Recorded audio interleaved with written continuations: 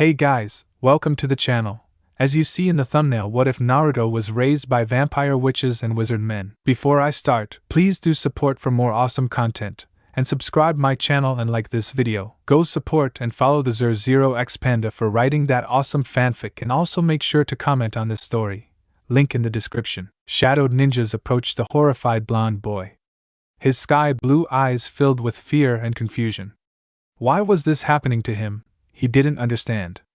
A few minutes ago he was playing by himself at the park, and the next thing he knew he was abducted by these dark cloaked figures. Why? What did I do? Naruto's voice trembled in fear. He just couldn't understand why he was hated. The ninjas around him didn't say anything. Instead, they walked closer to him, drawing their katanas and pointing the tips of the blades toward the blonde boy. One of them unleashed his killer intent at him, freezing his body on the spot. Why? Naruto whispered one last time, because one finally spoke. All demons must die, Naruto screamed as the blades came down upon him. Unknown, where am I? It's so dark, Naruto thought. He felt the familiar soft bed and some whispers. It grew louder until he can hear the voices as if he was right next to it. Hokage-sama, are you sure about this? A worried voice said. Huh? Is that Iruka-sensei? And Hokage-jiji? Yes, Iruka, it's for the best. He can't stay here, at least not yet, the Hokage said. At the sound of his voice, Naruto now knew where he was. So, I'm back at the hospital, just freakin' wonderful. The blonde tried to open his eyes, but couldn't. What did he tried to move? No luck at all. It seems he was in one of those half-asleep, half-awake type of states. But why at such an early age? How will he become a proper ninja if he leaves the village? Iruka asked. Whoa! Leave the village? If Naruto had been fully awake, he would have protested. What the hell is going on? That is why I assigned you to this mission. You're going to be teaching Naruto our shinobi arts outside of the village, the Sandaime said, pausing to pull out his favorite pipe out of his mouth. Of course, it's your choice, Iruka. You can either take this mission or decline it. The scarred Chunin didn't reply. Should he take this mission on or not, he didn't know. He was torn between helping one of his students and continue living his normal life in the village. Which was the most important? He glanced at the sleeping form of the whiskered blonde boy. His life's similar to mine's when I was a kid. What should I do? Iruka sighed inwardly. The Hokage took this as a sign of the Chunin being troubled, and so tried to reassure him. Don't worry, Iruka. If it's taking care of Naruto all by yourself, that has already been taken care of. I'm having a medic nin join you in this mission. Medic nin? Both Naruto and Iruka thought. Wait, you assigned a medic nin for this mission as well? Iruka said. He was slightly taken aback at the lack of trust the Hokage had in his babysitting skills. I'm sorry, Hokage-sama, but I think that I could handle Naruto by myself. Besides, Naruto might not like him. Yeah. Naruto agreed mentally. I like Iruka-sensei better, at least he's willing to teach me. The blonde was still in the weird state, as he dubbed it, and the only thing he can do was just listen, which he hated. He mentally groaned, really wanting to be a part of the conversation. The old man laughed at Iruka's declaration. I'm glad you accept. I never really doubted your skill. I just wanted a medic nin to accompany you so Shi can teach Naruto medical jutsu. We really do need more medics. Woot! I get to learn medic stuff. Naruto cheered silently. Then a sudden thought occurred. Well, if that's the case, then I have no prob. Iruka paused as the same idea that had popped into Naruto's head came to him. Wait, did you say Shi? The Hokage nodded, grinning. Yes, Iruka Shi. And a very professional medic nin at that. Before Iruka could even ask about the medic nin, a knock on the door interrupted him. That must be her, the old Hokage said, smiling at Iruka before turning towards the door. Come in, he called. The door swung open and in stepped a beautiful woman that Iruka had never seen before. She had short black hair that reached a little above her shoulders and wore the traditional Konoha ninja attire. Black shinobi pants with matching long-sleeved shirt that extended past her hand about a couple inches. And finishing the look off was the standard green vest that all Konoha nins wore. Overall, Iruka found her quite attractive. The woman stopped in front of the two men and took a respectful bow. Medic nin Shizen here, reporting for the mission. The Hokage nodded and turned to Iruka. Iruka, this is your partner for the mission. He then turned his attention towards the young women. And Shizen, this is Iruka, he's the teacher I've told you about in my letter. Irika, who was slightly dazed by her appearance at first, snapped out of it and held out a hand at her. Pleased to meet you," he stuttered. Sarutobi, known as the Hokage, chuckled in amusement. Not once had he ever seen Irika act like this before. Normally, the Chunin would be more cool and composed in front of any female, and considering he was a teacher, talking to them shouldn't be much of a problem. Shizen, on the other hand, giggled slightly at the man's behavior. It was really funny to see him act like this. She reached out and shook his hand, smiling. "Likewise, Irika-san." That had the effect of turning Irika's already blushing face into an even redder color. Her smile was just too damn cute for him. And it made him think that maybe taking on this mission won't be as bad as he thought. On the contrary, he might hook up with this gorgeous kunoichi, female ninja, just maybe. Seeing that the two were now properly introduced, Sarutobi decided to lay down the final requests and rules. He had left out quite a number of things on the mission requests he had sent to Irika and Shizen. He cleared his throat to get their attention as he began his final explanation. "As you two may have noticed, I have purposely left out a few important details on the letters," he explained. The two ninjas nodded in agreement. They have wondered why there were very few objectives and explanations about the mission. "Well, the reason why I did that was because I was too lazy to do it," the Hokage said, laughing nervously. Both Irika and Shizen face faulted. They didn't expect that from their leader. Anyway, Sarutobi continued. "There are about 4 important things, the first being the length of this mission. I know I have mentioned that this will take at least 3 years. Well, I've changed my mind. This mission will be a long one, and so I want Naruto to return in about 11 years, so teach him all you can." The scarred Chunin was about to ask why that was, when Sarutobi held his hand out to stop him from speaking. "I know that 11 years seems rather long, but it's for the best. And if you're wondering how Naruto will gain ranks, I will be sending tests for him. From Genin all the way to Jonin, he will be given a way to earn those ranks. It's up to you two to see if he is ready for each one." That short explanation somewhat gave Irika a little bit of relief, though there was still quite a few questions that he wanted answered. He glanced at his female counterpart, and saw that she too looked like she had some questions of her own. They both nevertheless remained quiet. "Now for the second one." Sarutobi took a deep breath before speaking again. "On this mission, Naruto must be taught only 1 ninjutsu per rank. So a total of 3 ninjutsus are allowed. Unless told otherwise." "Say what?" Naruto's body twitched. The blonde had been listening quietly throughout the conversation so far. So when he had heard that little detail, he got pissed. He would have protested if his body wasn't sleeping at the moment. "What the hell, old man? Only 3?" he mentally yelled at him. "What's the point of being a ninja if I can't learn more than 3? Irika as well as Shizen had the same idea running through their heads. And it was Shizen who asked the question. "But why, Hokage-sama? Ninjutsu is nearly the basis of our art. Without it, how are we supposed to teach Naruto? How will he even survive in the ninja world?" "Yeah. What she said?" Naruto thought. Irika can only nod his head in agreement. Shizen had pretty much asked what he wanted to ask. The Hokage just shook his head. "You didn't let me finish. The reason why is because the council requested it," the old man explained. "They're trying to challenge the boy, to see if he is worthy to become a ninja without the use of some powerful ninjutsus. Besides, this does not concern the basic ninjutsus as well as the medical types of jutsus. Those are alright. Oh, and another thing, that was the council's request, not mine. So it's optional. Naruto is technically the one they're challenging. So if he accepts, then that's the objective you must follow. Other than that, teach him whatever ninjutsus you want." "Hell yeah!" Naruto cheered silently, still somewhat asleep. He could feel his body slowly awakening though. "Ninjutsu all the way, that's a relief," Irika said, sighing a bit. "I thought the only thing I'll be teaching, besides the basics of being a ninja, is taijutsu and genjutsu." "Same here," Shizen agreed. She really thought that the only thing she could teach the blonde boy was just medical stuff. So she was also quite relieved to hear that. "Yes. Now before I continue, are there any questions you would like answered?" the kind Hokage asked. Almost immediately, he was bombarded with numerous questions.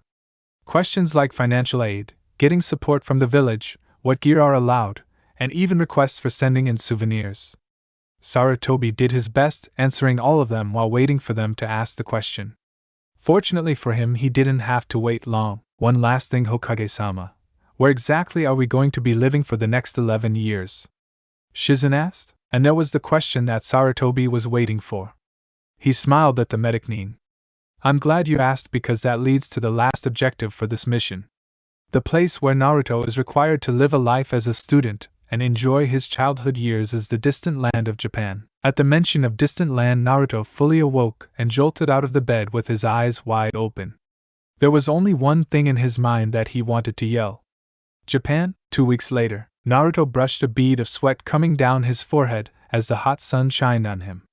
He stood facing the gates to his new home with his two guardians, Irika and Shizen, on either side of him.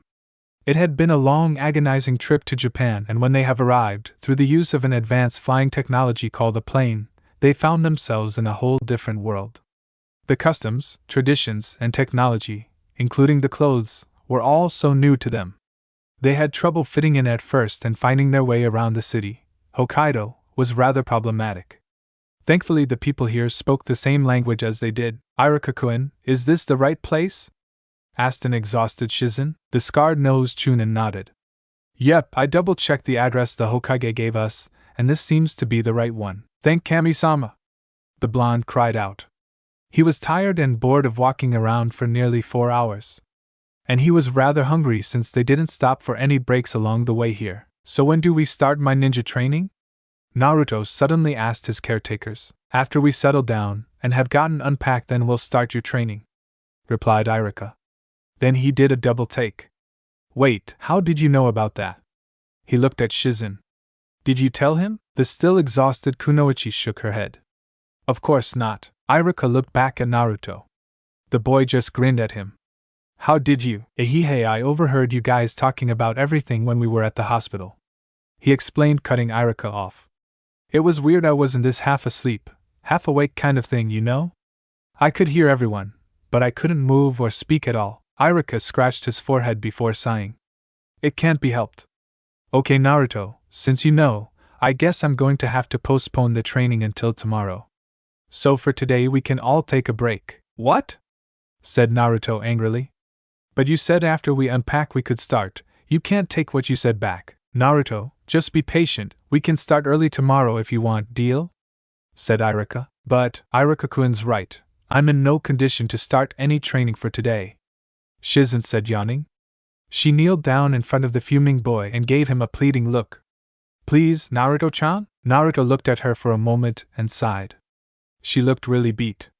Now that he thought about it, Shizen was the one that took care of nearly every problem that they encountered since they got here, from gathering information to signing paperwork. She even carried him around when he had fallen asleep. Putting everything in thought, Naruto submitted defeat. All right, tomorrow morning, the blonde boy finally said. Both the adults smiled at his answer, knowing that they can finally get some relaxation. Grabbing their things, including Naruto's, the two adults made their way inside the new home. Just then something bumped into Naruto's leg, causing the whiskered boy to stop from heading in as well. He glanced down to find a bright blue ball by his feet. Hey! Someone from a distance called out. Naruto picked up the ball and turned towards the direction of the voice. A boy was running towards him, waving his hand in the air. He looked about the same age as him, with messy dark brown hair, wearing a plain white shirt and blue shorts. The boy stopped a few feet from him, gasping for air as he grabbed his knees. Sorry about that, the brown-haired boy said while panting. Looks like I overkicked it, laughing slightly before pointing at the ball in Naruto's hands. Can I have that back, please? Naruto stared at the ball before handing it out to him. He didn't bother speaking, thinking that it wasn't necessary. Thanks, the boy before him said. There was a slight pause. Say, are you new here? The boy wondered. Because I've never seen you around here before. Yeah. I just moved here with my guardians, Naruto replied with a slight smile. This was the first time that someone had started a conversation with him. Usually, it was him that would start talking first, also giving the first impression. Back in the village, other kids that he would speak to wouldn't bother talking to him, much less play with him. He had no idea why. Really? The boy asked, now curious. Where do you live? Naruto hesitated for a moment before pointing at his new home. This one here. The boy in front of him glanced at the house, then back at him. A smile had suddenly appeared on his young face. That's where you really live? Naruto just nodded. Cool. Looks like we'll be neighbors. The boy held out his hand in a shaking gesture. My name is Tsukunono. Nice to meet you. The boy greeted. In return, Naruto grinned and shook his hand excitedly. Naruto Uzumaki. Pleased to meet you, Naruto. You want to play catch with me? Tsukun asked, holding his ball out in front of him. The blonde stopped grinning and stared wide-eyed at Tsukun. He couldn't believe what he was hearing. This boy had just asked if he can play with him. It surprised Naruto since it was new to him. Why you want to play with me? Naruto asked, wanting to make sure he heard correctly. Tsukun gave him a weird look before replying. Yes, oh do you? Of course. Naruto said excitedly. He was about to go with the boy when he remembered he needed to help with unpacking. He hung his head in sadness knowing he won't be able to play. If you want to go play, Naruto, a voice spoke from behind him. Then go ahead. Naruto spun around to find Shizen leaning against the side of the front gate. She was smiling at him with her hands crossed over her chest.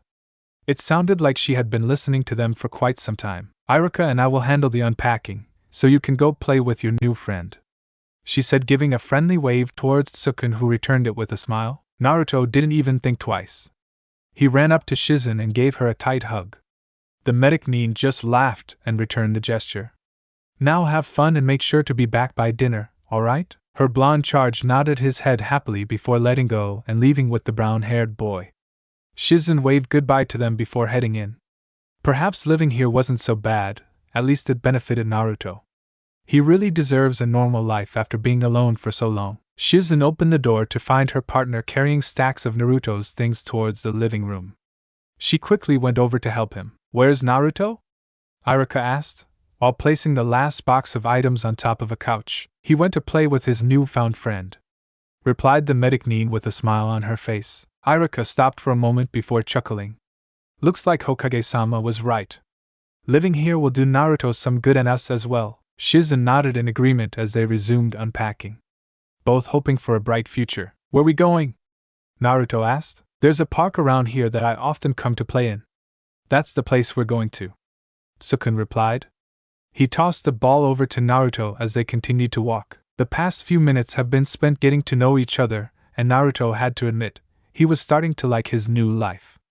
Not only was he getting ninja training here, he also had a chance in meeting a potential friend. He was bursting with so much excitement and joy that he suddenly slung an arm around Tsukun, surprising him. Yeah, this is going to be fun.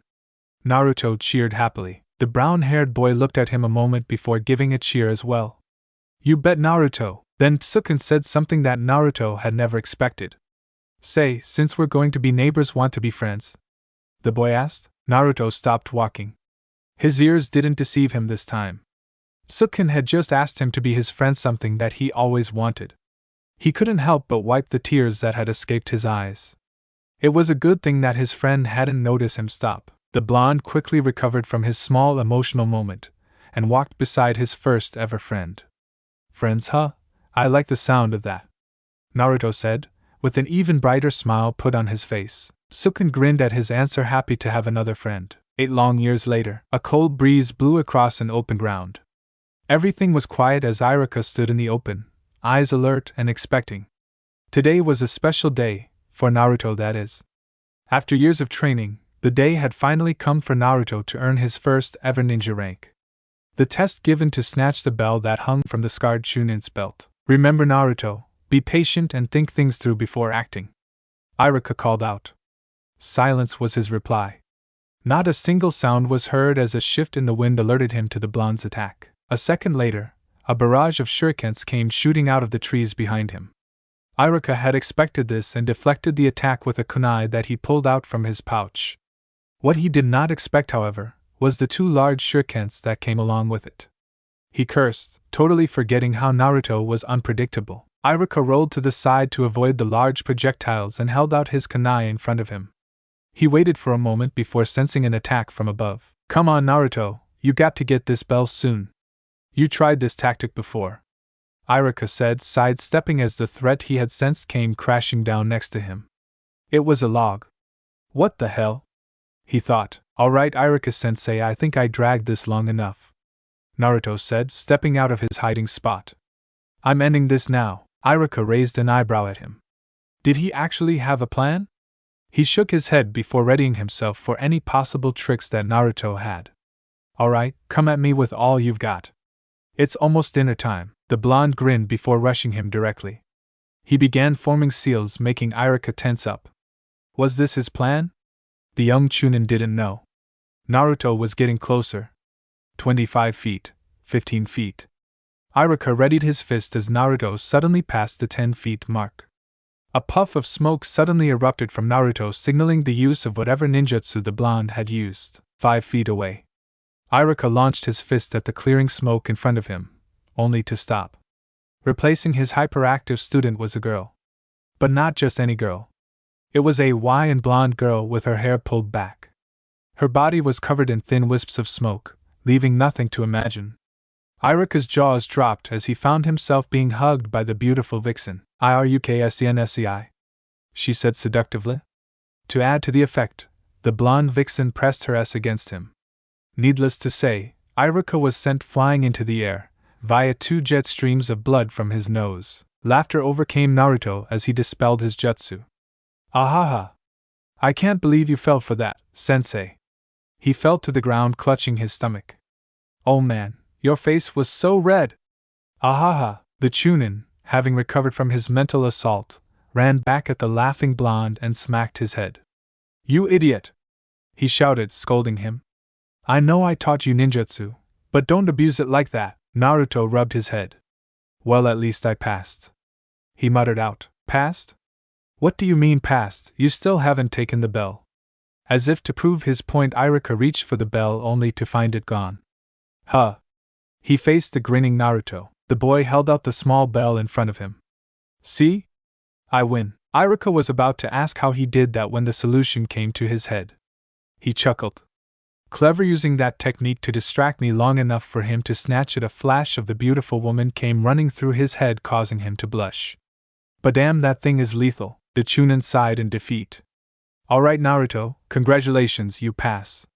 You're now an official genin, the blonde ninja cheered. So where's my headband and my new ninjutsu? Sorry Naruto, but I didn't get the headband just yet. Iruka smiled apologetically. Naruto didn't look too pleased with that. The headband was one of the most important objects that he really wanted to get. It was the proof that he had finally become a true ninja, at least to him it was. I'll make that up to you by giving you this special ninjutsu that you've always wanted, Iruka said, hoping this was enough to satisfy Naruto. The blonde immediately got out of his depression at the statement. What is it? He said giddily. Is it a cool elemental jutsu? Iruka shook his head.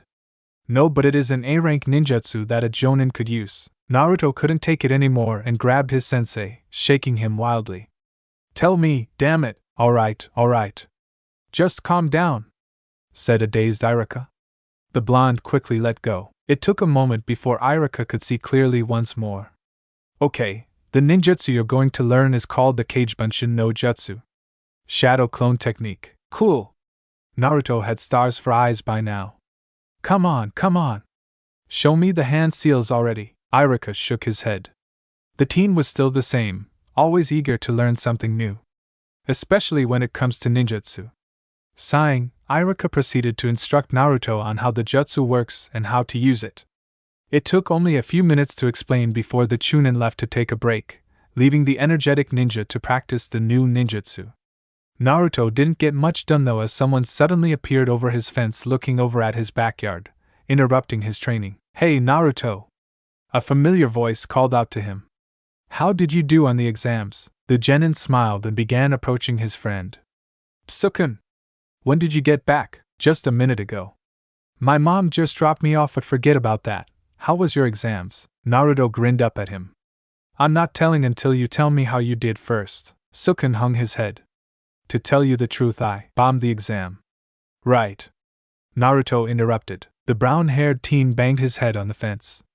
Did his friend have to be so blunt? Nice guess, Naruto. Now how about you? I failed it too, Naruto said, grinning sheepishly. Tsukun sighed in relief, knowing that his friend was in the same position he was in. Well, now the problem that we both face is finding the school that will accept our horrible grades. The blonde ninja nodded in agreement. Do you have any ideas which school we could go to? Asked the brown-haired teen. The young ninja put on a thinking face. Was there any other school that they can get into? He kept thinking until an idea popped in his head. How about we take that one exam for that other school that we had originally planned to attend? Naruto suggested. Another test? No thanks, but I'm not bombing another one.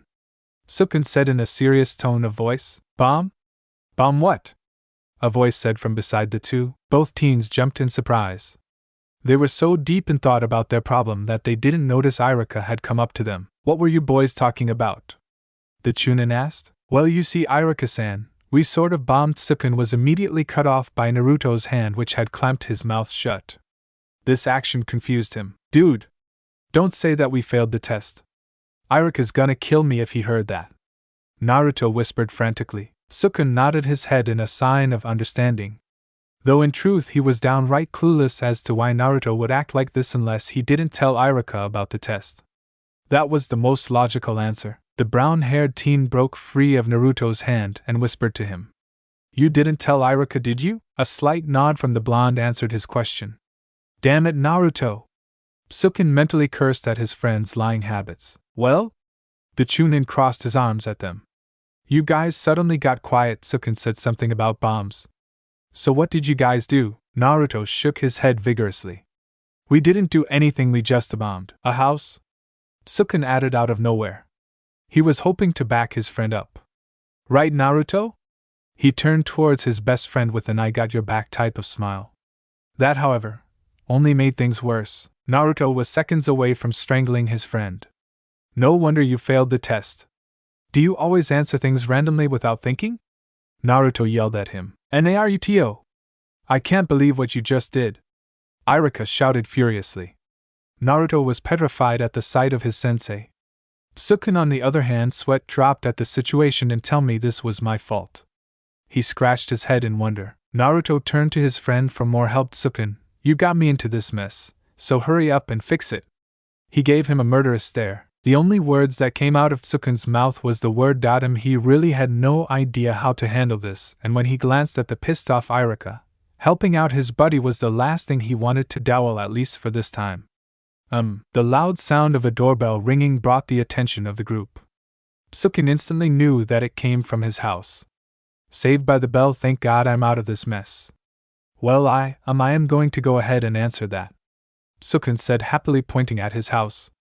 Talk to you later, Naruto. Good luck. Naruto tried to stop his friend, but it was too late as Tsukun had already rushed from his backyard and into his home. Tsukun, you asshole! He shouted. Naruto Irika returned his attention back to Naruto. His aura was menacing. What exactly did you two? Irika-kun! Naruto-kun! Dinner is ready, so come inside before the food gets cold. Shizen called from the kitchen. Fortune was smiling on Naruto for once, as he was saved from his interrogation. He sighed in relief at the disruption. Be right there, Shizen-ichan. He grinned back at Irika, but before he can rush inside, Irika stopped him. Don't think I'll forget about this, he said. Why, yeah, the blonde replied, gulping. Looks like he wasn't out of trouble just yet. Dinner was spent in an uncomfortable silence. Naruto was nervously glancing over at his sensei as he ate his dinner. The blonde hoped that Irika wouldn't bring up the bomb topic in front of the table while Shizen was with them. If she heard about this, then so long for the rest of his medic need training. I got to think of something in case he talks about it out of nowhere. The blonde thought, drinking his glass of water. Unfortunately for him, Irika started a conversation. Say, Naruto, Irika began. About that bombing earlier. Naruto spewed out the water he had drank at Irika, effectively cutting his question off. A vein popped out of Irika's forehead. Why would you do that? His voice trembled with a barely suppressed rage. Sorry about that. Naruto apologized. Water went down the wrong hole. You shouldn't drink so fast then, Shizen told him.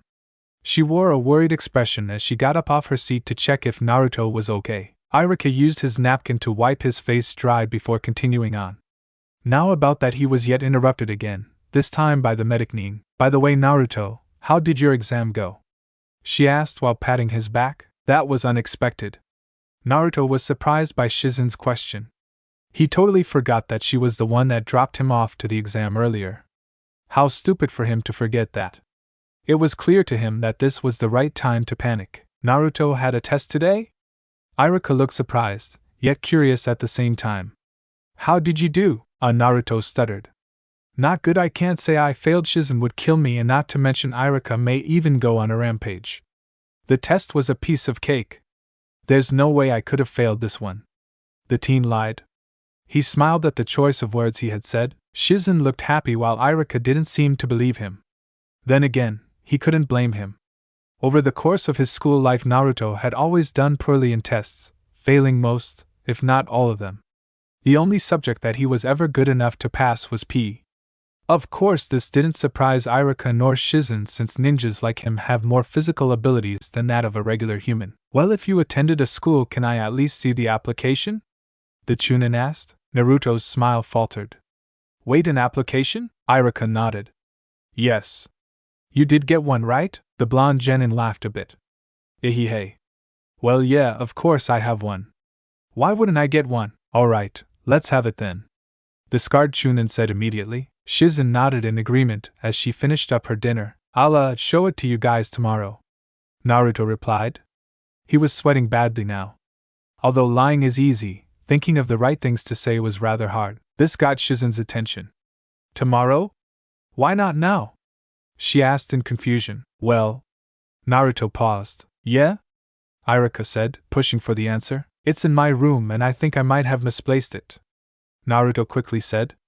Man, I'm good in these types of situations. I just hope they buy this one. Lucky for Naruto they did, and the rest of the dinner, which was only a few minutes long, went by without further incident. Everyone headed to do their own things afterwards. Shizen stayed to clean up with Iruka, while the newly appointed genin headed upstairs to think of a way to get out of this mess. Regardless of how the topic was dropped, Naruto knew that it won't be long until his guardians found out about his test results. Naruto opened the door to his room and immediately flopped down on his bed. What was he going to do now? He doesn't even know what the documents or applications looked like. And despite having a computer in his room, forging one was impossible without any knowledge of actually making one. The genin rolled from side to side as in frustration. God, please help me, he begged. Naruto, your cell phone's ringing. It's Tsuken. He said he wants to talk to you. Shizen called out from downstairs. Naruto's eyes snapped open. Speaking of Tsuken, I got something to say to that guy. Quickly getting out of his bed, he made his way downstairs. Grabbing his cell from his caretaker, he rushed back to his room where he slammed the door. He took a deep breath as he placed his cell next to his ear. Naruto, this is you, right? Tsuken said from the other line. Well, guess what? Something amazing happened today, so listen to this. No, you listen! Shouted Naruto, causing Tsuken to jerk his head away from his phone. What the hell happened earlier? You were supposed to fix the problem, you may not run away from it. Ohayari's still mad about that. Well, you'll forget about everything that happened today once you hear what I have to say. Tsuken was once again cut off by Naruto's angry screaming. Forget? How can I forget something that happened 2 hours ago? Naruto screamed. Now because of you I have to find a way to convince Iruka. Not to mention I told both Shizen and Iruka that I passed the exams today with flying colors. And now they want my application papers. At this Tsuken burst out laughing. Ahaha, you passing a test? How in the world did they believe you? He continued his laughter. Naruto's eye twitched as his friend continued to laugh. It was irritating to the point of hanging up. You done laughing? 'Cause I'm about ready to hang up. The brown-haired boy stopped laughing after hearing what was said. Wait. Don't do that, I'm done, so listen, will you? Naruto grumbled a bit before giving an okay. His anger had somewhat lessened a bit. Just enough for him to be patient. Anyways. Remember when my doorbell rang and I ditched you? Tsuken questioned. The blonde didn't even want to start again. Just get to the point already. He growled. Okay, it turned out to be my dad. And guess what he brought with him? There wasn't any reply from the blonde, so he continued. It was some application for a high school I can attend. Isn't that great, Naruto? The brown-haired boy called. So you called me because you get to attend school and I don't? Naruto spoke calmly. Wait a minute, Tsuken said in a quick reply. You asshole! Naruto yelled over the phone. His hand was tightly clenching his cell phone. Come on, Naruto, let me talk. Sukun shouted in return. What is it now? You got more stuff to say? Yeah, I do, his best friend said. It turns out there was an extra application, so you're good. Yeah. Good for you, said Naruto sarcastically. There was a pause. Did you say 2? Yeah, that's right, Sukun replied happily. I'm coming over. With that, the blonde hung up and rushed downstairs. His problem had just been solved, and in a very short time too. So he was quite happy when he put on his shoes. He was about to leave when Shizen stopped him. Naruto, where are you going? You should be studying that medical scroll I gave you yesterday, stated the medic Nin. I know. I'll do that later. Right now I'm going over to Tsukun's to pick up my papers for the school I'm attending. It turns out he took my transcript and application by accident, replied Naruto as he opened the door. It won't take long, just a few minutes. I see. Well then hurry back. Iruka popped his head over a corner. While you're there, can you bring back that Final Fantasy DVD I lent them? I think it was his dad that wanted to watch it. Naruto gave a nod and was out the door. It was a good thing his best friend's house was right next door because the temperature outside was oddly cold. Yukai Academy, huh? Naruto examined the contents inside the folder that Sukun had given him. Where did your dad exactly get this again? He said some creepy-looking priest dropped it, and before he can return it, the priest was gone. Weird, huh? The brown-haired boy said, placing a cup of hot cocoa in front of Naruto. Not really, though it is kind of suspicious that a priest would be holding on to something like this, Naruto commented. Well, I'm just glad I can get into a school. So now all my problems are fixed. He placed the folder down and asked. So when do classes start? Sukun shook his head at him. Leave it to Naruto to skip all the details. He sighed. You really need to start reading things through. The ninja just grinned at him. He hung his head for a moment before giving in to Naruto's demand. Alright, you lazy person, classes start tomorrow. And before I forget, we'll be living in dorms there, so start packing. The bus leaves at 7 tomorrow morning, so we'll meet at the bus stop at 6:30. What? Naruto shouted. But we don't even have our uniforms yet. Sukun cupped his ears at the outburst and tried to calm his friend down. Quiet, Naruto, my parents are sleeping. As for the uniform, I have it here. The teen reached down underneath the table to pull out a neatly packaged uniform. He handed it over to Naruto, who snatched it in a hurry. I called the school and asked for them earlier. You wouldn't believe how fast I got them after I made the call. Naruto nodded, not really caring about the details, and got up to leave, causing Sukun to question him. No need to hurry, you got all night to get ready. I don't have all night, Naruto told him. I got some work to do and a lot of things to pack. With that, the genin grabbed the folder and left, leaving Sukun to ponder on what type of work would take him all night. Little did he know, his blonde friend did most of his ninja training and studying during the night. And tonight would mean more work for him. Early the next day, the sound of an extremely loud ringing promptly awoke a sleeping blonde. His arm shot out of his covers to throw a rather large kunai at the killer of his sleep, namely his alarm clock. Within a second the alarm was destroyed and Naruto fell back to sleep. Well, at least he tried to go back to sleep. His actions a few moments ago suddenly registered in his sleeping mind, causing him to groan. He did it again. That was the 7th clock that he destroyed this month. Shizen-ichan is gonna kill me. Getting up from bed, he made his way towards the washroom to freshen up. Usually he would start his mornings by stretching and working out, but today was different. He was getting ready for the first day of school.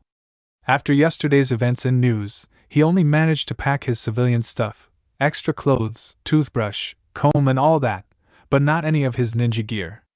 So he was going to finish packing today. Taking a medium-sized scroll from underneath his bed, he lay it on the wooden floor.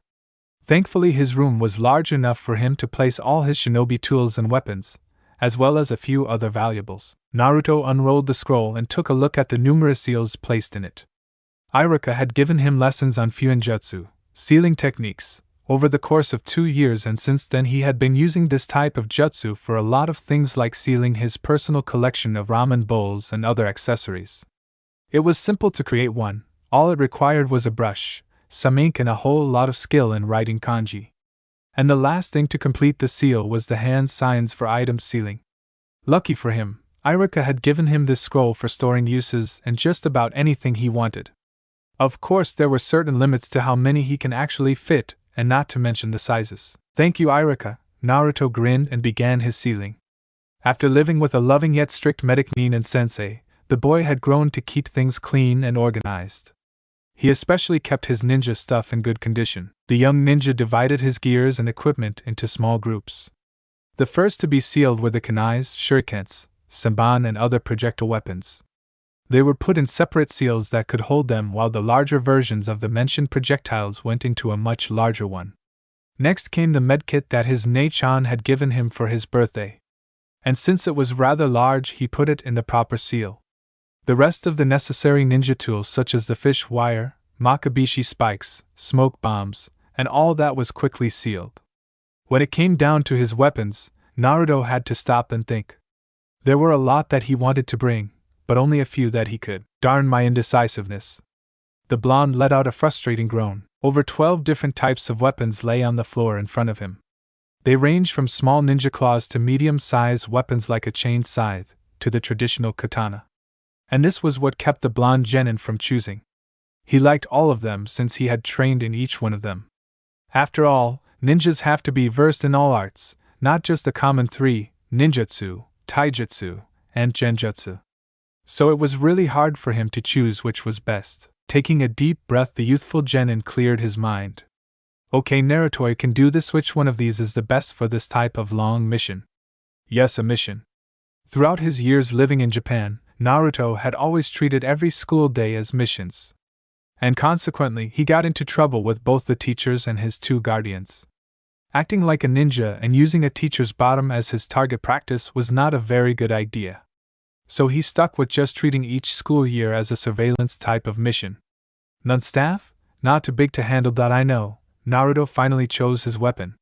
He put away the rest and sealed the 2 pairs of katanas in his scroll. Those would work well with my clothes. The teenage ninja turned his attention to the last and only items left on the floor. The Anbu set of clothes and gear. Naruto took the white Anbu dog mask off of the set and placed it gently on the floor. He then proceeded to check on the rest of the gear. I got the arm guards and plated black gloves, black shinobi pants, and Anbu skin-tight shirt. Check the sandals. Check and kunai/shuriken holster. Check. Body armor and standard Anbu. Check. Naruto nodded in satisfaction, finding everything was there. He quickly sealed them on the scroll and rolled it back up. Then he pulled another scroll, a much smaller one, out and sealed that large one into that. Now he was good. After checking the time, which was 6:24 a.m., the blonde got ready to dress before heading downstairs to eat. He still had plenty of time to do that. At least 10 minutes later, after looking for ramen around the kitchen for a few minutes and finding nothing, the teen had settled for a regular bowl of cereal. Naruto sat at the table happily preparing his breakfast when something came out of the cereal box as he poured it onto his bowl. He picked it up and stared at it for a second. A prize? He wondered. Indeed, it was a prize, a plastic toy to be exact. He was about to play with it when he decided against it. I'm too old for this, he stated. Though despite saying that to himself, Naruto stuffed the small toy into his pocket before starting his breakfast. A minute later, a sleepy-looking Irika walked into the kitchen. Yawning slightly, the Chunin headed towards the coffee machine, glancing at the joyful-looking Naruto for only a second. Morning, Irika-sensei, greeted the blonde as he gulped down the milk and prepared for another bowl. A tired nod was his reply. The Chunin was still half asleep after all, so his speaking function was still out. He shook his head and walked over to the faucet to splash some cold water over his face.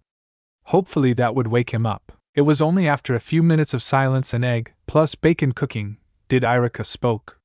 You ready for your big day, Naruto? The scarred-nosed man asked, flipping the pan expertly. Sizzling eggs and bacon spun in midair before falling down on the frying pan. Naruto, for his part, looked at the flying food with a drool. They sure looked tasty.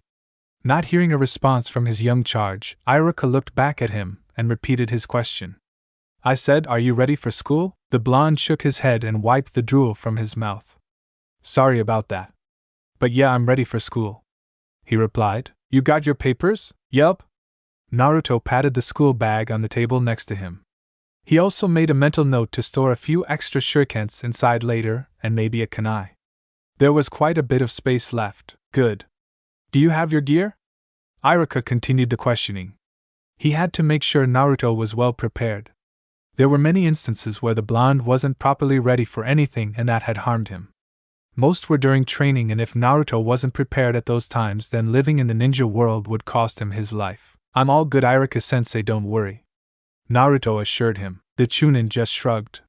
Then again, Naruto was no ordinary ninja, so he guessed he'll be okay. Besides, it was only a civilian school that he was going to, no danger there, right? Iruka excused that thought and continued on with his cooking. After 5 minutes, his breakfast was ready. All right, food, Naruto cheered. Iruka spun around to tell him that he can't have any, only to find the genin to be ready for the food. Spoon and fork were held on separate hands and a clean plate placed in front of him. Iruka's sweat dropped and glanced at the clock. You do know that you have only 10 minutes till the bus leaves, right? Naruto dropped his eating utensils and jerked his head towards the clock. 6:50. He is going to be late and most likely get scolded by his friend if he didn't get there soon. Not wasting a single second, the teen grabbed his belongings and left. Iruka not even having a chance to say goodbye. Bus stopped somewhere in the city. Sukun Ono, age 15, stood tapping his foot impatiently. It was 6:55 on his watch, and no sign of his blonde friend. He had specifically told him to be here before 6:30, and when Naruto didn't show up at the appointed time, he got annoyed. So now he was alone waiting for the bus, which was probably arriving any minute now. He sighed and began busying himself with checking his bag just to pass the time as well as keep himself calm and preoccupied. The brown-haired boy took a seat on the ground and pulled his duffel bag onto his lap. He unzipped and began a quick checklist in his mind. A few sets of clothes, bathroom essentials, some school supplies, and a number of his personal items were all there. Next, Sukun checked his other pockets on the duffel bag, the smaller ones. He found a small digital camera on one pocket along with a pack of batteries, while the rest weren't important. After checking both his bags, the duffel and school bag, Sukun stood up and glanced at his watch again. It read 6:59. He had done all that checking in 4 minutes, and when he glanced around for his friend was nowhere to be found. Damn it, Naruto, the bus is going to be here soon. The bus arrived. Sukun, not seeing Naruto anywhere, hung his head in depression. Looks like he'll be going to the first day of school alone this year. Grabbing his bag, he stepped in the bus and took a seat at the very back. Didn't even greet the driver.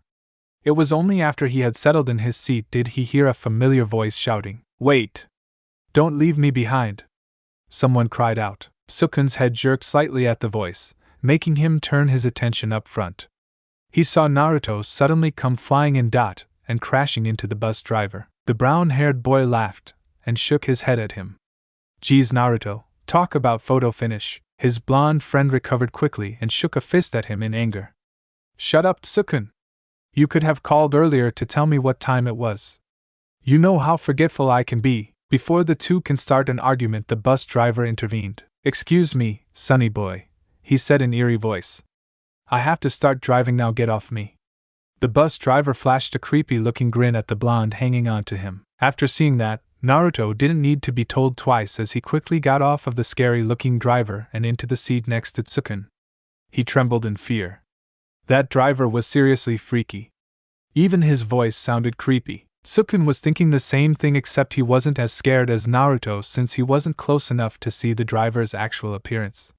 From afar, he just looked like any other bus driver with only one exception. This driver's eyes were glowing. That was the only thing that frightened him. A few minutes into the drive, things had started to lighten up. Naruto and Sukun eventually forgot about the driver and began taking in their surroundings. They glanced around them and noticed something rather odd. "Hey, where are the other students? How come we're the only ones here?" asked Sukun. His best friend scratched his head. "Maybe they were late waking up and missed the bus?" he offered. The brown-haired boy shook his head. "I can only see you doing that," he stated bluntly. "Oh yeah? Then what do you suppose happened to them?" Naruto replied. Sukun thought for a moment. He couldn't think of anything, so he shrugged it off. "Don't know." Naruto shook his head. "Whatever, let's just talk about something else." And so the rest of the time in the bus to Yukai Academy was spent chatting and talking about their new high school life. Neither noticed the growing smile of the bus driver up front. There were very little things that Naruto feared. A few of them were scary stories like omens or legends of monsters or scary-looking strangers. Those he actually found frightening. So when the driver decided to speak, after a long time being silent, Naruto was overcome with fear. And that intensified when the bus entered a pitch-black tunnel. "You boys are students attending Yukai Academy?" the driver asked eerily. Naruto didn't speak and so turned to Tsukun and gestured for him to answer the man. Seeing his friend's gesture, Tsukun nodded and answered.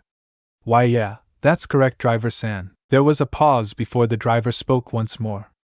"Then I must warn you, Yukai Academy is a very horrifying place." The bus driver let out a cackle. "Be prepared, once we get out of this tunnel there's no turning back." Those last few words were uttered so ominously that it sent chills running up the two teens' spines. Just what was this guy talking about? Another minute later the bus had finally arrived, and when it stopped, Naruto was the first to get out. Tsukun followed soon after, having taken his time to grab his belongings. As soon as both boys were out, the driver closed the door and drove back into the tunnel. That relieved the two teens. "Phew. I thought we'd never get out of that bus, that guy was nuts," Naruto commented. Tsukun nodded in agreement. It was his first ever encounter with someone like that, and he had to wonder if what the man said was true. Right now he was currently facing a scarecrow. It stood near a dead-looking tree with a pumpkin for a head carrying a wooden sign reading "Welcome to Yukai Academy." Before the teen could take a proper look around him, his friend suddenly screamed, "Ah, Naruto! What is it?" Tsukun shouted in alarm. He was thinking that something terrible had happened to his friend. But when he turned to look, he found him hunched near the entrance to the tunnel. He ran up to him. "What's wrong? Did something happen?" Naruto nodded as comical tears fell from his eyes. "What is it?" Tsukun asked him. "I forgot my duffel bag," sniffed the blonde answered. Tsukun's face faltered at that. "You're crying over that?" He really wanted to smack Naruto over the head for being so careless. "What am I going to do with him?" The teen sighed and reached over to comfort the weeping blonde. "Look, if you're worried about the clothes you'll be wearing later on tonight, I'll lend you my extra pair. As for the underwear issue, you'll have to stick with the ones you have on right now because there's no way in hell I'm sharing mine with you." "That's not it!" Naruto cried out, grabbing the confused teen and shaking him violently. "I left something very important in there." "What important thing could you have left in there?" Tsukun shouted back. Then it occurred to him, the reason why Naruto was so depressed about forgetting his bag. "Naruto! Porn isn't important." The blonde's jaw dropped at what his friend had accused him of bringing. How long have they been friends? 8 years. What the hell was he thinking? "I'm not a pervert." "How could you even say that? You said something important, and that was the only thing I could think of," Tsukun defended. "What else could it be?" Naruto cursed mentally. He couldn't just tell him that he had ninja tools and weapons in that bag. That would blow his cover. If he had told Tsukun a long time ago about him being a ninja, then it wouldn't be such a big deal. But he didn't. "You know what? Let's just go. Forget about this thing." The blonde left it at that and began walking towards the creepy-looking school that he spotted earlier. The brown-haired teen just looked at his friend in confusion. He was expecting Naruto to shout out his answer and continue on with the argument, but he didn't. That was rather unusual of him. "Hey, hurry up!" Naruto said, calling back to him. Tsukun quickly followed suit, while shaking his head. His friend can be so strange at times. A few minutes later found the two teens going through the creepy-looking woods. It was even more frightening with the numerous tombstones and dead trees that surrounded them as they continued to walk down the trail leading to what they hoped was the school. You'd think that the scenery would scare them, but that was not the case. In fact, the two just silently walked, completely ignoring their surroundings. "Hey Naruto," Tsukun spoke out, breaking the silence. "Are you still mad about the whole porn thing?" "No," was the blonde's reply. "It's no big deal, just forget about it." Tsukun was about to speak again when something caught his attention. "What was that?" "Huh!" The blonde genin stopped walking and turned his attention on his friend. "What are you talking about? Shh, be quiet for a minute. I thought I heard something," Tsukun told him, looking around. Raising an eyebrow, Naruto perked his ear up and listened. There was nothing at first, but after a moment, he began to hear something. A clicking noise. It sounded like it was coming in their direction rather fast. "Tsukun, I think we should go now." The other teen nodded, but before they could move there was a shout. "Look out! Both Naruto and Tsukun didn't have time to react as someone riding a bike slammed into them, knocking the two to the ground. Tsukun was the first to recover, and when he opened his eyes he found himself staring at a girl. A beautiful girl that stared back at him with her beautiful green eyes. What a babe, was the only thing he could describe her as at that moment. The way her hair flowed freely by the sudden gust of wind made her already gorgeous face even more stunning. It was only after a few seconds of gawking did he notice their position. And when he did, what he saw made him blush. "I am so sorry," the pink-haired girl cried out, also finding out about their position. She quickly pushed herself off of him and looked away shyly. "As sorry, it's really," Tsukun told her, getting up as well. He began brushing himself off when something came dropping from his face. "What the?" He touched his cheek and flinched at the stinging sensation. When he withdrew his hand, he found blood on his fingers. "How did that happen? Did the fall do that?" The girl noticed this as well and cried out.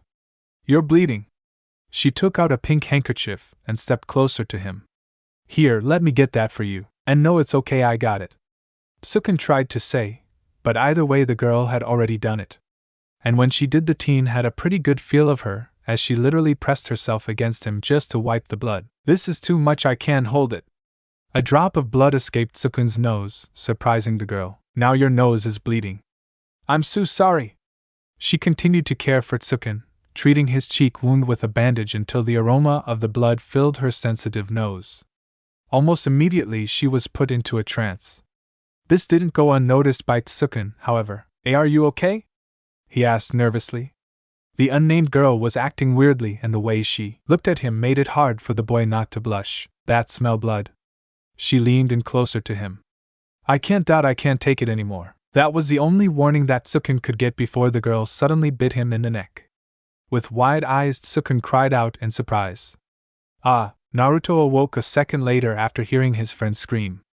He groaned and pushed the bike off of him while rubbing his throbbing nose. "That hurt like a motherfucker." He shook his head and looked for his buddy, but when he found him, the blonde can only stare in shock along with multiple other emotions: envy, anger, depression, jealousy, and all that. "Tsukun, you lucky bastard!" Naruto yelled, breaking what looked like to the blonde the intimate moment that the two were having. It wasn't fair. Why did he get stuck with a bike while his friend got a hot-looking girl? This was so not cool. "And Naruto, this isn't what it looks like," Tsukun frantically said, hands flailing around wildly. "She bit me." The teen pointed towards the bowing girl. I'm sorry," she kept repeating. The blonde shot out from his spot and was next to the two blushing teens within moments. "Bit you?" the blonde repeated. "She looked like she was giving you some love." The pink-haired girl blushed a deep shade of red at the comment. Although it wasn't necessarily true, she couldn't help but agree with the blonde. Who wouldn't take it like that? If they saw from his angle. "No, you gotta believe me, dude. I can even prove it." Tsukun tilted his head to the side, allowing his neck to be exposed. "See? Bite marks." The blonde stared at the neck for a moment before hanging his head so that his hair covered his eyes. Silently placing a hand on his buddy's shoulder, Naruto spoke in a trembling voice. "We're pals, right?" Tsukun blinked. "Naruto?" The blonde lifted his head up at his best friend to show tears and quivering lips. Tsukun's sweat dropped and took a slight step back. "Did you have to rub it in?" Naruto said, crying now. "I told you she gave you a. Just look at that mark." "What?" Tsukun immediately began to feel for the bite. He found nothing, no bite mark, just a slightly faded red bruise. "But how?" Naruto didn't let him ponder as he began to shake him again. "I envy you, Tsukun. It's only the first day and already you got a drop-dead gorgeous girl all over you. Give me some of your luck, will you?" he pleaded. Seeing the boy she had feed upon get harassed by the blonde, the pink-haired girl stepped in to intervene. "Stop it!" she cried out loud. Naruto immediately let go of the dizzy-eyed Tsukun and looked at her. Now that she got their attention, she took a deep breath and bowed once more. "What he said was true, blonde-san, and I'm really sorry for doing that," the girl said, giving her most apologetic face. "It's just that I tend to lose myself when I smell blood." Naruto raised an eyebrow at her.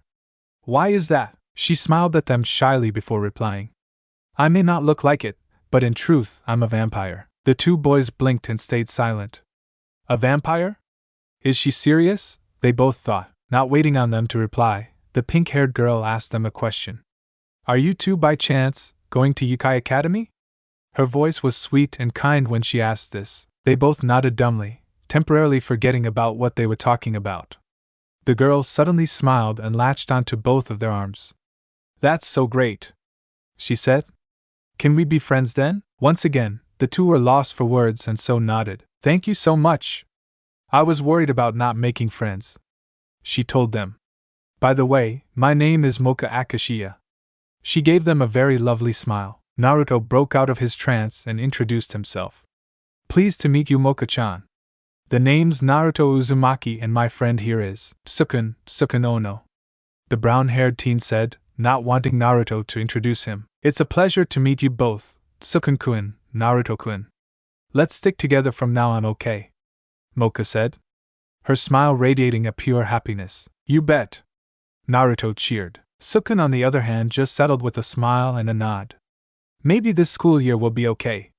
With friends like Naruto, a hyperactive blonde, and Mocha, a beautiful girl they just met, around high school life will be quite interesting. He rubbed his neck a bit. Now if only he can figure out why Mocha would bite him. Seriously, what's up with the vampire thing? The entrance ceremony for Yukai Academy was long and boring. Naruto sat fidgeting in his seat, fighting the urge to groan and create some sort of chaos, but that was proving to be difficult. Without his best friend, Sukun, who was separated from him alongside Mocha earlier that morning, to contain him, his urge for creating mischief was close to bursting out. So if the ceremony didn't end soon, then the school will have a king of pranks to deal with. And in the first day of school too, and that concludes the ceremony. The speaker, a strange-looking priest, finally said. Naruto, along with a number of other students, jumped into the air, cheering. As soon as they were let out, the blonde genin rushed to grab his schedule and then proceeded to find his friend. Sadly, after a full 15 minutes of looking around, he couldn't find either of them. Sighing, he made his way towards his only class of the day. Homeroom in room 163. While he was looking for the room, he took in the school's environment. Having been swept away so suddenly when he first arrived, along with his two friends, Naruto didn't get a chance to examine the school properly. Though as he continued to walk, he couldn't help but be awed at the beauty inside the school building. It was really different from the outside, which resembled a haunted mansion.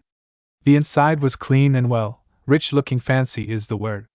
The ninja had never been to any school that was this elegant. He was very impressed. Finally arriving at his designated room, the blonde readied himself. He took a calm and collective breath before pulling the sliding door open and stepping inside. He was expecting a nice-looking room with an equally nice-looking students and a lovely teacher inside. What he found was quite the opposite.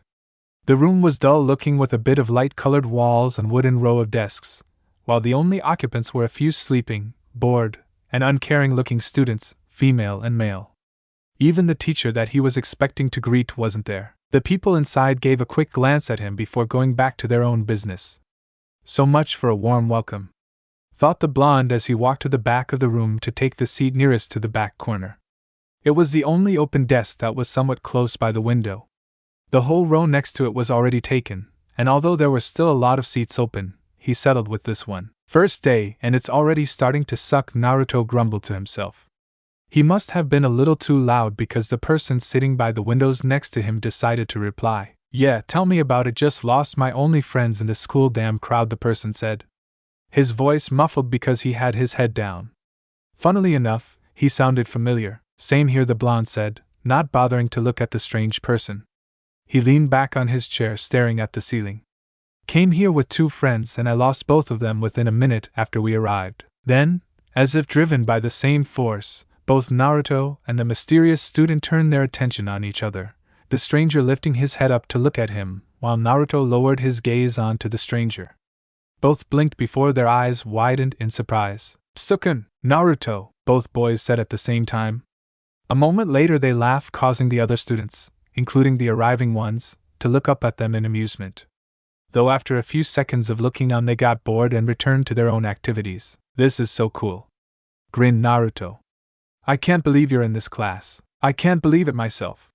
Sukun said truthfully, to be honest with you, I was expecting to be stuck in math class with this beautiful woman that presented during the ceremony. The blonde laughed a bit. Well, it's nice to have you here. I thought for sure you weren't going to be in my class. With that, a conversation with the two friends began.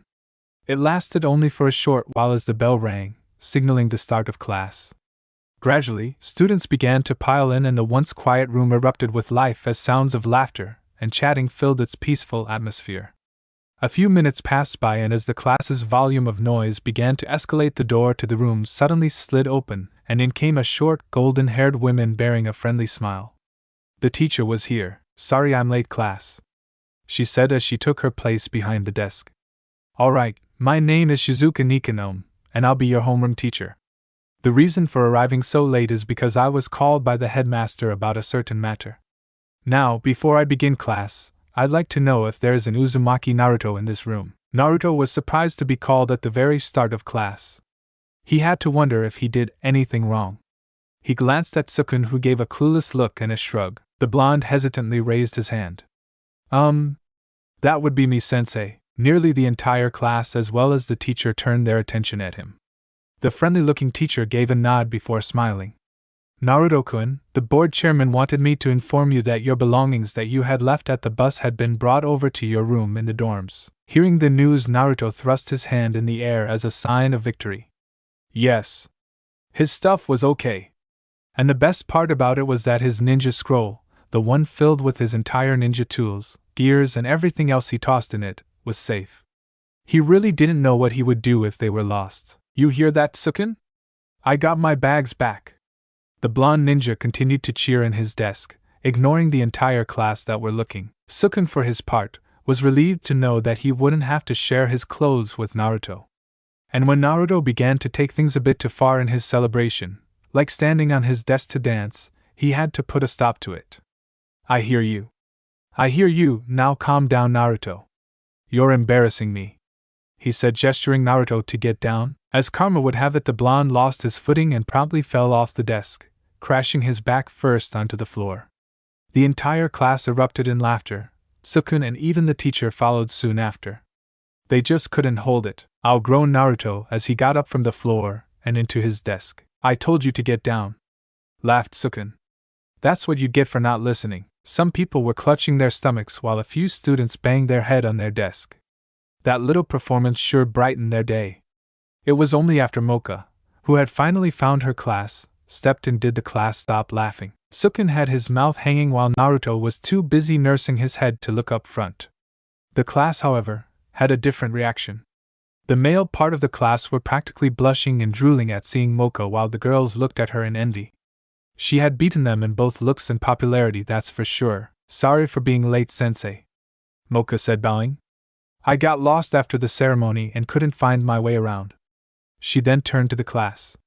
My name is Akashiya Mocha. I hope we can all get along. The sensei just smiled and allowed her in, not bothering to mark her down for being late. It really wasn't necessary since it was just the first day. Almost immediately the males began calling out to her, praising her and even asking if she was single. Mocha of course ignored them and instead looked over them to see if she knew anyone. She was in luck, for as soon as she saw Sukun and Naruto she immediately made her way to them. Sukun-kun, Naruto-kun, she called out happily. Once she was close enough, she launched herself at her brown-haired friend. Much of the class, particularly the boys, was shocked to see why such a gorgeous-looking girl would do that to him, or rather they were shocked to see her skirt flip up and flash them with her exposed panties. And Mocha-san, Sukun yelped. Naruto just grinned at his friend, not at all jealous or envious of the obvious affection that Sukun was getting from Mocha. He got over all of that already, so Naruto wasn't at all affected. In fact, he was happy to see them both look happy. Welcome to the fun class, Mocha-chan, Naruto said, giving her a goofy grin. The pink-haired girl giggled a bit before letting go of the stunned-looking Sukun. He was still not used to the hugs that she was giving him. Thanks, Naruto-kun. It's great to have both of you in my class. After the short exchange between the three friends, they broke apart and headed to their respective desks. Since Mocha just got there, she was placed in a seat a few desks away from her two friends, much to the displeasure of Naruto and Sukun. From there on, class began, for real this time. Looks like school was starting to look normal. As you all know, the teacher began to explain.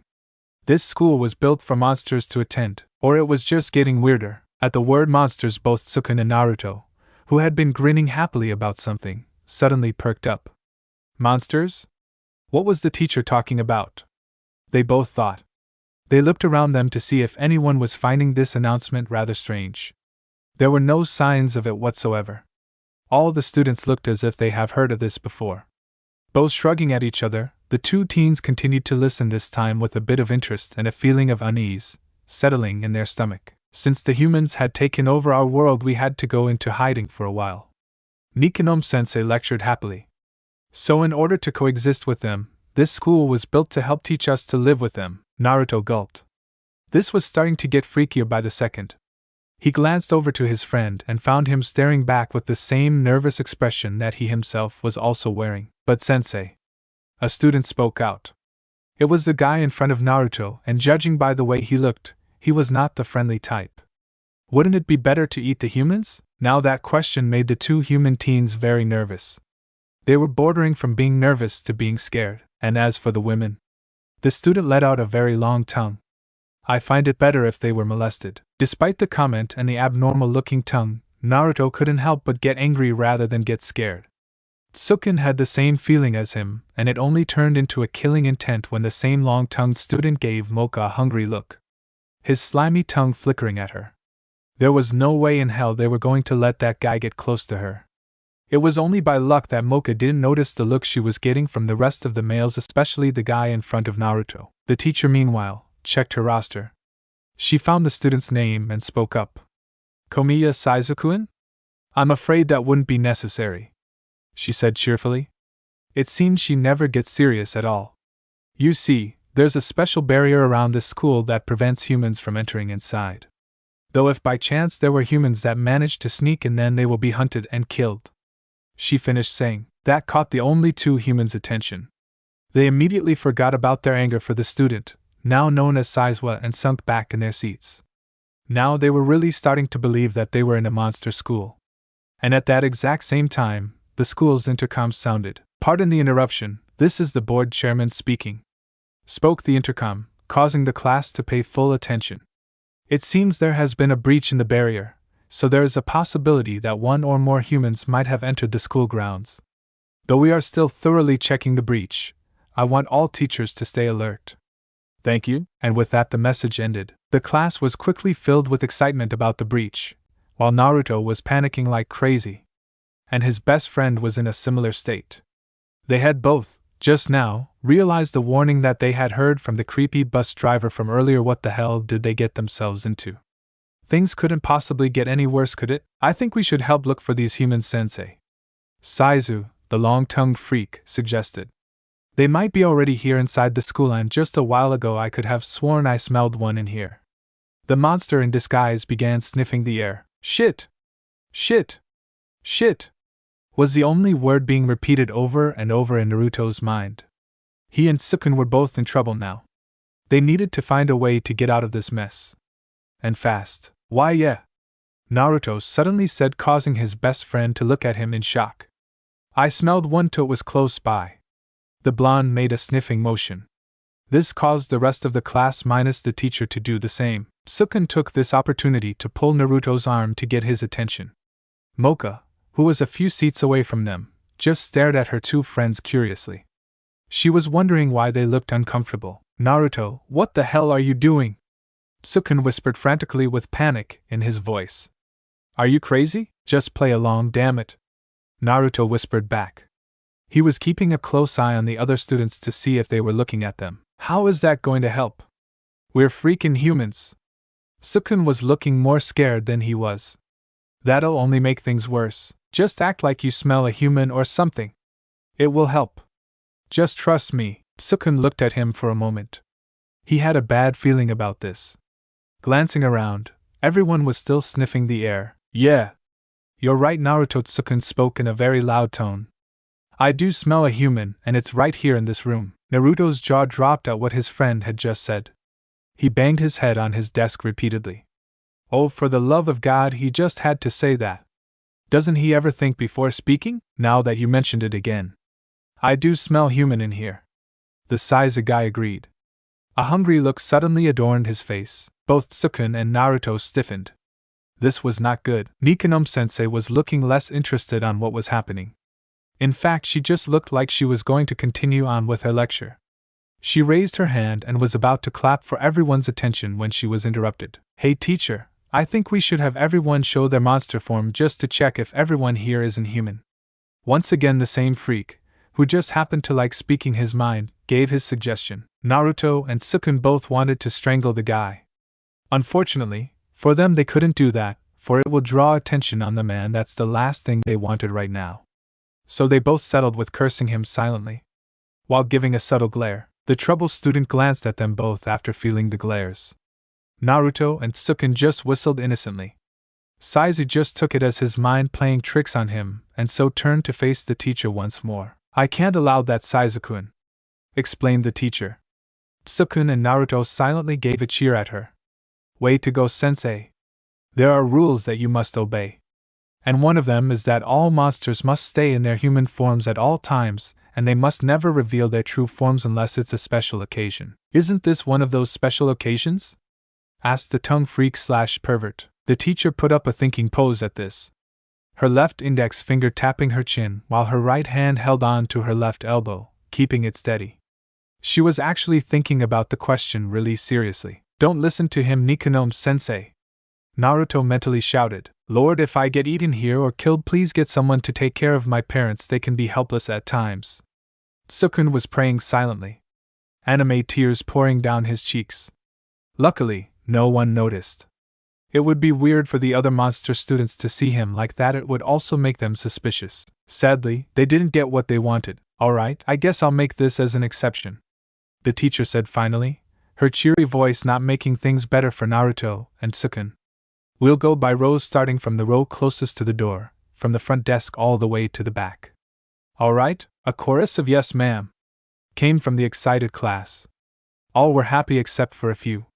Namely, the two frightened friends in the back. Death was coming their way. The blonde ninja turned his glare on his best friend. You just had to mention that there was a human in here, nice one. Sukun flinched slightly. Hey, you're the one that told me to do something. Ono-kun. Uzumaki-kun. Please be quiet while other students are presenting, the blonde teacher commanded. They obeyed and turned their attention on the current student who was presenting. It was a girl, and she didn't look too pleased.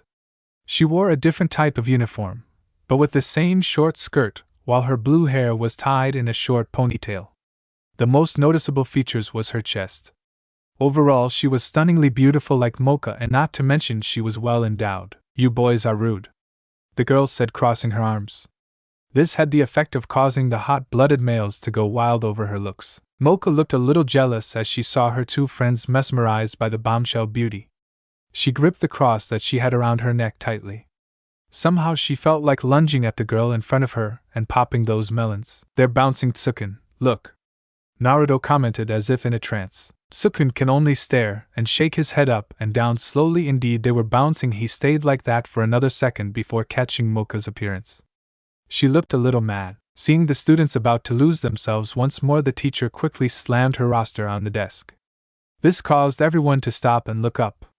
We're getting nowhere with this, so from now until everyone's finished, I'd like no interruptions. The class silently nodded in response. They finally know what an angry teacher looked like. Good, now you may continue, dear. The presenting girl smiled. My name is Kuruma Kurono and I'm a succubus, she said proudly as she transformed. Large bat-like wings sprouted from her back as a tail grew from what looked like her ass. Finishing her transformation were long razor-sharp nails. Using those, she pointed at Naruto, who was looking at her in a mixture of wonder and horror. My goal is to have every guy in this school. Numerous catcalls erupted amongst the male body of the class. Kuruma smirked at Mocha, who just glared back. Getting even more frightened and desperate, Sukun and Naruto began to whisper to each other about what they were going to do. Should they make a run for it? They weren't so sure, and there was still Mocha to consider. They couldn't just leave her here. Okay, next, the teacher shouted. The males went silent instantly along with Naruto and Sukun, who paid attention once more. Their escape planning postponed as their friend was next to present. Once Kuruma had finished her presentation and had sat down, Mocha stood up. I've already introduced myself earlier, so I'll just tell you what I am, She took a deep breath and glanced at her two friends for support. Naruto gave her a grin and thumbs up while Sukun smiled and nodded. Even if they were scared and in a panic, they still had to give encouragement for their only female friend.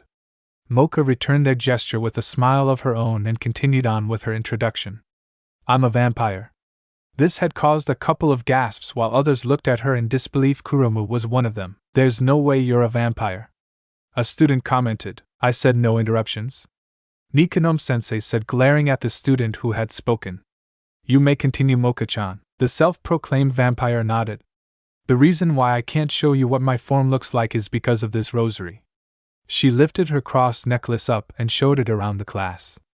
It was a seal placed on me that limits my powers as well as locking away my true form. Naruto turned his head at Sukun. Shit! What the hell are we supposed to do now? He whispered to him. Thankfully, they were sitting at the back in the last two rows, so they had time to think about what to do next. Why are you asking me? I have no clue what to do, Sukun whispered back. Why don't you use those prankster skills of yours to give us some distraction or something? Naruto stayed silent, his mind going over numerous scenarios on what could happen if he were to use tactics. Better yet, why doesn't he use some ninjutsu like his Henji no Jutsu, of course? Why didn't he think of that? Now all he needed to worry about was Sukun. He looked up to see how much time they had left. Not too many. They were already on the row next to his dot shit. Naruto, have you got a plan yet? Sukun asked, his voice still in whispering mode. The blonde nodded. I do, but I don't know how to execute it yet. Let me think for another minute. We don't have any more time. Sukun, Naruto, this is your last warning, the teacher said, scowling at them. The boys flinched, and pretty soon it was Saiza's turn. And to their surprise, he was an orc. He smirked at the class as he sat back down. He didn't brag this time. Next up, Naruto-kun, the teacher announced happily. She seemed more happier now. The class had to wonder why. Crap, this is now or never, Naruto thought as he stood up to present his form. He gave a quick glance at Sukun, who had his eyes shut tightly, no doubt waiting for the coming death. He nodded at the class and put both hands behind his back, forming fast and subtle hand seals. My name is Naruto Uzumaki and I'm a... Naruto was suddenly engulfed by smoke. And when it cleared, a fox humanoid type of monster appeared in his place. Fox demon or kitsune. Sukun's jaw dropped at Naruto's appearance. He was speechless. How the hell did his blonde friend do that? The bulk of the class didn't seem to be surprised. And when Naruto glanced around, he found out why. A few of the students were kitsune monsters as well. They even waved at him with a friendly or shy smile. Oh. And did he mention they were all female kitsunes? Sitting back down, he dispelled his henge and sighed in relief. Not a moment after the next person presented, Naruto's attention was jerked back at Sukun, who was looking at him with his mouth wide open. How the hell did you do that? He whispered in surprise. Naruto's sweat dropped and scratched his cheek, forgot that he still hadn't told him that he was a ninja. He had to think up something fast. You use magic? You never told me you were a magician. Well, now I did. Quick then, do that magic stuff on me, he whispered desperately, tugging his arm. I can't, Naruto told him. What do you mean you can't? I can only use magic on myself, the blonde explained. He looked up to see two more students were left till his friend was next. Shit. Looks like he had to use the Kagebunshin no Jutsu, even if it was going to be the first time he ever used it. Sukun was in turmoil inside. He was going to get caught, and most likely eaten, and his friend was doing only one thing. Playing with his fingers. Naruto, this is no time to be playing rock, paper, scissors with yourself, he nearly cried out. Sukun, oh no. Your turn, Nikanome-sensei said, a smile of amusement plastered on her face. Whatever happened to the other two students from before? Sukun gulped and shakily stood up. Someone help him, Naruto cursed. Shadow clones wasn't going to help, so he went with his second plan that he had. The blonde ninja silently reached into his pocket to pull out 3 marble-sized smoke bombs that he had packed as a precaution. He then expertly tossed them on the floor. A flash, and the whole entire classroom was engulfed in thick grayish smoke. Cries of surprise went up as students coughed. Sukun, who was caught in surprise, was suddenly jerked back down to his seat. Quick, take these, Naruto said, handing Sukun a plastic toy teeth. What the hell? Where did you get these? Sukun asked. I got them from a cereal box this morning. It was a good thing I took it with me, Naruto replied, grinning slightly at his plan. Put them on and pretend you're a vampire like Mocha-chan. There was a pause as Naruto looked up. His smoke bomb was starting to fade away. And make it quick! The smoke is clearing. The brown-haired boy shook his head in disbelief. This is ridiculous. How is this going to help? He stared at Naruto, then at the clearing smoke, then at the toy teeth on his palm. Screw it. Sukun tore open the bag and pulled out the teeth before shoving it in his mouth. How uncomfortable it was inside. It felt like it was meant for a kid's mouth. Once the smoke had cleared and the chaos of the class had been dealt with, Nikanome continued on with the last presentation. She was still rather surprised at the sudden smoke that had occurred, and she had to wonder if it had to do with a certain blonde fox boy. Sorry for the interruption, you may continue, Tsukun-kun, she said. The said student stood up once more, his mouth oddly shaped. He gulped and gave an awkward smile, baring his toy teeth at them. Ahaha, I'm also a vampire, he said, except it was very muffled and hard to understand. The class sweat dropped at his speech, but was nevertheless surprised. Now they had 2 vampires. Mocha was especially intrigued, and when she thought about it more, she couldn't help but blush. She had drank blood from another vampire. Did that mean she marked him as her? No, she shook her head. This was too much. She needed to relax. She'll ask him about that later, maybe. Alright, that concludes our checkup, Nikanome-sensei said. Now let's continue on where we left off. Tsukun sighed and sat back down. That was close. See? I knew it would work, Naruto whispered, grinning like an idiot. He began slapping Tsukun's back in victory. That proved to be a bad idea. Smacking Tsukun on the back one last time had 2 effects, 2 things that had Naruto panicking like crazy. The first was Tsukun's fake vampire teeth popping out of his mouth and onto the floor.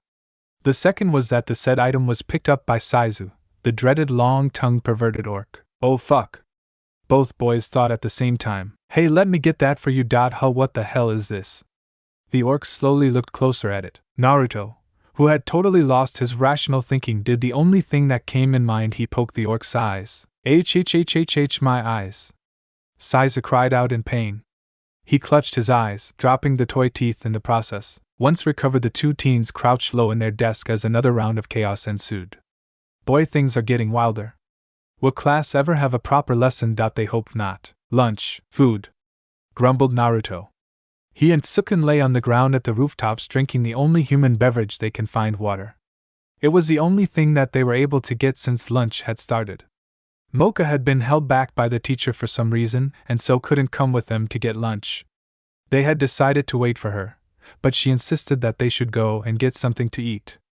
At her reassurance, the 2 of them obeyed and went to grab a bite, promising to meet up with her somewhere near the school's library. Originally, they would have eaten in the cafeteria, but after seeing a few of the food that they saw being served there, they immediately lost their appetite. Naruto could have sworn one of the students' soup had flies in them. So they just settled with ordering water bottles, which, thankfully enough, was available. Stomachs continued to growl as time passed. The teens had already finished most their water and was currently staring over the railings that surrounded the rooftops. Neither one spoke as the hunger continued to eat away at their energy. Silence, no words. Then, "Hey Tsukun," Naruto spoke, his voice heavy with depression for the lack of food. "Why are we still here? It's for Maka. Can't leave her here all by herself. We even said that we'd stick together and enjoy high school," Tsukun replied. He was equally drained of energy. Even just thinking was getting hard. "I know, but..." Naruto was immediately cut off as the door to the roof opened. They jolted up, thinking that it was some monster coming to eat up there. They were surprised to see a slightly winded Mocha. "There you 2 are. I've been looking all over for you," she said, walking over to them. The pink-haired beauty stopped in front of them both with her arms crossed. She put on a cute pout. "You guys ditched me, waited for nearly 20 minutes. We're sorry, Mocha-san, we totally forgot, and to tell you the truth, we forgot where it was." Tsukun lied. The truth was they were both too scared to get near any more buildings. With all the monsters in the school, keeping a low profile would be smart. Naruto nodded a little. He really couldn't start a conversation anymore, not with an empty stomach. Mocha looked at the 2 in worry. They weren't the happy and energetic guys that she befriended. "You 2 look like zombies. Is there anything wrong?" "Nothing but silence." "You guys must be hungry. Why don't we go get something to eat?" "I haven't had anything to eat since this morning." At the last statement, she glanced at Sukun and giggled slightly. Naruto couldn't take it anymore. He had to get something down his stomach, and now… I don't care anymore, he yelled, startling both of his friends. Sukun! Let's go, but what about… Forget about it. Right now I'm in a state where I'll eat just about anything. With that, Naruto turned his attention and said, Lead the way, Moka-chan. The pink-haired vampire blinked at him for a moment before grabbing their hands and pulling them towards the open door. She was excited to have her first lunch with her new friends. And she knew just the place to eat at. Moka said. Sukun, yes? She replied. This isn't really the type of food that we had in mind, Naruto said, tapping the soda machine in front of him. The three friends were currently staring at the large selection of refreshments in front of them. Naruto and Sukun were rather confused as to why Moka would lead them here. There was no food stands anywhere in sight. You guys were hungry, right? Well, here's some food, Moka said cheerfully. She pulled out some change out of her pocket and bought herself a drink. A bright red can of tomato juice. Well, this isn't exactly food to us, Sukun told her, while scratching his cheeks. You eat something else other than fluids, Sukun? Moka asked curiously, wanting to know what types of food that her vampire companion ate. Sukun, come on, just pick one out, will ya? Naruto said impatiently. He was tapping his foot as he waited on his friend. I don't know, Naruto, why should we try these if we didn't even try the food in the cafeteria? And besides, I've never seen these brands of drinks before. The brown-haired teen whispered. They served water, didn't they? I'm sure these are okay to drink. Naruto continued to pressure his friend into buying one. Since he didn't have his wallet with him, he had to rely on Sukun's own money. Sukun hung his head in defeat and pulled out his wallet. Alright, hurry up and choose one before I change my mind. The blonde genin cheered and pointed at the drink he wanted. I want this one, since this one matches my hair. His best friend hesitated for a moment before nodding. Once they both had their drinks, they walked over to Moka, who was sitting on a bench happily drinking her tomato juice. They took a seat on either side of her and began to open their own drinks. Moka smiled happily at them both. This was exactly what she'd always wanted to happen with friends. It felt really nice to enjoy a lunch with them. She took another sip of her drink before catching the beverage that Naruto chose. I didn't know you were into those types of drinks, Naruto, she said in surprise. Naruto blinked at her as he thirstily drank the yellow liquid. Warm, salty, and also bitter fluids washed down his throat as he continued to drink. After gulping down 3 mouthfuls of the drink, he stopped. What the hell is this? He asked, gagging slightly. It's warm. Sukun, who had been watching Naruto gulp the yellow beverage down, turned towards Moka for an explanation. He had yet to drink his own. There was just something bugging him about it, like it wasn't going to taste very well. You didn't know? Asked Moka in confusion. That's urine straight from the toilets. Naruto went bug-eyed and began to frantically vomit the drink back out. Sukun, on the other hand, was laughing at him. He was right about not drinking the soda in his hand. So when his two friends weren't looking, he underhandedly threw the can behind him. I warned you, Naruto. Sukun continued to laugh. Moka giggled as well, only to stop as a shadow loomed over her. Moka Akashiya, was it? The three jumped out of their seat and turned to the person who spoke. It was Saizu from their class. What was he doing here? All three took a few steps back. Why are you hanging around with these puny weaklings? He pointed at the Naruto and Sukun. Sukun flinched at the statement. Being called a weakling was okay to him, but for Naruto, he took it as a huge slap across the face. And when he glanced at the blonde, he knew what was going to happen next. Weakling? Naruto shouted. A moment later, Saizu was stumbling back a few feet away, clutching his stomach in pain. Call me weak again and I'll make sure to smack that face of yours. See the Naruto, pulling his outstretched fist back in front of him. Sukun and Moka can only blink. Their blonde friend had just picked up a fight not good. The brown-haired teen smacked his head with his open palm. Naruto! Are you trying to earn a death wish? You shouldn't result on violence, Naruto-kun, said Moka. Although, in the inside she was giving a slight cheer. That guy deserved it. Fire burned in Naruto's eyes as he glared at the guy in front of him. Saizu regained his posture and cracked his knuckles. He scowled right back at the blonde. It was a bad idea messing with me. Tensions grew high as Moka and Sukun watched Naruto and Saizu face one another off. After Saizu announced his threat, Naruto and him did not move for some time. Sukun knew what was happening. He had picked up a lot of fighting tips from Naruto, one of them being how most fights started out with a silent staring contest. They were sizing one another, gauging their power and ability. It was a simple tactic that all experienced fighters, like Naruto, used in conflicts such as this one. And usually, after a few seconds, the fight would commence. "Moka-san, stay behind me," whispered Sukun suddenly, as he moved in front of the self-proclaimed vampire. Moka grasped the bottom of Sukun's sleeve as he placed himself in front of her.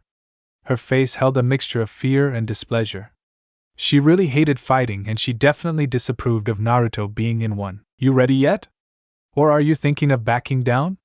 the orc monster taunted. Flicking his tongue out at the calm-looking blonde, Naruto smirked at his opponent. He knew what was going to happen, and frankly, he was itching for some fighting. Who knows, he might even be able to take this guy down. "Hey, you don't scare me at all. Really, let's just see about that." Saizu charged forward with his left foot snapping towards Naruto. The blonde had anticipated this, and so simply ducked. He followed his move with a simple sweep kick, only to have it countered with a jump from Saizu. So he's somewhat skilled, the blonde thought as he avoided yet another kick from him. They continued with a few more strikes at each other. "Naruto!" Moka cried out. "Please stop. Don't fight, I hate fighting." She tried to move past Sukun to try and stop the fight, but couldn't. The brown-haired teen just stayed rooted on the ground, blocking her. He shook his head at the pink-haired vampire. "There's nothing that we can do when he gets like this," he told her. "The only thing we can do is just hope that this fight doesn't hurt him too badly." But Moka tried to protest. "Don't worry, Naruto will be okay. Despite his looks, he's really strong.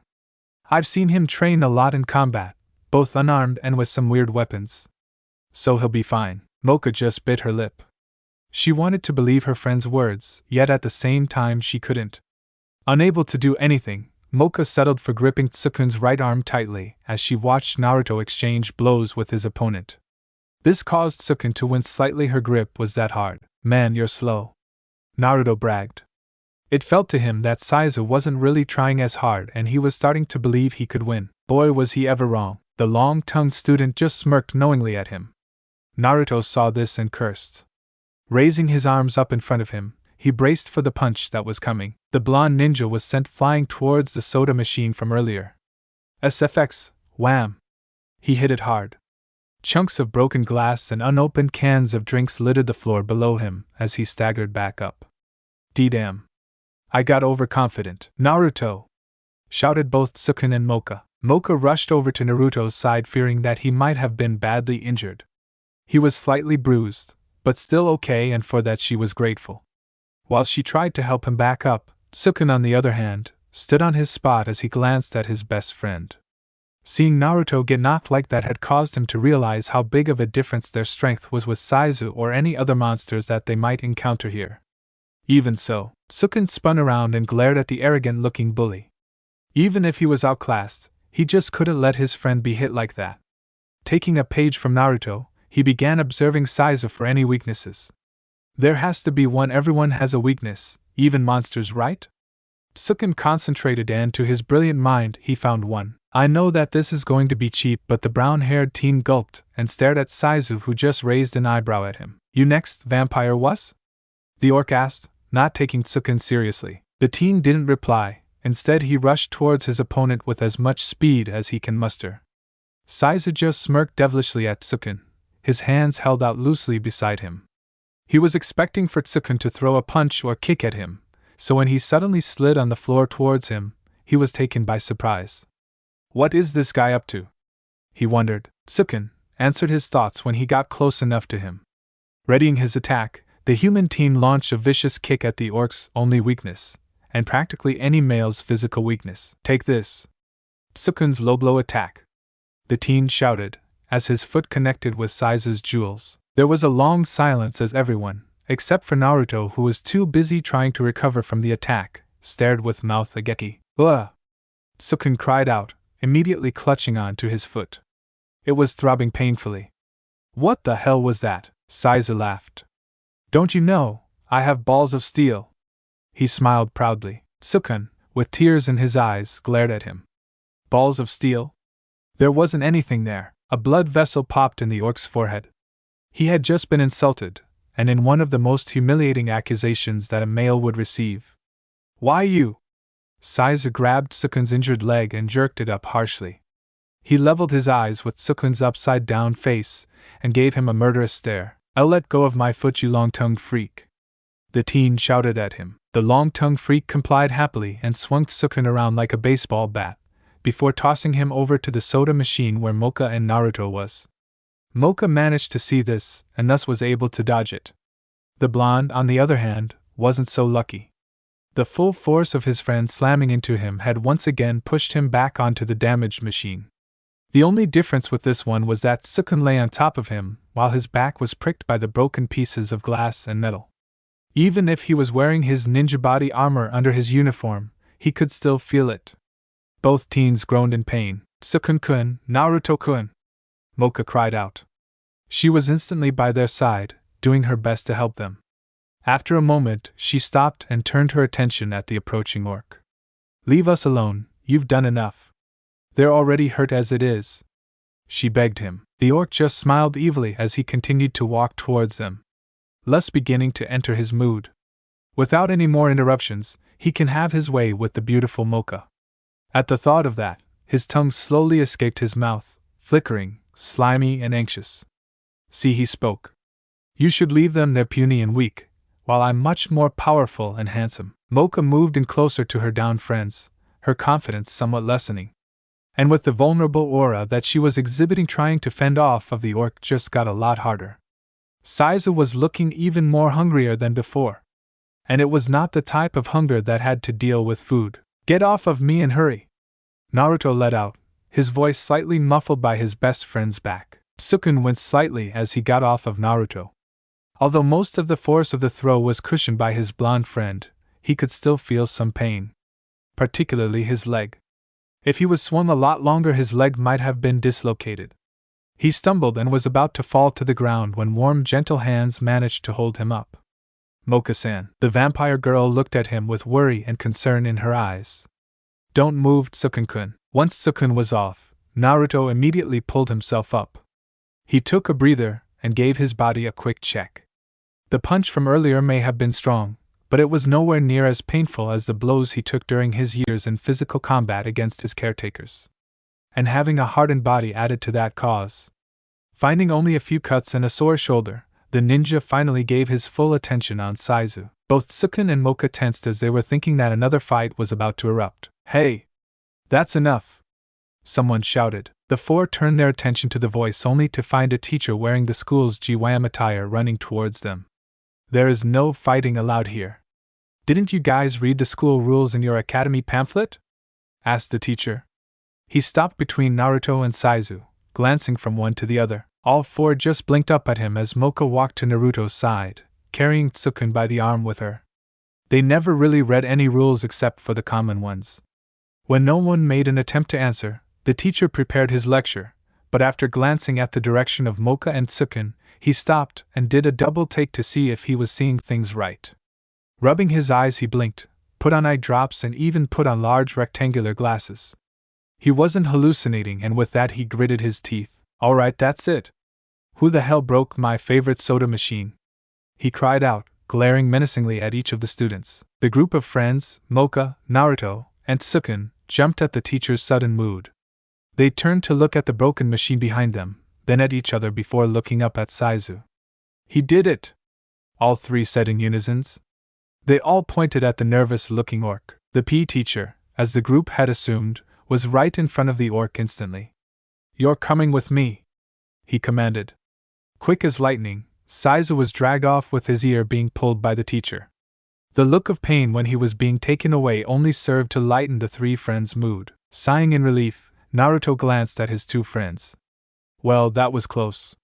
He grinned, but was suddenly hit in the head by Mocha. Oh, I told you to stop, why won't you listen? The pink-haired scolded her blonde friend. Really, why are boys so hard to control during fights? Next time, Naruto-kun, if you lose yourself again like that, I'll make sure to do Tsukun's special move on you. Sukun blushed embarrassedly. Did she actually see me do that? Naruto just gave a questioning look, while rubbing his hurting head. Tsukun's special move? Yeah. she said cheerfully as she switched from holding on to Tsukun's arm to hugging him around the neck, rubbing her cheek against his. It may have been a failure, but I thought it was cool. The blonde ninja glanced at Tsukun for an explanation since Mocha was too busy rubbing her cheek against his brown-haired friend. What did you exactly do? The blonde asked curiously. Tsukun just shook his head at him. I don't want to say. You were so cool, Tsukun-kun. Mocha continued to praise him, though this somewhat annoyed Naruto. The pink-haired vampire saw this and smiled. You were awesome too, Naruto. Hearing that, the blonde ninja grinned. He wasn't forgotten after all. Naruto continued to grin till he caught sight of Mocha looking up at him weirdly. She suddenly had this faraway look in her eyes. Tsukun saw this too, and a sudden flash of a dark image, of a seemingly evil-looking vampire girl, entered his thoughts. No, it couldn't be. He unconsciously touched the fading bruise on his neck. A feeling of fear growing within him. Naruto, that smell, Mocha said. Her eyes not meeting Naruto's, but rather looking at the blood that slid down on Naruto's neck. It was an indication that one of his injuries from the fight was somewhere around the back of his head.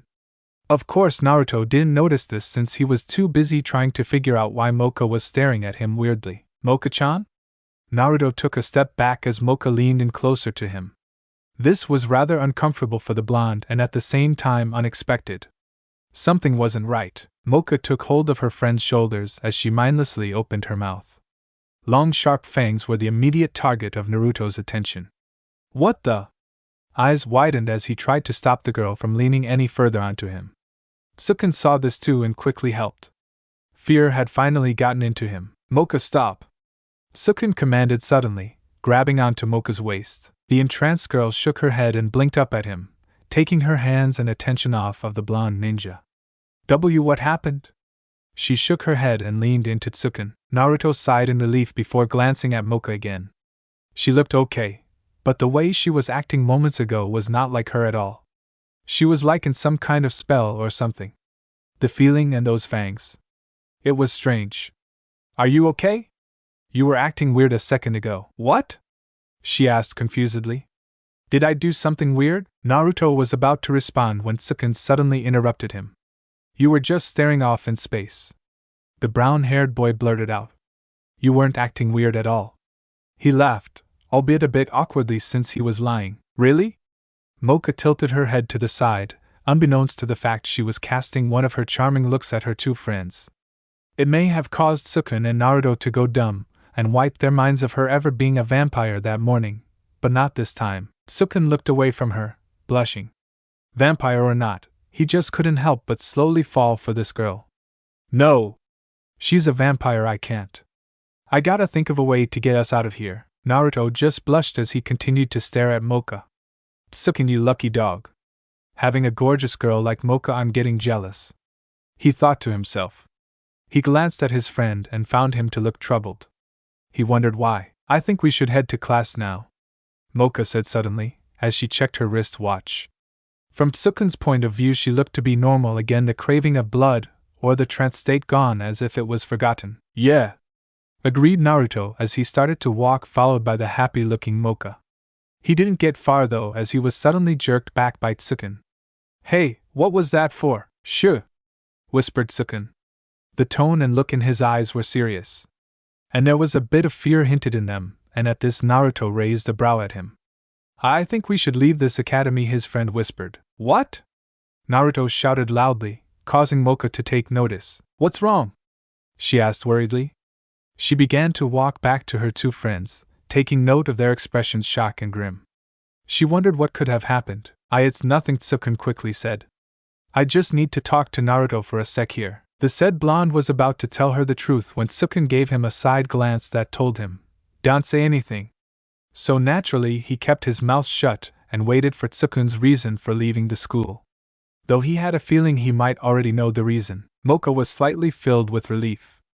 Alright, I'll just stay here then, she replied and stood at her spot staring at them with a smile. Naruto gave a sideways glance at his friend.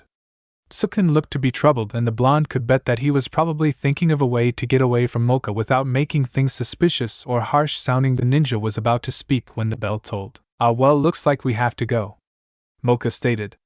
Come on, let's not be late. You go on ahead, Mocha, replied Tsukun. I really gotta take Naruto to the nurse's office, he looks pretty hurt. Nurse's office? Naruto repeated. He looked at his friend. I'm fine. The brown-haired teen interrupted him with a smack on the back. Right where his still healing wounds were. Needless to say, the blonde winced and cursed at his friend's rude action. Did he really want to leave that bad? See, you're hurt, now come on. Mocha moved a little closer to the two, worry once again showing on her face. If that's the case, let me go with you guys. Sukun held a hand up signaling Mocha to stop. It's alright, Mocha-san, we wouldn't want you to be late. I'll just take Naruto, and once I drop him off, I'll head on to class. He patted the grumbling blonde's shoulder, then smiled at Mocha. It'll be quick. The vampire looked slightly hurt. She felt excluded in something like this, but with a nod, she turned and left. Silently walking ahead of the two before glancing back at them, the two waved at her with a smile. And once she was satisfied, she continued to walk back to class. After Mocha disappeared over the corner, Naruto turned his attention back to his friend. Alright, why did you want to leave again? Sukun sighed before explaining the whole vampire thing. It was a short explanation, but at the very end Naruto didn't look too pleased. So you're saying we should leave Mocha here all by herself? Sukun silently nodded. Alright, let's go then. The blonde finally said. He turned on his heels and began to walk. His best friend just stared at him in disbelief. Was he joking? Did he really agree to what he said about leaving Mocha like that? He didn't expect Naruto to comply so easily. You're not going to go against this?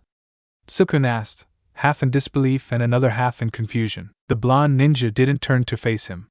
He just stopped and spoke in a calm voice, carefree and blunt. I see your point of us not staying here.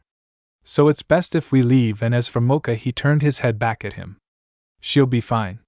She's a vampire after all, it's obvious she would fit with everyone around here. With that, Naruto continued to walk away, not even waiting for Sukun to follow. After a moment of silence, Sukun took off after his best friend. His feelings for Mocha and her well-being locked up within him. It was hard to bury it, but he'll manage. He just hoped that the kind girl would forgive him for leaving her without even saying a word. Unknown to them, a certain pink-haired girl stood in the shadows watching them go. That's not the way to the infirmary. Where are they going? She whispered to herself. 15 minutes later. Goodbye, Monster Academy. It was quite an experience, Naruto said aloud, waving his hand at the school in front of him for one last time before looking at his friend. You ready? Sukun didn't reply.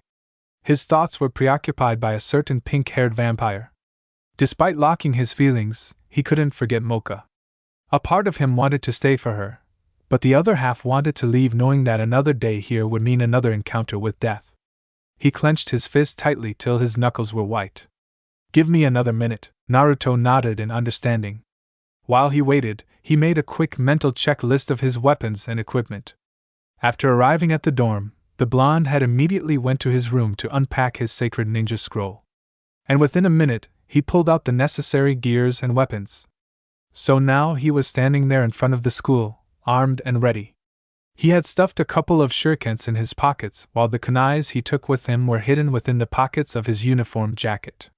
Lastly, he stored 2 extra weapons in a special scroll hidden in his sleeves.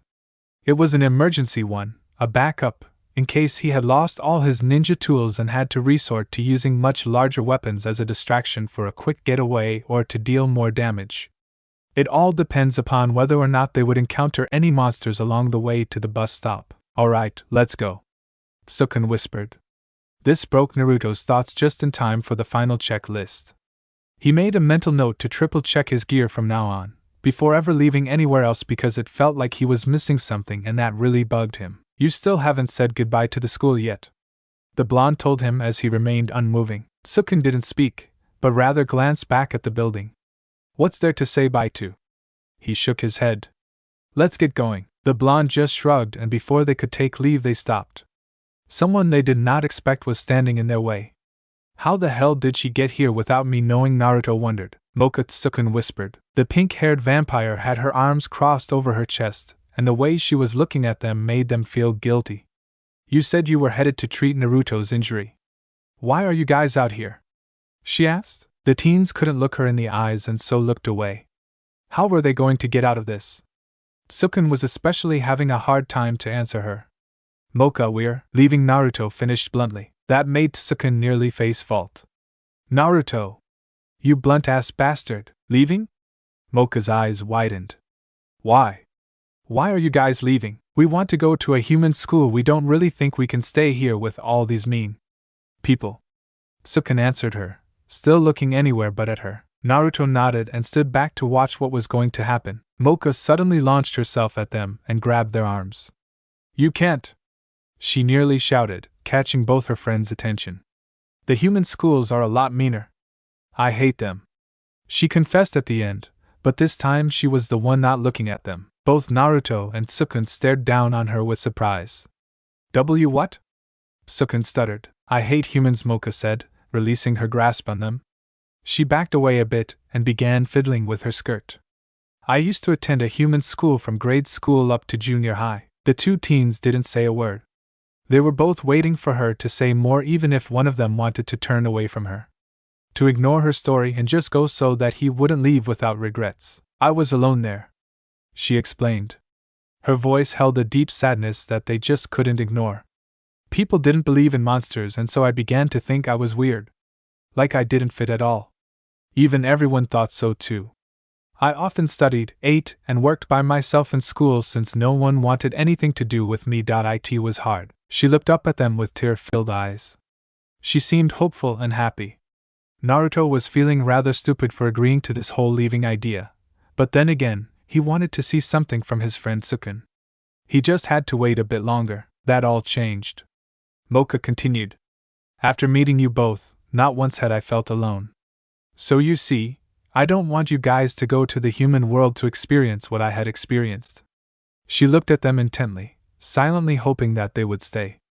Her heart was pounding as she awaited their answer. Sukun was now feeling really bad about what he was about to do. The feelings that he tried so hard to seal away and forget was rising once more. He was lost in his own decision, struggling between reasons to go and feelings of staying for her. Which was the answer, Sukun? Said Naruto. He was waiting as well. But after looking at his best friend, it might be the answer. Sighing, he stuffed his hands on his pocket and blinked. He felt something there that shouldn't be. Naruto cleared his throat before turning to Mocha. As he was about to answer in behalf of his indecisive friend, Sukun spoke. Mocha, what if we told you we're humans? Sukun said suddenly. His eyes were hidden behind the locks of his brown hair. Naruto glanced at him, then to Mocha. That was a pretty good question to ask. Now how exactly would Mocha react? Huh? Mocha backed away from them in disbelief.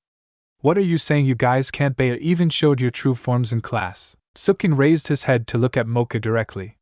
We're really humans, the teeth I have are fake. He continued, pulling out the toy teeth, to show to Mocha. And Naruto, I guess that he's a magician. Sukun glanced at his friend. Naruto? The blonde nodded, not wanting to explain. He really didn't want to get involved. The brown-haired boy returned his attention to Mocha and looked at her with saddened eyes. As Naruto expected, Mocha looked shocked and taken aback. The way her eyes widened and her head shook also told him that she wasn't believing what Sukun had said. Why, you're lying. That's not funny, she said, her voice barely a whisper, though it was enough for them to hear. The brown-haired teen shook his head. I'm sorry. Naruto took that as his decision and thus sighed. He guessed there wasn't really anything he could do to change his friend's mind after all. Clenching the object in his pocket, he looked away from Mocha. He just hoped that this wouldn't hurt her. Sorry, Mocha-chan, but it's true, the blonde ninja apologized before throwing something into the air. Holy water! Naruto shouted. Sukun's eyes bulged out of its sockets at what Naruto had just done. Was he crazy? Before he can even beat the crap out of Naruto for doing that, he was whisked away by the said blonde. The ninja ran as fast as he could while yelling, I'm sorry, Mocha-chan.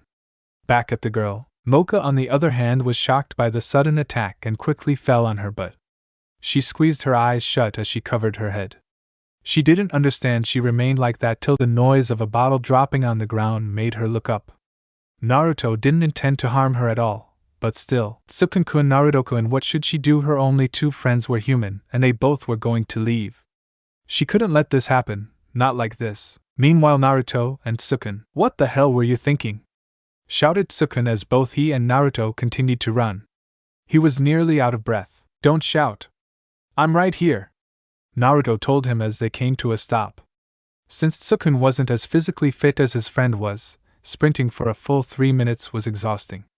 And he was right, for as soon as they stopped, Tsukun fell on his knees gasping for breath. "Take it easy," Naruto said as he tried to pat his back. He didn't get anywhere near though as Tsukun harshly swatted his hand away from him. "You're an idiot for doing that to Mocha." Tsukun glared up at him. "Did you see how hurt she looked?" Naruto gritted his teeth, his own anger rising. "Idiot, eh? How about you, huh? You're the one who wanted to leave her, and to think you were the one saying you wanted to stay here because we couldn't leave Mocha." He paused to take another breath. "You even said we had to stick together." Tsukun looked away in shame. He did say all those things and here he was doing this. It made him sick, but at the same time he couldn't deny the fact that he was truly scared. Afraid to be killed or eaten, that's why he wanted to leave, totally ignoring his own promise to stay with the girl. He stood up and faced Naruto directly. "It's true that I said those things, but if we stay here any longer," Tsukun trailed off. "So are you saying we abandoned Mocha because you're scared of the monsters back there?" Chicken Naruto crossed his arm and tried to calm himself down. Tsukun and him were just having an argument. It's common among best friends after all. He just needed to wait it out. "I didn't abandon her." "And what about you? You agreed so easily, you could have said no and stayed with her." Tsukun shot back, shoving the blonde harshly. Now this pushed one of Naruto's buttons, and so quickly retaliated with his own hard shove. This came as a surprise to Tsukun as he was knocked to the ground. "I did have a choice of staying, but if I had left you to go by yourself, then you would have cried in the corner saying boo-hoo, my only friend left me," or something like that, he argued before adding another thought. "Oh. And for your information, the water bottle I tossed at her was empty, so she couldn't have gotten hurt." He then proceeded to walk away. Insulted by his own friend and humiliated, Tsukun could only do one thing. "Take that back!" he shouted and shot up from the ground towards the blonde. Naruto knew this was coming and so braced for the fistfight that was about to happen. When he turned around though, he didn't expect Tsukun to tackle him with quite a force. "Gah!" yelled Naruto as they fell off a steep hill. Tombstones and dirt met their way as they tumbled and fought with one another. At some point during their fall, Naruto could have sworn that an extra body was tumbling with them, as if it too wanted to fight. Maybe it was an angry dead person. Most of the graves that they came across, during their rolling/fighting, were devastated from the impact. "Uph!" They both cried out as they reached the ground and rolled to a stop, some couple of feet from the hill. They grumbled as they got up. Naruto was kneeling on one knee rubbing his neck while Tsukun sat up nursing his bump on his head. A moment later they were back on their feet throwing insults at each other. "Tsukun, you jackass!" shouted Naruto angrily. "What was up with you aiming for my balls all the time? Hey, I now know your weakness." Tsukun replied, dusting himself off. "Well, no shit, that's my weakness," Naruto exclaimed loudly. What kind of guy wouldn't have his baby maker as a weakness? Tsukun blinked, his anger fading as a thought came to him. Actually, there is one guy that could take a hit down there. Now it was Naruto's turn to blink and look at him curiously. This was news to him. He had always thought that every guy's physical weakness was the one thing hanging between the legs. Who would that be? Tsukun started to laugh. "It's Saizu, ahaha." "Oh." Naruto smacked his head with his palm. "Of course it was that guy, ahaha. Well, I already knew that he didn't have a pair," Naruto commented. For some reason, both their hostility for each other faded. It might have to do with the humorous experience they had with a certain orc. "You remember when I poked him in the eyes because he picked up your teeth?" the blonde asked, laughing. "That was hilarious. I think I poked them too hard because I had blood at the tip of my fingers." Tsukun laughed even harder. How could he forget about that? It was the only funny memory he had here since this morning. Their laughter soon ended though as a familiar voice came out of nowhere. Naruto had managed to sense an attack coming, and so was able to grab Tsukun and toss him back, while also jumping away. A second later the ground that they stood on a few seconds ago was shattered by the impact of something large. Dust and gravel as well as chunks of rock shot out in various directions as the figure was covered in a thick blanket of dirt particles. Well, if it isn't the blonde idiot and the brown-haired weakling, that voice, both teens thought. Each tensing as they waited for the dust to clear, the figure stepped out of the dust and onto their sight.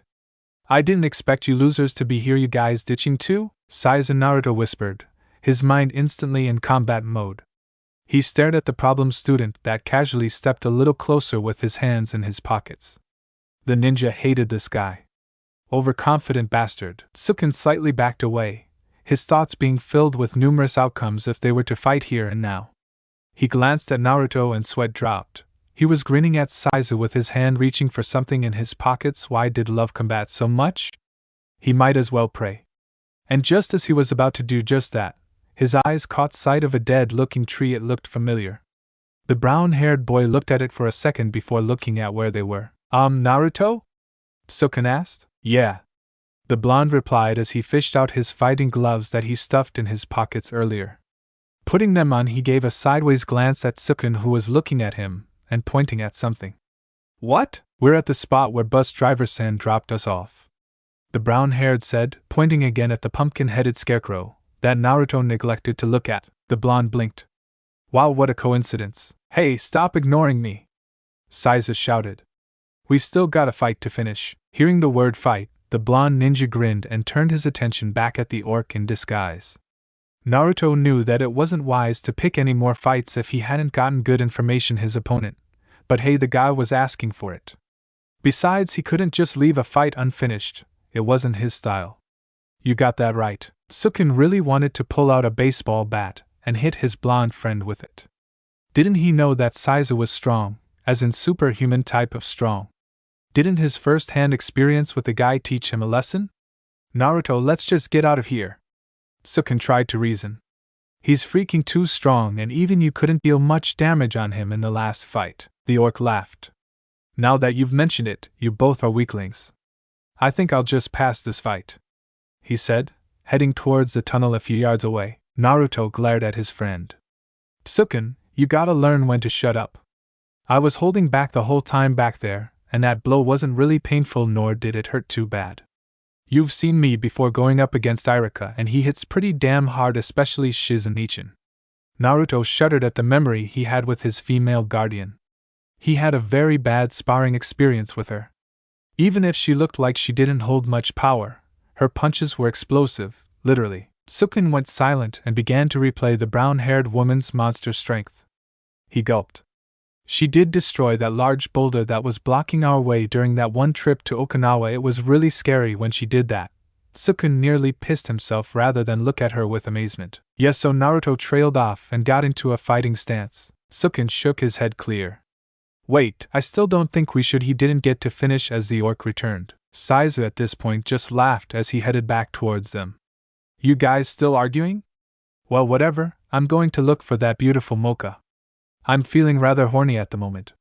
The orc grinned to himself, his tongue flickering out of his mouth as saliva ran down from it.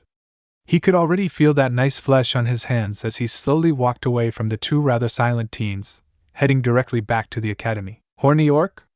Mocha, that was the only thing they had in mind before anger flared within their eyes. Oh hell no! You ain't touching her, you perverted orc! The two shouted in unison. They charged with murder in their eyes, both already knowing what to do. Saizu glanced behind him just in time to see a double kick headed straight towards him. SFX, wham! He was kicked hard on the face, sending him flying 20 feet away. A few of his teeth most likely broken. Take that! Naruto and Sukun's flying kick combo. Both boys gave each other a high five. Their victory was short-lived since Saizu got back up. My face! He shouted, clutching his foot-printed face. That's it, you guys are dead. The orc's body rippled and an energy that Naruto was able to sense erupted from him in full force. Both teens watched as Saizu transformed into his true form, while they themselves prepared for any attack. Shirt shredding and muscles bulging into ridiculous sizes, Saizu roared as his body increased in size. When he finished, he was twice the size of both teens and he was looking like a true monster. Sukun gulped and was suddenly feeling rather scared. His friend Naruto didn't at all look fazed. If he had looked closely, however, he would have noticed the blonde's eyes twitching, which was a sign of him calculating and planning his attack. But Sukun didn't do that. Instead, he was inching back slowly, distancing himself from the large monster. Finally, the orc said, cracking some bones in his body, loosening them up a bit. I hated that stupid human form. Now I can do as I please. Ahahaha, Naruto just remained silent. He had already figured his attack, but after re-evaluating Saizu's ability in combat, he was starting to get just a wee bit worried. He wasn't really sure if his chakra-enhanced body could actually do some damage. And looking up at Saizu's body, it looked like the orc had some pretty hard skin. The blonde ninja bit his lip, the pain immediately calming him. His mind was already getting stressed just by thinking. This is why I hate thinking before the battle even started, he thought to himself before glancing towards his comrade in arms. Tsuken, I know you don't like fighting, but there's no way we can escape without having one. He paused. If you can keep looking for any weaknesses, then stay here. Tsuken blinked before widening his eyes. Naruto, don't go heading in again without thinking. His warning fell on deaf ears as Naruto rushed forward at the awaiting orc, his eyes holding a deep determination and a lust for battle. Naruto! Shouted Tsuken as he tried to make a grab before his blonde friend could get any further forward. He had no luck in catching him. Saizu let out his long saliva-drenched tongue and moved around in front of him wildly. You think you can take me on in your human form? Then you must be nuts. The orc laughed as Naruto closed the distance between them. Now the battle begins. Large monstrous arms slammed down upon the hard ground, breaking it and causing a small fissure to come forth. Naruto jumped to the side as Saizu swung another punch at him. This was the blonde's first official fight with a true monster, and it was very exciting. He didn't know why, but something inside him was slowly stirring. Actually, there were three things moving within him as he continued to fight, each going wild, filling him with energy and power. It was a strange feeling. Stop moving!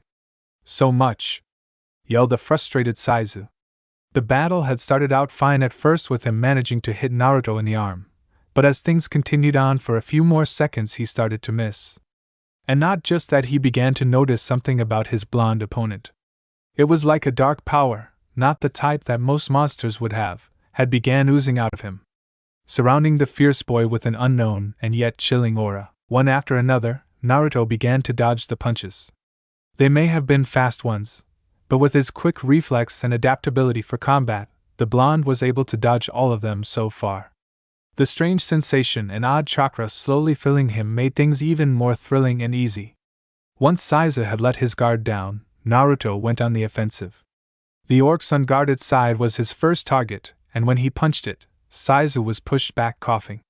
Taking the slight break in the fighting, Naruto finished his attack with a flying spin kick that sent Saizu slamming to the ground a few feet away from him. Tsuken was watching the fight with disbelieving eyes.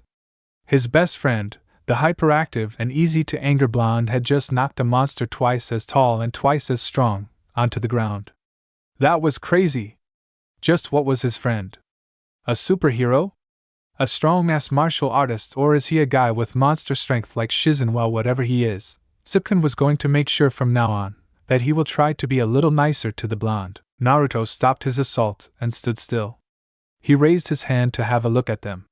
They were shaking, and as he began to check his entire body, he found that everything was being affected. The power that he had begun to use, which he has no idea of what it is, continued to flow through him. Chakranothis is different. What is it? He wondered. It felt like it was beginning to burst forth, and the other two powers, his chakra and another unknown, had all but left him. Well, not really left him, but rather he couldn't feel them, just this one. The blonde shook his head. Now wasn't the time to lose his head. He was in combat, and he still had to fight. He was pretty sure that Saizu was still up for more. The orc slowly staggered back up, his rock-hard skin on his back swollen, and in pain where he had been kicked. Naruto's last attack had definitely sent a clear message to him: playtime was over. Saizu growled at being kicked like that, and he was more angry at the fact that the blonde wasn't using his true form just to beat him. Still growling, he glared at Naruto. How dare you act so arrogant? Fighting me with that form, as if I don't deserve to see your true power. He roared, and with a burst of speed, engaged the calm-looking blonde. I'll show you that I'm not the type to be beaten so easily. Naruto! Move! Shouted Tsuken as he watched the large orc get closer to Naruto. The blonde was just standing there unmoving, making the brown-haired boy panic. Get out of the way, you idiot! SFX Bloom! A large impact sent a shockwave that split the earth in half around the two combatants. Sukun fell to the ground in surprise as he felt the ground shake beneath him from where he stood. An attack like that surely could have killed Naruto, and he began to pale at actually believing it. There was no way that he could survive that. For a full minute everything was silent as dust and debris slowly cleared away. When it was visible enough to see what had happened, Sukun can only look with his mouth wide open and eyes the size of dishes. There standing in the middle of the destroyed ground was Naruto holding onto the orc's hand. What the fuck? Naruto was in a state of shock himself. One moment the punch was right at his face, and the next it was being held by his own hand. He didn't know how that could have happened. He was pretty sure he commanded his body to jump back instead of taking on the hit. What exactly was going on? Even Saiza looked shocked. How? For once, the orc stuttered.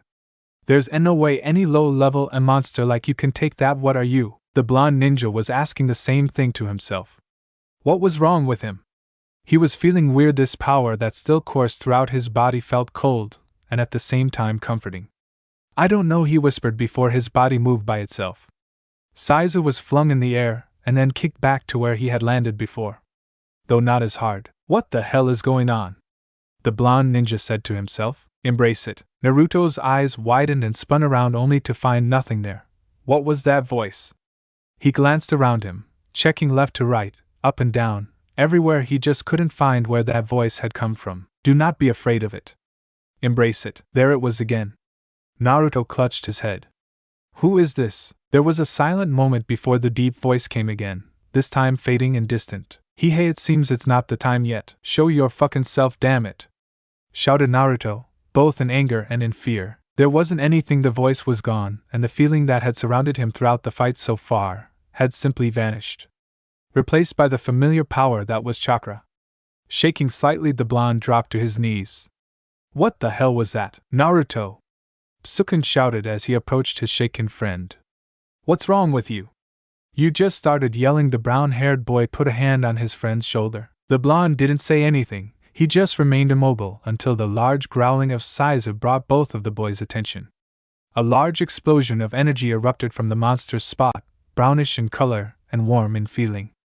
It wasn't exactly as strong as the chakra signature of a Jounin, but it felt much stronger than a Chunin. Not good. Uzumaki Naruto, you are the first to taste my true power! Roared the deranged-looking orc. His skin became red and darker in color, and the once large body had grown once again, albeit a little bigger this time. He was practically the size of a 2-story house. Well, not exactly that big, but close enough. Naruto cursed, and quickly erased his troubled mind of the mysterious power he had before. It wasn't easy doing that, but right now they were still in a fight, and since Saiza had just transformed again, Naruto could bet this one will be a lot tougher to handle.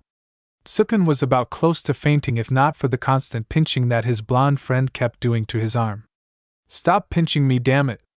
I'm not gonna faint, he told his blonde friend. Naruto tried his best to put up a grin, but he knew that it must have been an awkward-looking one. He shakily stood up and tightened his gloves again. With the mystery power gone, this fight was going to be a hell of a lot harder. You ready, Sukun? The blonde asked his friend as he pulled out half a dozen shurikens from his left pocket. It was time to use all the resources of a ninja, basically all of his jutsu and skills as well as his regular chakra. The brown-haired boy looked at him in confusion. Ready? I thought you got this in the bag. I did, but I lost that power, exclaimed Naruto, keeping his eyes on Saiza. The orc was beginning to approach them once more, and by the red aura that surrounded him both of them will be in a whole lot of pain. What do you mean lost that power? Don't tell me you used up all your magic fuel? Cried out Sukun. Unbelievable, just when things were going fine this happens. Was his bad luck starting because he's been hanging around Naruto all day? Say your prayers, Brownie and Blondie, because I'm not letting you guys live. With that, Saiza attacked. Pain jolted Sukun out of his panic state as Saiza buried his fist on the brown-haired boy's stomach. It was so hard that Naruto, who was standing next to him, could hear the impact of flesh on flesh. Not a second later, Sukun flew straight to the dead tree, almost breaking it. He slid down as he clutched his stomach, coughing out blood, then soon after fainted. Naruto was lucky enough to avoid Saiza's attempt at knocking him out with one blow. Rolling to the side to avoid another swing, the blonde jumped backwards, throwing his shurikens at the raging monster. The tiny metal stars shot out of his hand like bullets, and straight to the red-skinned orc. None were effective as the projectiles fell, bounced off of his skin and landing harmlessly to the ground. Shit! The blonde cursed as he jumped back a few more feet away. This was not good. If he didn't take him down this time, then he and Tsukun will be buried in this place's cemetery. Another punch and another dodge. Naruto knew that he couldn't just evade the attacks all day, so he had to go on the offensive once more. He hardened his resolve and braced for his own attack. Taking advantage over the orc's slow speed, the blonde sent a barrage of chakra-enhanced punches right at Saiza's stomach and found it ineffective. Like the shurikens he had thrown earlier, his punches barely did any damage, and due to his lack of chakra control, keeping up a full chakra-enhanced body on a fight like this for more than 15 minutes was taxing. He'll slowly get exhausted as he reached that 15-minute mark. Naruto cursed once more as he realized that he had let his mind wander for too long. That was a bad idea, as Saiza took the opportunity to slam his overgrown fist straight at his head. Even if Naruto blocked the attack before it could connect to his skull, he was still able to feel the full force. Gee goddamn. He winced as he clutched onto his right arm, the hand in which he used to block the attack. That hurts like Shizen-ichin's, Saiza laughed. What's wrong? Was that it? Whatever happened to that power of yours from earlier? The red orc, hunched and grinning, stomped towards him. Naruto didn't give him any chance though, as he preformed the one ninjutsu he had learned yesterday. Hands moved into position as Naruto gathered chakra. Kagebunshin no Jutsu. Shadow clone technique, Naruto cried out. 4 puffs of smoke burst from nothing, and in an instant, duplicates of the blonde stood surrounding him. The original blonde ninja grinned as he looked around. He was finally able to create a clone, and even more surprising to him was that he made 3 extras. He just hoped they can take and deal a bit of damage as well as stall the orc while he prepared his next plan. The orc looked at the numerous clones. What the hell is this? All blondes grinned as the 4 of them took out dual kunais and launched themselves at him. The orc was now in defensive as the clones dodged and retaliated. He growled in pain as one of them managed to shove a pointy kunai straight up his ass. Looks like he won't be doing his business for a few days. Naruto would have laughed at his clone's ridiculous fighting if he wasn't busy putting his plan to action. He ran over to the still knocked out Tsukun and began to shake him awake while at the same time performing a quick diagnosis on his injuries. The blonde gritted his teeth. Tsukun was really not good for battle.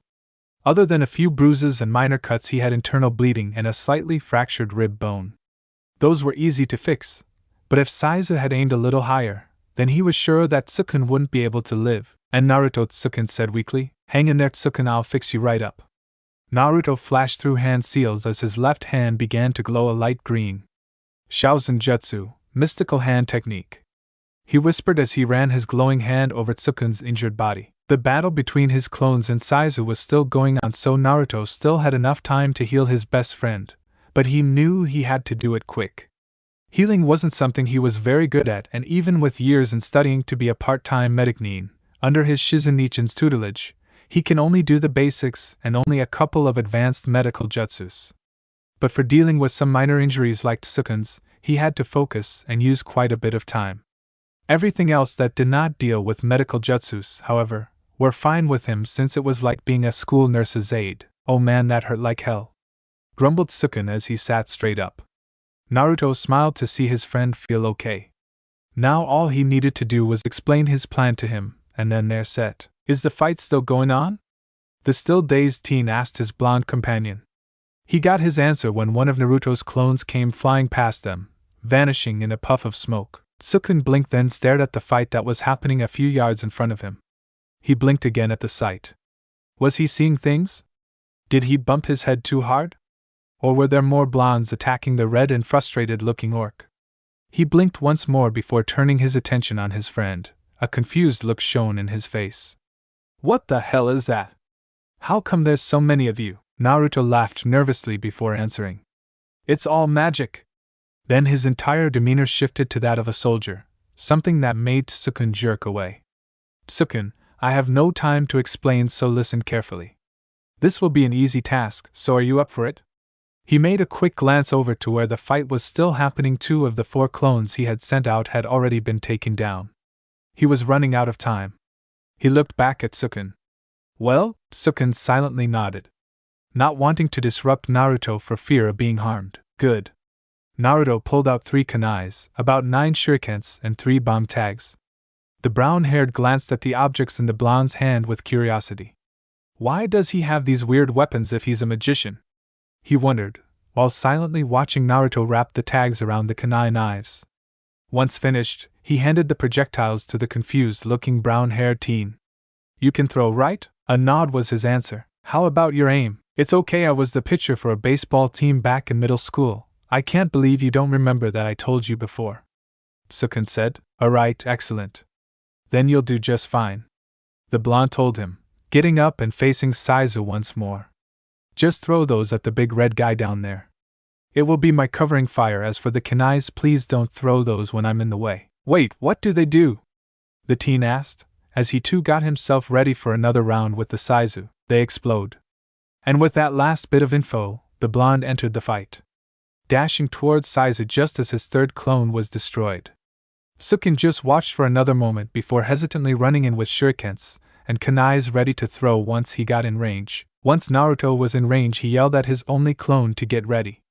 The shadow clone nodded and quickly disengaged from the orc. The original quickly snapped his right arm in a snapping motion, causing the hidden scroll to pop out and into his awaiting hand. Once the shadow clone was close enough, he jumped onto his back and thus was launched into the air a couple feet above Saizu, who stared curiously. The last clone dispelled itself at this point. This better work, prayed Naruto as he unrolled his scroll and performed an item unsealing jutsu.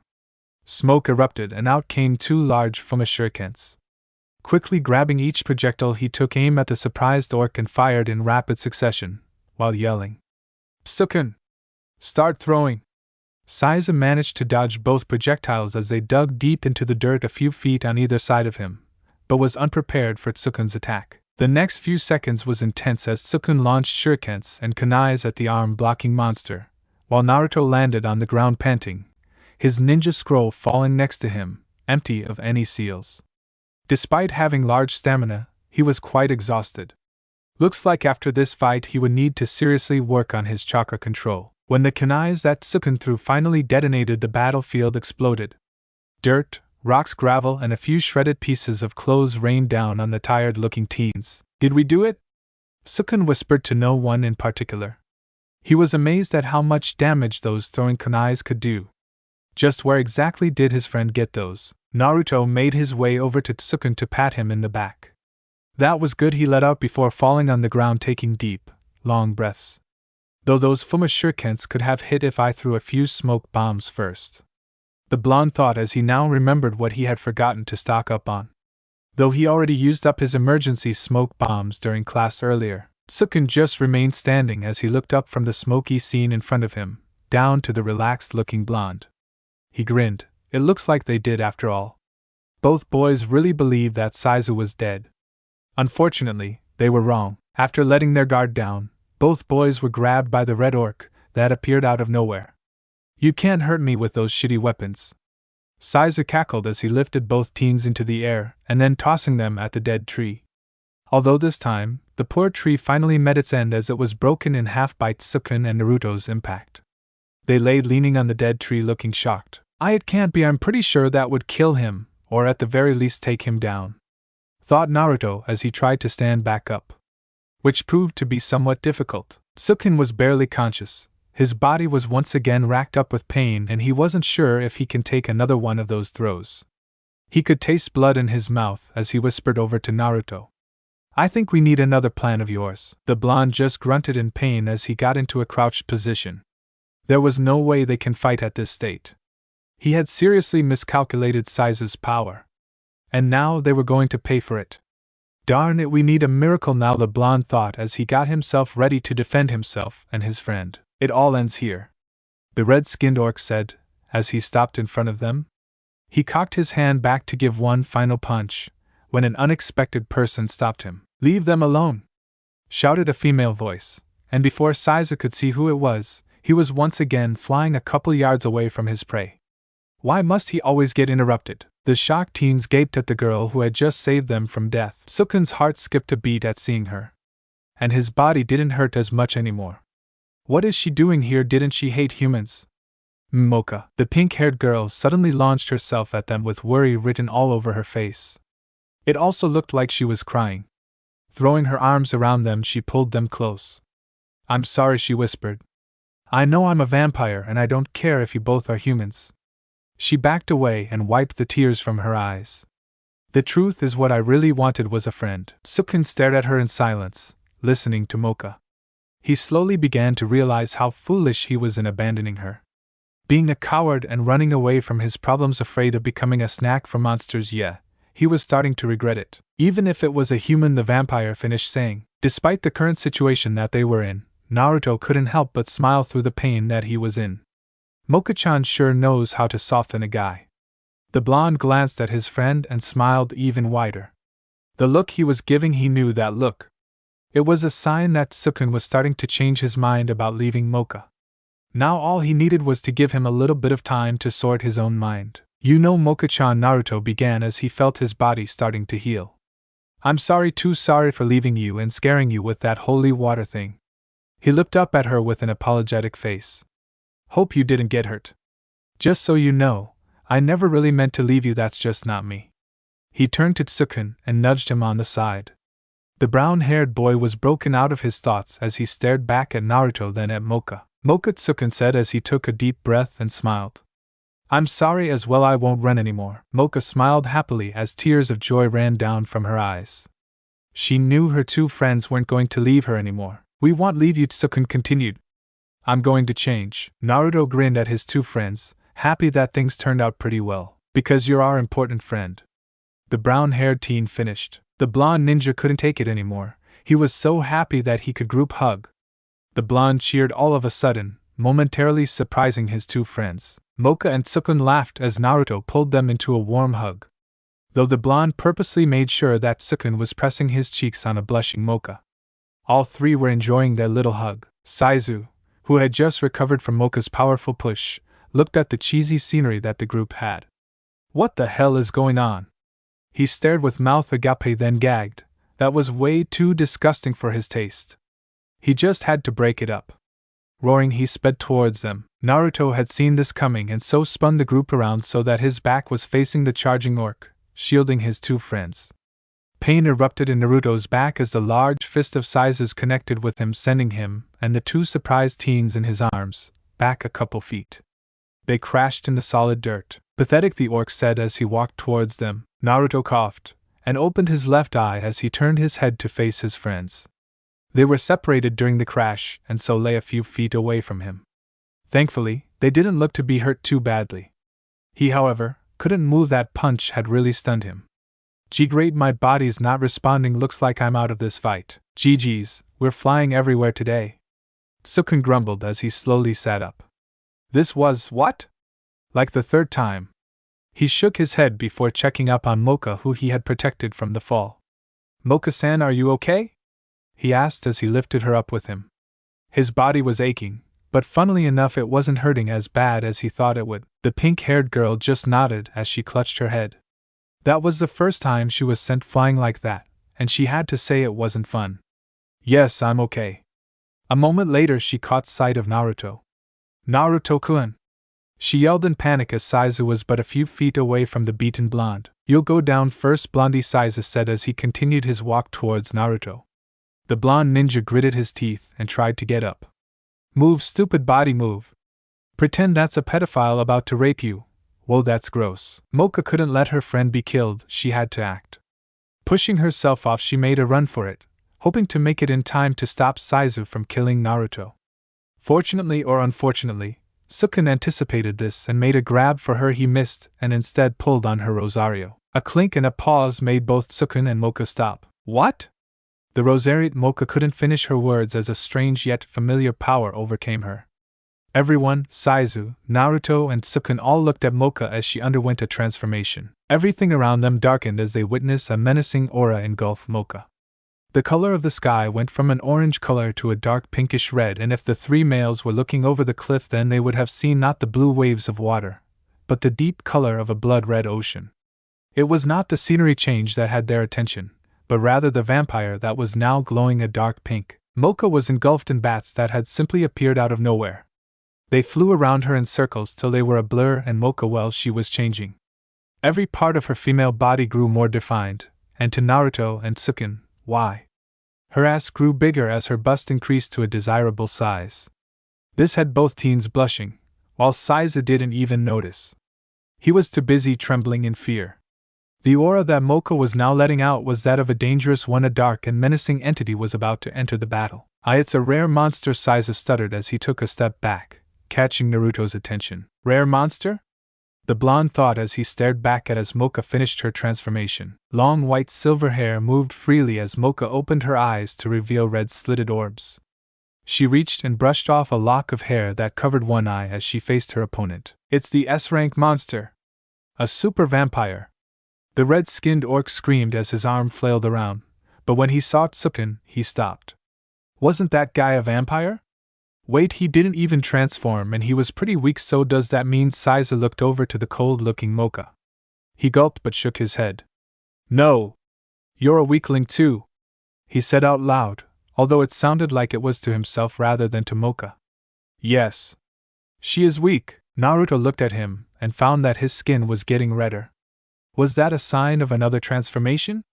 How many forms does this guy have? The white-haired Mocha didn't seem to look interested. Shut up, she said before disappearing from her spot and right in front of the laughing orc. Saiza's eyes widened as he was staring face to face with Mocha. You are a low-class monster who doesn't even know what true strength is, despite your size. Not a second later, Mocha slammed her foot into the orc's face, sending him crashing on the wall of a steep hill. The orc didn't have a chance to say a word as he fell unconscious. Tsukin and Naruto looked at Mocha in awe. She had taken down Saiza in a single kick. Talk about a badass chick. Was this Mocha's real vampire form? What a pitiful monster, he should realize his place. She said out loud before turning to Naruto and lifting him up. Thanks, Mocha-chan? Vampire-chan? The blonde said hesitantly. He was still weak in the body, but at least he could hold himself up now. Mocha didn't say a word as she proceeded to dust Naruto off. Naruto-kun, she finally spoke, her voice slightly different from the original and strangely sweet. Why yes? The ninja asked. Her sweet face turned into a deadly glare. Don't you ever threaten the outer Mocha with the holy water crap again. She said out loud and menacing. Water is our greatest weakness, and if she's ever harmed because of that, then I'll make sure to give you a very painful punishment. She paused and intensified her glare, making Naruto gulp and quiver. Do you understand? Why yes, ma'am. Naruto nodded his head violently. Good. Mocha gave a nice smile before performing a spin kick on Naruto. Another person was sent flying, and instead of hitting the ground or hill, Naruto headed to a shocked-looking Tsukin. Was all Tsukin could say as he got rammed by the blonde. Both landing on the ground with swirls in their eyes. Mocha slightly flinched. She didn't mean to hit the blonde that hard and right at Tsukin. The kick was only meant as a punishment for Naruto to show that she meant what she said, but now that Tsukin was involved, it looked like she'll be staying in this form for another couple minutes. She sighed and walked over to the dizzy-eyed teens. I'd better take these two to the infirmary. Nothing much happened afterwards. Once Inner Mocha had taken them to the Academy's hospital to be treated, she waited until they were conscious enough to listen to her.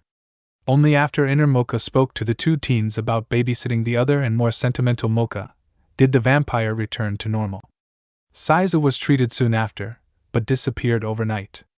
Tsukin and Naruto wondered if he quit school because of what happened, while Mocha conversed with them about her vampire form and a little bit more of her past. Naruto was just finishing his morning jog around the area of Yukai Academy and had stopped at a peaceful-looking lake area. He had purposely ran around the place in order to create a map of Yukai Academy in his mind. A lesson in which he learned form Irika. It was a pain to do since it will take some time before he knew every little place in the academy, but it was well worth it. To have a valuable knowledge of one's surroundings was a key to a successful battle. To be an effective ninja, you must know your surroundings, for it will give you an advantage over your opponents. That was the simple explanation that the scarred-nosed Chunin had given him. And it was one of the many things he made a habit of doing. The blonde ninja took a moment to regain his breath before moving into his next exercise of the day, Tai Chi, the martial arts style used in China, a place where he had only visited for one summer when he was 10. The reason being there was because his Shizunichin wanted him to learn the style, as she also wanted to visit someone who had just recently traveled there. While she went to see that person, he and Irika went looking for a Tai Chi trainer. He had learned this art because of the slow and muscle-relaxing moves. It was good for fighting, but even better for morning workouts. Easing himself in a relaxed stance, the blonde ninja slowly started his workout. Moving his hands out and in gently, along with smooth and graceful steps, the style began. To an observer, he may look like he was dancing, but to a combat-trained professional it wasn't the same. The look of power and concentration in the blonde's eyes would tell them otherwise. After his warm-up and some other workouts, he paused for a moment to check the time. It was only 6:36, he still had plenty of time to do a little bit of ninja training. Taking out a small scroll from out of his pocket, he began to unseal his training weapon. Today, he was going to work on his kenjutsu, sword arts, while increasing his chakra control. Naruto grinned as he examined his katana. It belonged to one of the ANBU ninjas that often came to his house to teach him a few lessons in being a ninja. It was always the same guy though. He didn't say his name, but all Naruto knew was that he liked to read a pocket-sized book and wore an ANBU dog mask. The katana that Naruto was holding belonged to that particular ANBU, and since then it's become his favorite weapon of choice. "Hello, my precious," Naruto said to the sword as he hugged it for a bit before unsheathing the sword and swinging it around a few times. "Okay, good, now which tree should I use?" The blonde looked around for a large tree to practice his tree climbing on. And when he found it, he quickly dashed towards it and kicked it slightly. It was sturdy, and it seemed strong enough. Having tested it, he looked up to the branches, and to his surprise there were quite a few leaves still hanging. Dead orange and dark red colored ones. It was good enough. He smiled and gave the tree one last kick before starting his chakra training. As the tree shook and the leaves fell, Naruto began to slice the falling leaves as he ran up, and before he finished his second time going up and down the same tree, leaves cut in half littered the ground where the tree stood. "Well, looks like I need to find another tree," mumbled the blonde as he went in search for another good-looking one. For the rest of his training, Naruto continued to practice his swordsmanship while perfecting his chakra control. When the time came to leave, he smiled at his accomplishments. The blonde whistled as he headed off towards the dorms to get ready for school. Behind him, the lake area littered with a few sliced-up leaves in one spot next to a bench. At the dorms, as Naruto entered the creepy-looking dorm, he noticed a young girl wearing a large pointy black hat near the entrance to the girls' side of the dorm. Yes, the dorms were separated into a male and female section. On one side the females held the luxurious hot springs, while the male had the crappy one which could only fit 5 to 10 people if they were squeezed together. And taking another look around, he noticed the place was still empty of its occupants. Curious, the blonde ninja slowly sneaked over to the young girl to see what she was up to. When he was right behind her, he slowly edged to the corner to see what the little girl was looking at. "What you watching, little one?" Naruto asked, as he leaned over her to see what was so interesting. The unnamed girl jumped at the sound of his voice, and thus rammed her head directly into the blonde ninja's jaw. "Ow!" Both cried out as they clutched their respective bumps. The young girl was the first to recover. "Don't surprise people like that," she angrily said. Although to Naruto it sounded like a childish and cute voice, the blonde laughed and patted the girl's head. "Well, sorry to surprise you there, little one." The brown-haired girl glared up at him with her violet eyes. "Stop calling me that, I'm not a little girl." She swatted Naruto's hand away. With eyes furrowed, Naruto gave her a disbelieving look.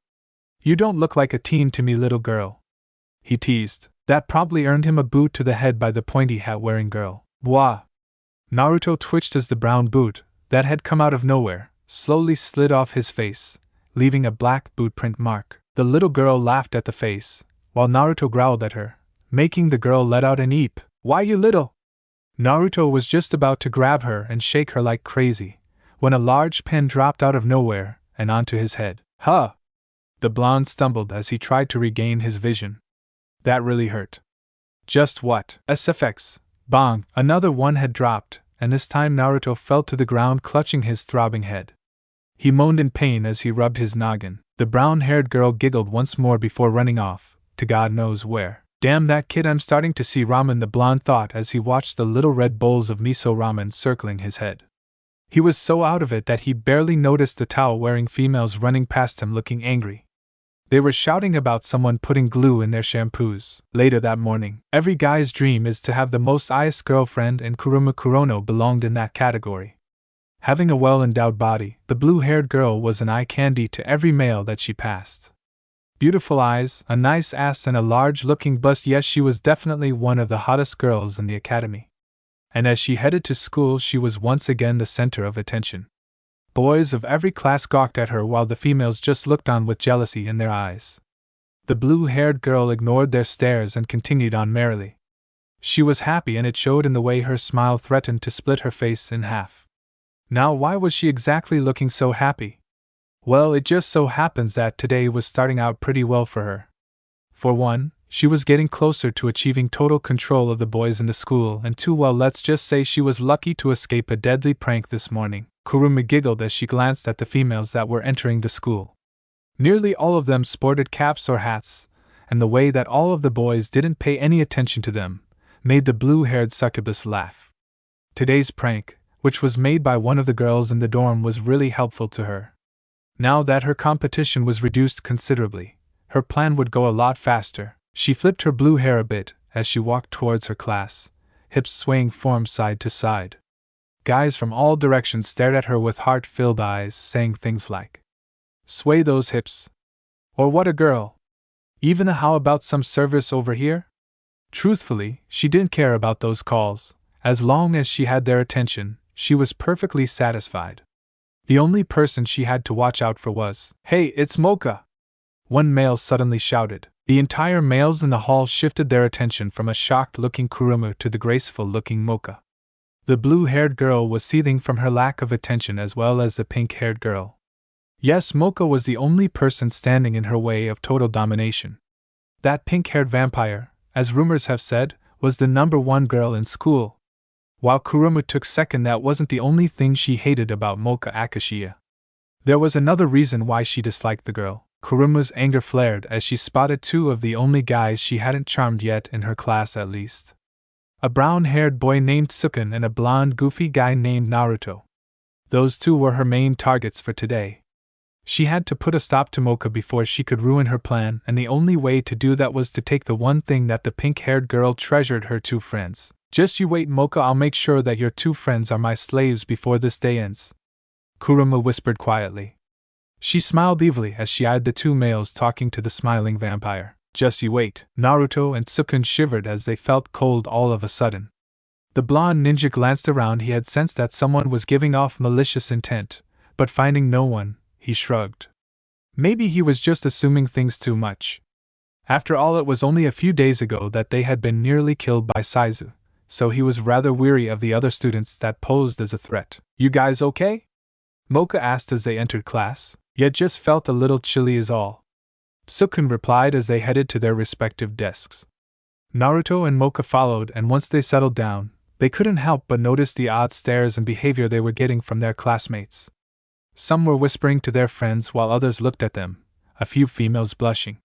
Most of them being the female kitsunes, which had caught Naruto's attention. He had to wonder why they keep staring at him. Then again, he's been the attention of most of the kitsune types since the first day. Maybe using that henge was a bad idea, or probably my whisker marks. The blonde rubbed his cheeks where the birthmarks were. He's been wondering why he was the only one to be born with them. Whenever he asked his caretakers about them, they would just pretend to ignore him or change the subject by starting a random conversation. "Kawaii," someone whispered, catching the group's attention. "I agree. Especially Naruto-kun," one girl whispered. Giggles erupted from the females. While the males, on the other hand, looked really pissed about something, while most of them, the others, just looked like they were scared. Naruto blinked. "Did we do something?" he asked his two friends. A shrug was all the response he could get. They were as clueless as he was. Naruto took another look at the other students and found that the female part of the class were blushing, but there was also something he hadn't noticed since they got here. "Nay, what's with the hats?" he asked. Mocha was the one to reply. "You know about the prank pulled on us this morning?" "No, what happened?" Well, she started to say, but was interrupted. "There's a girl that loves to pull awful pranks on people, mainly us girls," spoke a sweet voice. The group turned their attention towards the blue-haired girl who suddenly joined them. "Kuruma Kurono, right?" the blonde asked. His voice was friendly and his manners polite. The blue-haired girl smirked somewhat when she saw the look that Mocha was giving her. Why, I never thought you'd remember my name, Naruto-kun, she added, the last part a little too friendly. The blonde ninja grinned up at her while Mocha stayed silent. Hey, I didn't know you would know my name either. Well, of course I know you and your friend too, Sukun Ono, right? She turned and gave a wink. The brown-haired boy looked away rather red in the face. Perfect, it looks like my first impression is going well-o. And of course I know all about you. Mocha Kurama now rested her eyes at the slightly surprised Mocha. What do you mean you know all about me? The pink-haired girl asked cautiously. Well, from what the rumors that's going on, the succubus sat on top of Naruto's desk, causing the blonde to blush. She saw that and smiled mentally. You're taking advantage of the two strongest monsters in this class. Two strongest? Both the males repeated. They were taken aback by the information, while Mocha looked bewildered. Yeah. Kurama continued to talk.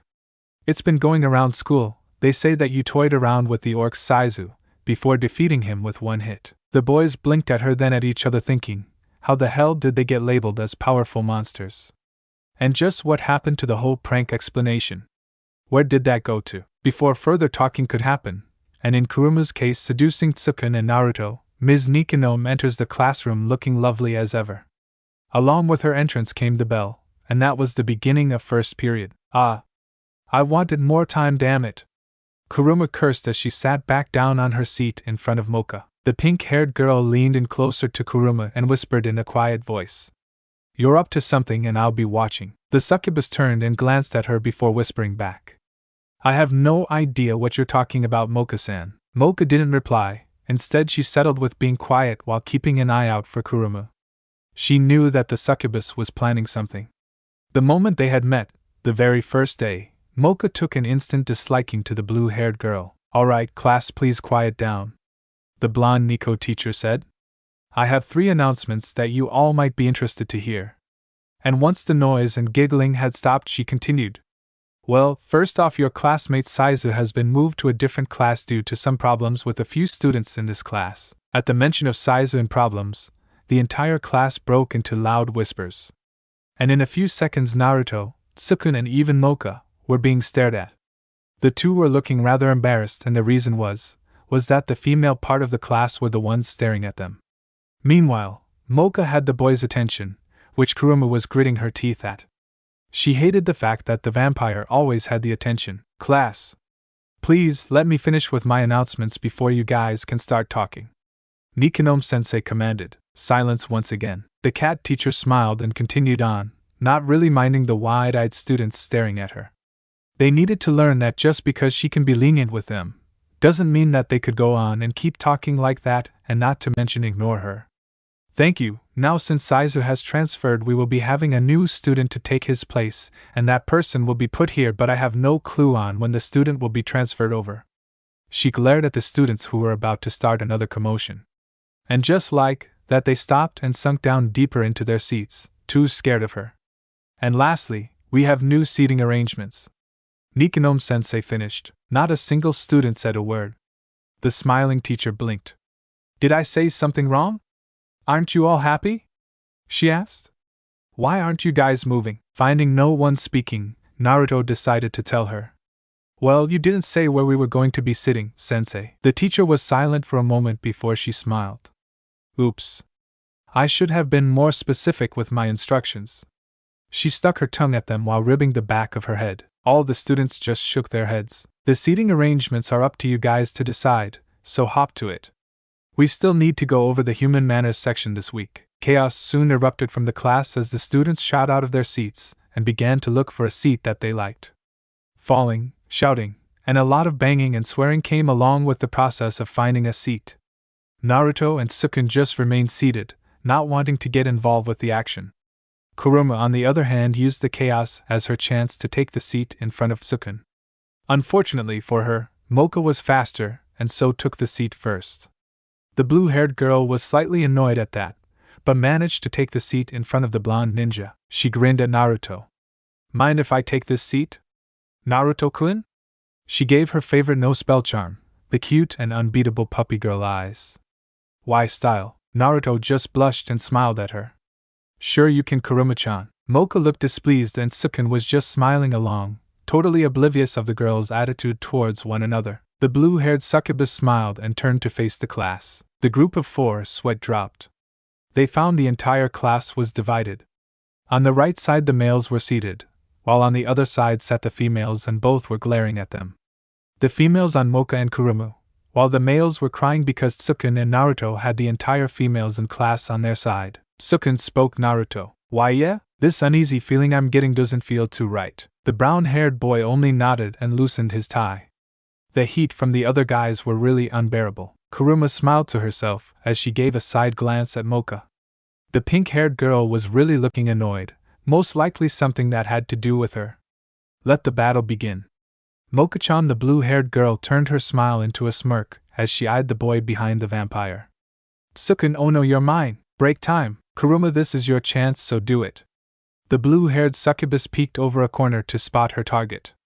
Tsukun and Naruto were walking casually towards class, and the best part was that there was no Mocha in sight. Taking a calming breath, the girl in hiding got herself ready.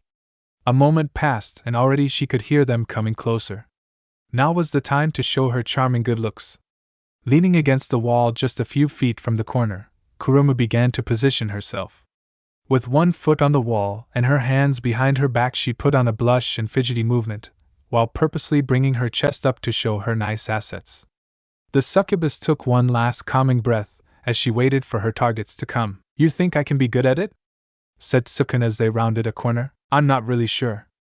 You're just going to have to wing it, the blonde told him as they both passed by Kurumu. Hey Kuruma-chan.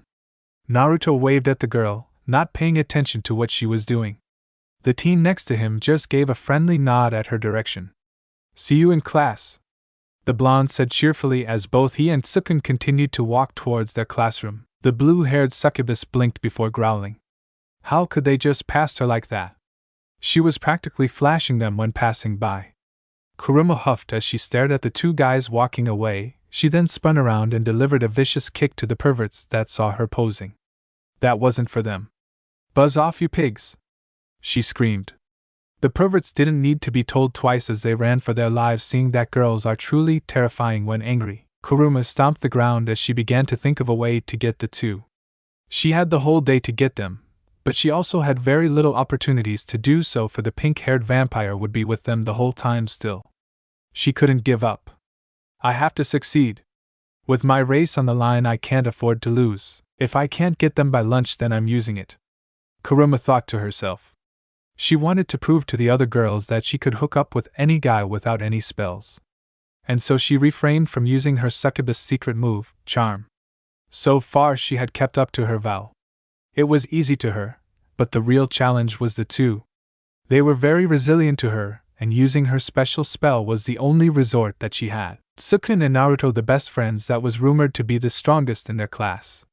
She wasn't really sure if that was true. For all that they would know, they might really be weaklings. Mocha's case, however, she flat out ignored her. She viewed the beautiful pink-haired girl as her rival, and so she couldn't care less if she claimed that she was a vampire decent. Finally calming down, Kuruma headed to her class, planning her next moves whenever she had the chance. She clenched her hands shut. No, she decided not to use her move yet. I won't use it just yet, I still have the whole day. True to her word, Kuruma did not use her charm throughout her attempts in getting Tsukun and Naruto. Her plans were bold, having to show up wherever they went, doing naughty things or using her beauty to provoke them to come to her. Unfortunately, all her plans failed, and even more, she was the center of every guy's attention. Perverted ones. And quite a few females. Growing even more impatient, Kuruma kept on going. Her plans grew even more straightforward and daring. During chemistry class, she accidentally poured some blue liquid on herself, hoping that Naruto would clean it. But of course, like her other plans, that one failed, since the scent of the liquid on her uniform attracted the females to her, which were a handful to keep away for a while. The next few tries were more posing and a bold dress code violation that had her running around the school in her underwear, being chased by a horde of hormone-induced guys. Fortunately, her two targets helped her out of her bind. Unfortunately, Mocha took them away, saying that she needed their help with her English homework. Fast forward a bit. The sound of the bell woke Kuruma up from her tired state of mind. Ever since this morning, she's been trying to seduce the blonde and his brown-haired friend, That totally had her going crazy. How can they be so oblivious to her advances? Now it was lunchtime and her chances was getting slimmer by the minute. What was she going to do? What's her next plan of action? When the succubus glanced up at the three friends walking away, her mind suddenly emptied of her thoughts. She watched as Mocha and her two companions head off to lunch. Their smile and laughter had Kuruma stare after them wistfully. Her eyes glazed as she recalled a time that she had done that with friends a long time ago, since she was a kid, when she didn't have to worry about anything. No tasks, no missions to find her soul mate, nothing. She was happy just being an average monster girl, hanging with friends and enjoying life. Kuruma looked around her as every student went to get their lunch, whether in the cafeteria or homemade. Everyone was happily eating with their friends. She, on the other hand, just sat quietly on her seat for a few minutes. Never speaking nor looking at anyone, she was alone. No actual friends that she could trust, nor any lover that she could confine herself to. It's funny how she could be alone among fellow monsters when she was at the human world, scouting out potential mates in the schools. She had no problem keeping friends. But here at the academy, she couldn't do the same. Sure, she hung out with a few girls in school at the beginning, but ever since she began her conquest to take over the male population of Yukai Academy, the friends that she had turned their faces away from her, leaving her by herself. That happened a few days ago, and already she was saddened about it. Now the only ones that she had were the mindless and perverted males that didn't care about her at all, just her beauty and physique. Silently getting up from her seat, she made her way out of the class unseen and unnoticed. She made her final decision. There was no more going for the hard way. She'll use whatever means necessary to meet her goal. All the males must be hers and hers alone. More importantly, however, is that she can't let Mocha have any bit of happiness. Kuruma didn't want to see that smile that she herself can't have, nor the friends that she can't get. It was time to settle this. You can have all the joy, Mocha, she whispered to herself as she continued walking, her eyes covered by the bangs of her blue hair. If anyone was ever close to her, then they would see the small crystal tear that slid down on the girl's left cheek. Next scene. Somewhere in the school grounds. Outside, Sukun Ono was happily enjoying his day. It's been nearly a full week since him and Naruto had fought the dumb/long-tongued/perverted/freak of an orc, and not one monster had dared go near them. So far so good. They were all right for now, and as the brown-haired teen walked down the hall of the familiar area of the soda machine, he couldn't help but grin. It felt good to actually get some action. After the fight with Saizu, he had felt different. Like he had this sudden excitement within him that wanted more fights. It was a weird feeling, but that's what he felt. His thoughts were interrupted as he spotted Kuruma headed towards him, and by the way she looked, Sukun had to wonder if she was feeling okay. She appeared to be dizzy and well. A second later she fell. Kuruma-san! The brown-haired boy rushed towards the fallen girl. He crouched down beside the weak-looking girl. Are you all right? What happened? He asked worriedly as he slowly and gently brought Kuruma back to her feet. I don't know, she said as she clutched onto her head and leaned in forward at the boy holding her. I've been weak since I was born, she told him as she tried to lean in a bit more. Sukun blinked. Weak? You didn't look weak at all today, he stated, staring at her in confusion. Kuruma cursed under her breath. That's another mistake she's made, and usually her plan would backfire in a moment. No! I'm not letting this chance go. I feel heavy up front, she said, pushing her S against Sukun. Sometimes my S. Why your BS? The brown-haired teen gulped as he felt Kuruma's soft and round melons on him. He could easily tell that they were decupped. Wait. What the hell am I thinking? I'm supposed to be helping her, not groping her, or rather she's groping me. I think you feel be better now, right? Sukun asked, looking away from her and trying his best to ignore the girl's chest that was now rubbing his own. When she didn't reply, Sukun took that as a sign to leave. Well, I think that I should get go. He couldn't finish his sentence, much less escape, as the blue-haired girl held on him even tighter. Wait, she said. Can't you feel them? They're squeezing and bouncing. The hot-blooded male couldn't resist anymore. His mind was instantly on her bust as he began to feel his face heat up. Kuruma saw the reaction she wanted to see and so pushed on with her plan. This was in the bag, and to think she was going to have to use her charm spell. Sukun-kun! A familiar voice shouted. Kuruma sighed. Well, looks like I have to use it after all. Tsukun-kun, can you look at me in the eyes for a moment, please? She asked sweetly. The male, still blushing, obeyed and looked up at her. Chocolate-colored eyes met deep violet ones. Charm. Kuruma activated her special succubus ability, and at that instant Tsukun froze. Something had suddenly came over him, some sort of force that took hold of his body. He couldn't feel his body moving at his command. What's going on? A smile of satisfaction graced Kuruma's lips as her charm took effect. She spun around to face the pink-haired vampire. Hello, Moka-san, she said. The pink-haired girl ignored her. What was taking you so long to get back, Tsukun-kun? Moka asked her friend, though not getting as close to him since Kuruma was standing in her way. Tsukun didn't answer. What he did do was put an arm around Kuruma and pulling her close to him. My body, the brown teen stared uncaringly at the vampire. Why can't I move my body? I felt like hanging with Kuruma-chan for a while. Moka looked at him in disbelief. What are you saying? No. Don't listen. I don't want to hang out with her any longer. Tsukun tried to desperately say. His body didn't comply with that, and instead answered in the wrong way. What I'm saying is I don't want to be around you right now. The look that Moka had when he said that made the true Tsukun to panic like he had never panicked before. He just wanted to run away at that point. Kuruma smirked at her. Now it was the time to leave. She's seen enough to satisfy her, and there was still another target to find. Well, you heard him, Moka. I guess we'll be going now. She turned to her slave. Shall we, Tsukun-kun? The possessed boy smiled and nodded, his eyes filled with a dark color, devoid of emotional expression. Taking Kuruma's hand, they left, leaving a speechless Moka staring after them. Tsukun-kun. Next scene at the hallways. Cool red liquid fell and entered her mouth as she continued to drink the tomato juice. Moka stood leaning against the window looking gloomy. After the little incident a few minutes ago, the vampire bought half a dozen cans of tomato juice and began drinking them non-stop. The words that Tsukun spoke really hurt her, and the fact that Kuruma was the one that he was showing a romantic interest in made her even more sad.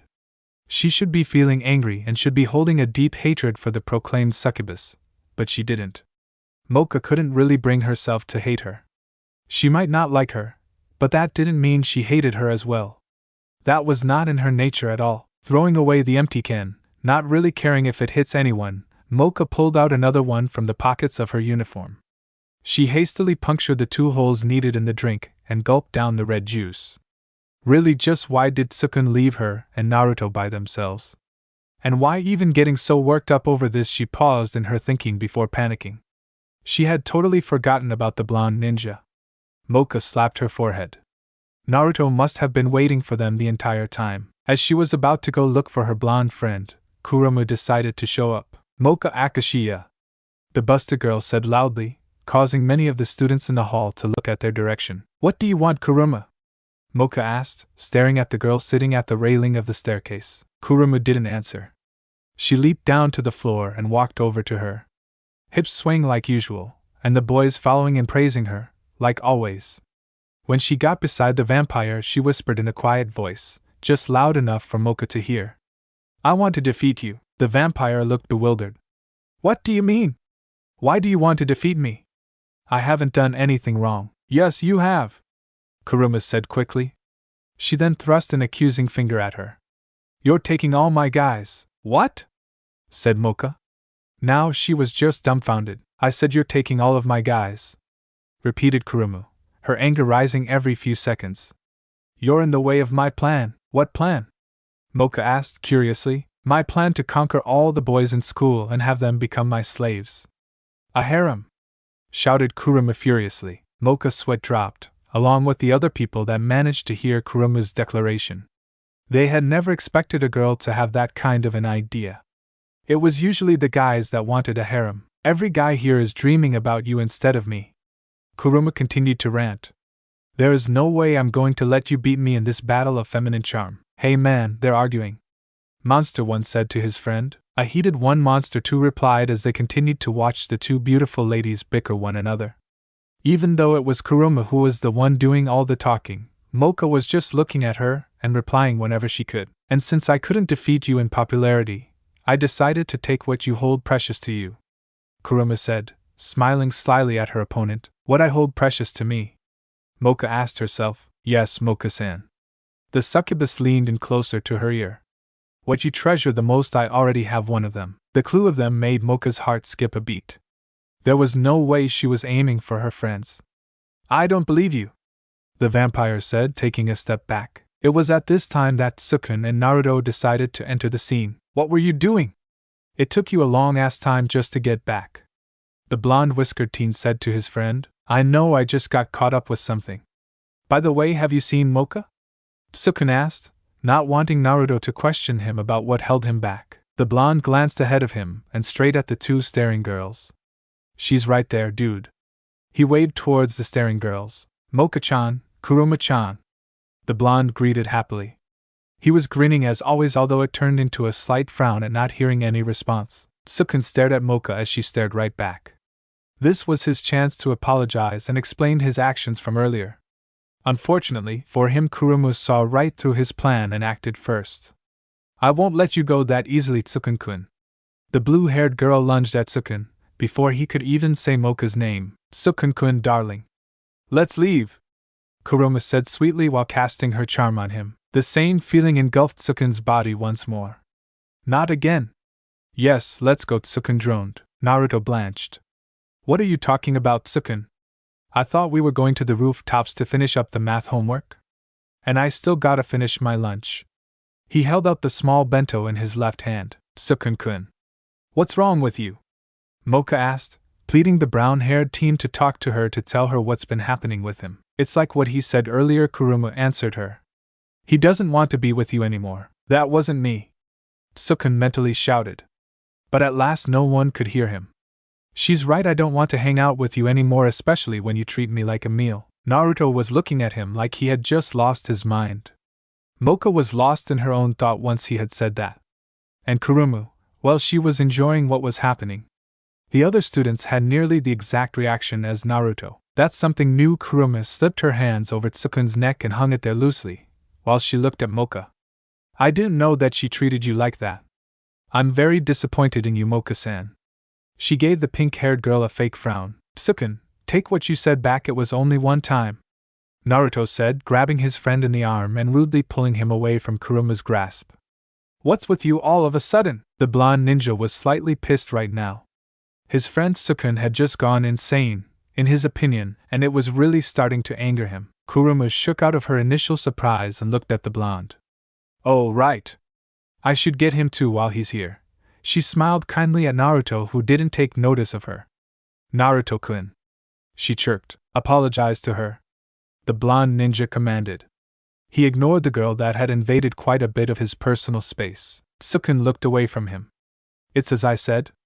I don't want to hang out with Mocha anymore. The vampire's heart tightened and she felt herself grasping onto it. Naruto growled at him, before he noticed something was wrong with his friend's eyes. There was something there that shouldn't be. What was it? All she will do is continue to use me as her food supply, so why should I hang out with a girl like that?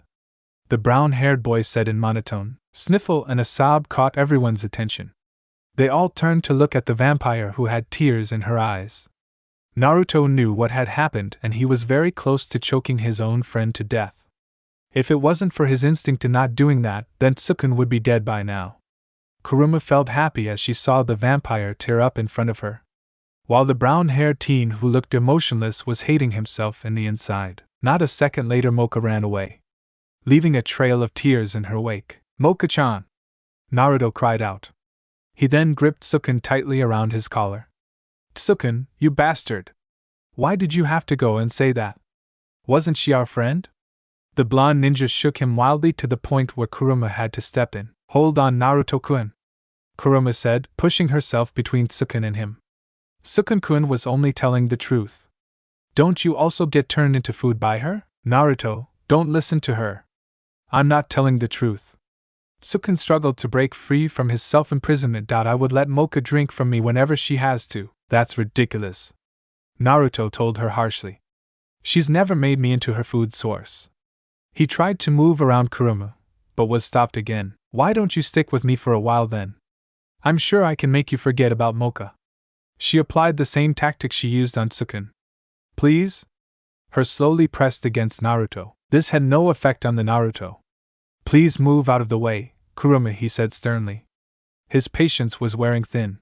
He's already wasted valuable time for finding Mocha and comforting her. Naruto didn't know exactly what has gotten over Tsukin, but he sure couldn't stand him right now. No, you're staying here, Kuruma stubbornly replied. Charm. Activating her succubus move once more, she waited until Naruto was taken control of. I said move, Naruto commanded. The charm had no effect, which left Kuruma shocked and confused. That was a first to her, and in truth she didn't like it. Not seeing her budge, the ninja used his speed to get around her, and before she was brought out of her shock, Naruto was already gone. The students had dispersed as well, having seen the end of the small, yet amusing, fight between friends. How? The girl thought as she stood by her slave. Why didn't it work?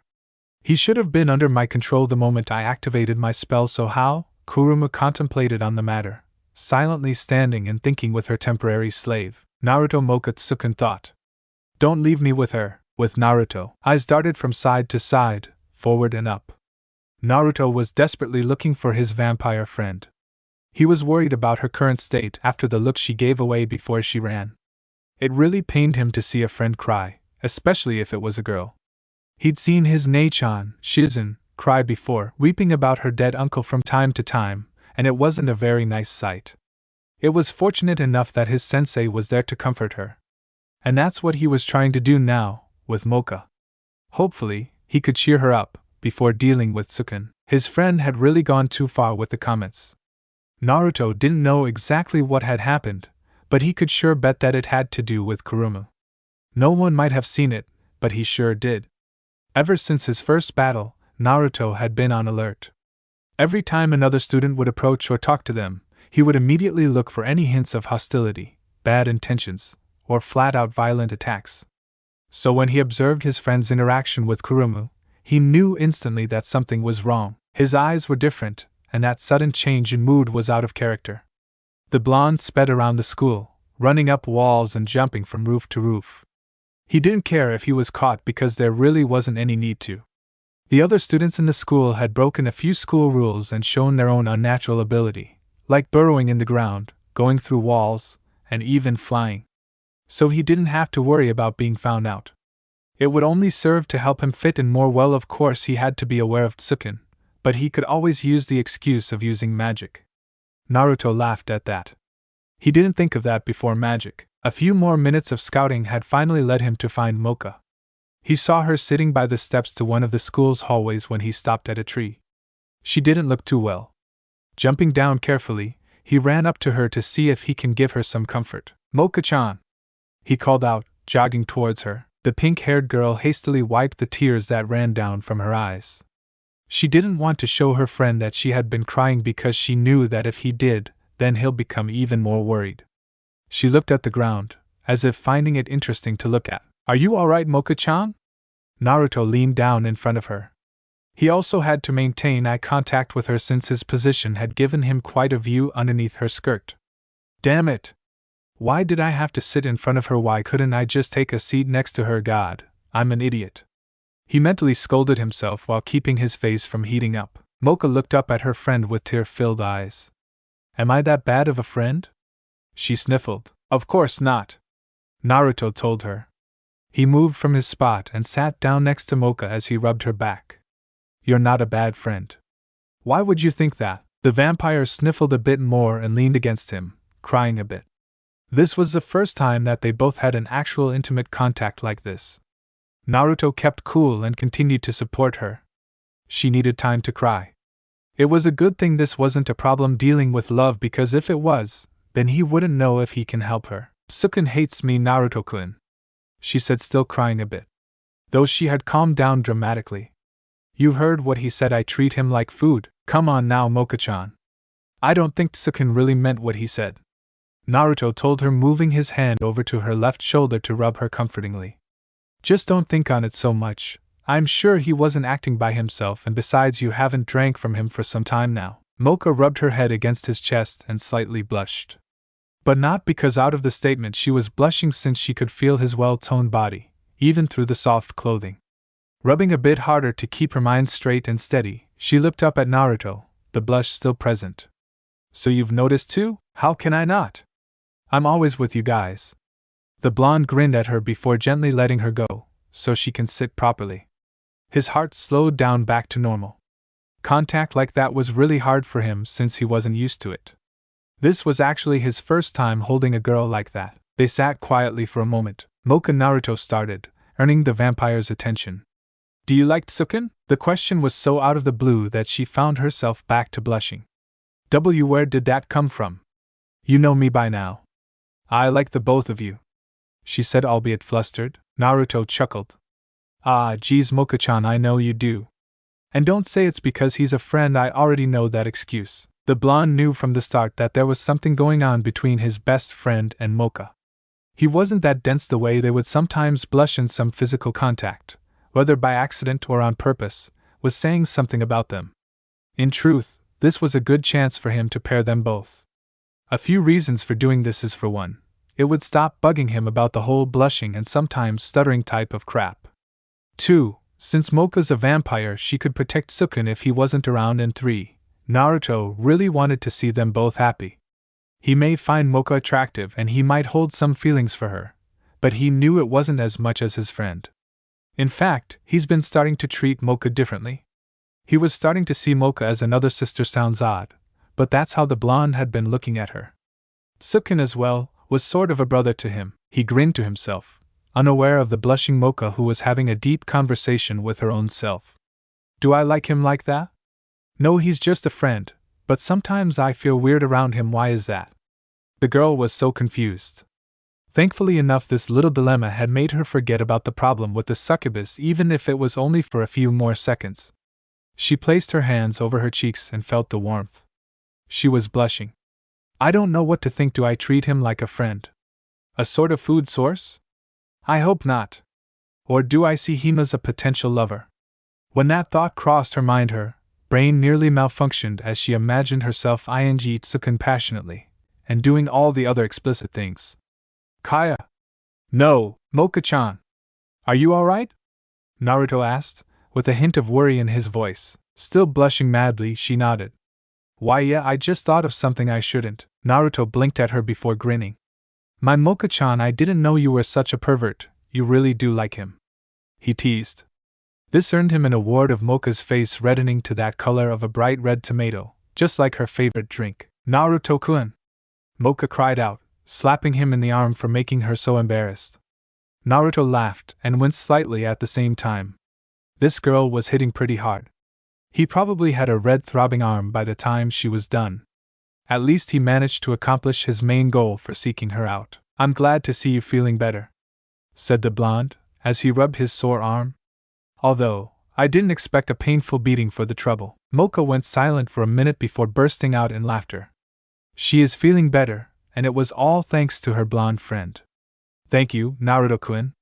She smiled at him. Naruto smiled in return. Their happy atmosphere was ruined, however, by the arrival of Kurumu and Tsuken. Hello there, Mocha and Naruto-kun.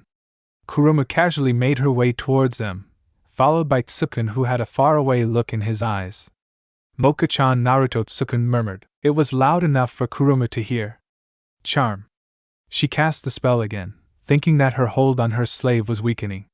Now, Tsuken-kun, I can't let you get away from me just yet. The blonde and the vampire stood up to face the two, tensing as they waited for them to get closer. Their little happy moment ruined, Naruto sighed inwardly at the coming trouble. And he had just cheered Mocha up. This was starting to become troublesome. The vampire growled slightly at the sight of Kurumu approaching them. They stopped a few feet away from them. What do you want now, Kurumu-san? Mocha asked politely, although the tone of her voice gave away her true feeling. Kurumu flipped her hair to the side before crossing her arms and smirking at Mocha. I told you before, I'm aiming to defeat you. She turned to Naruto and leered at him, causing the blonde to jerk his head back in surprise. Naruto-kun, her voice was sweet, yet cold at the same time. Naruto did not like the look she was giving him, and as he took a quick glance at Mocha, he could tell she would agree with him. It was best to not answer, so he just kept silent and looked up at Tsuken. His buddy was quiet and held that lost look in his eyes, something that the blonde ninja couldn't put his finger to if only he knew how much Tsuken was yelling from the inside. Mocha was getting mad now, as she watched Kurumu grab onto Tsuken's hand and hugged it close to her. Then she gave her a sly look at Mocha, which earned her a glare from the fuming pink-haired vampire. Why do I have a feeling that something unexpected is about to happen?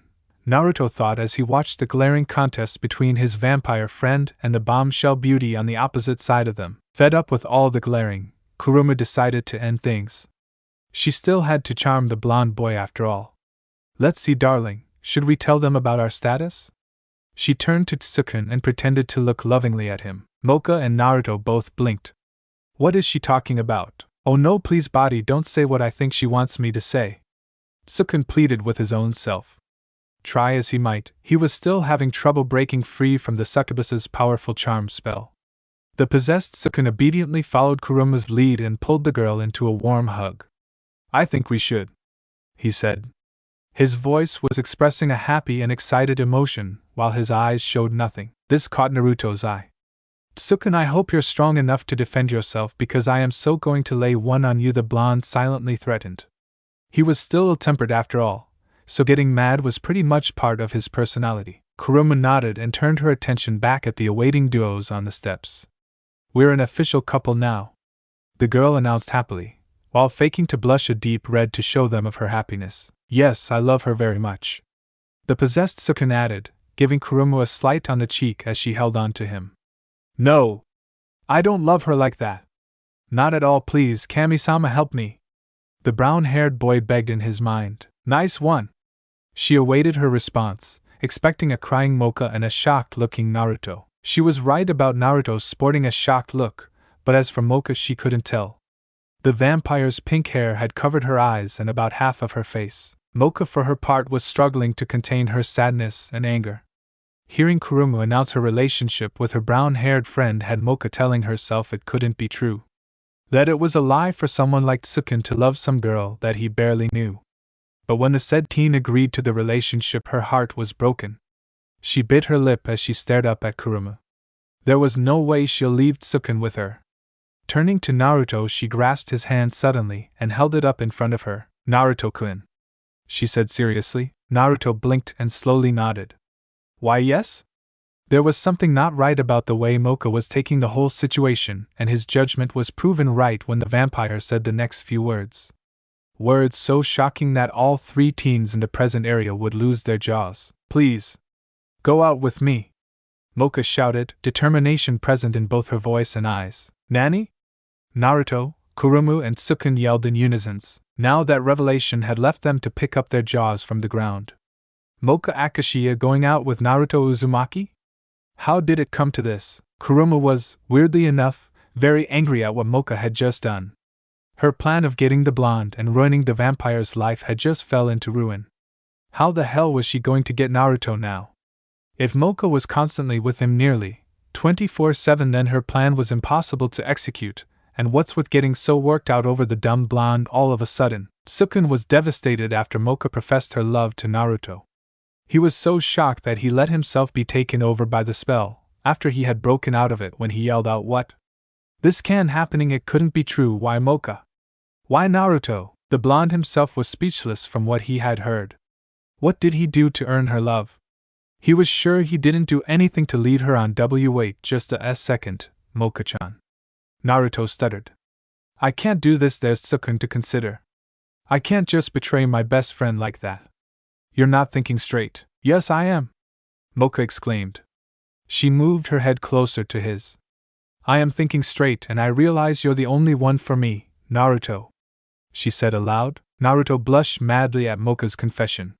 This was all a dream, right? Somebody wake him up now if it was. His eyes were swirling by now. Kuruma and Tsukun, who was watching them, trembled in anger, one more so than the other. They couldn't take this anymore. You guys can't be an item, Kuruma yelled at them disapprovingly. Mocha turned her head around and put up a defiant look. Yes, we can. Me and Naruto-kun can so be lovers. Why do you even care? You have Tsukun for one, so why can't I have Naruto? She blushed and hugged Naruto's head while pressing it on her S. The ninja was close to letting out some blood just to reduce his head's load. This was too much to take in. Tsukun wanted to voice out his own reasons as to why she couldn't go with the blonde, but his body wouldn't let him. It was his master that did the talking for him, because Kuruma was having a hard time to finding a good enough argument to what Mocha had said. See? The vampire switched from hugging Naruto to holding his arm and keeping very, very close to the blonde. Come on, Naruto-kun. Let's go. And with that they left. This was nearly a familiar scene of someone leaving, but instead of Kuruma and Tsukun leaving Mocha, it was her that left them. The brown-haired teen was lost and sulking inside while the girl next to him seethed. There goes her plan. If she wants a war, she'll get one, Kuruma said to Tsukun, who obediently nodded even though he didn't want to. Moving on. Over the next week, the academy was buzzing with the current gossip. Mocha and Naruto's relationship, as well as Kuruma and Tsukun's, was a top hit. Everyone was talking about it, whether they were in the bathrooms of the school, the hallways, or even the dorms. The word of the two different couples were exciting, and not one student was left out of the news. This was really a big deal to them. But the couples themselves didn't find this fun at all, especially for the three friends. Naruto sat at a secluded area of the school where he was surrounded by large bushes and dead trees, along with 3 benches including the one he was currently sitting on. He was waiting for Mocha to arrive with their lunches. Today had been another tiring day for him. After the talk with Mocha, he had a better understanding as to why she suddenly decided to have him as her boyfriend.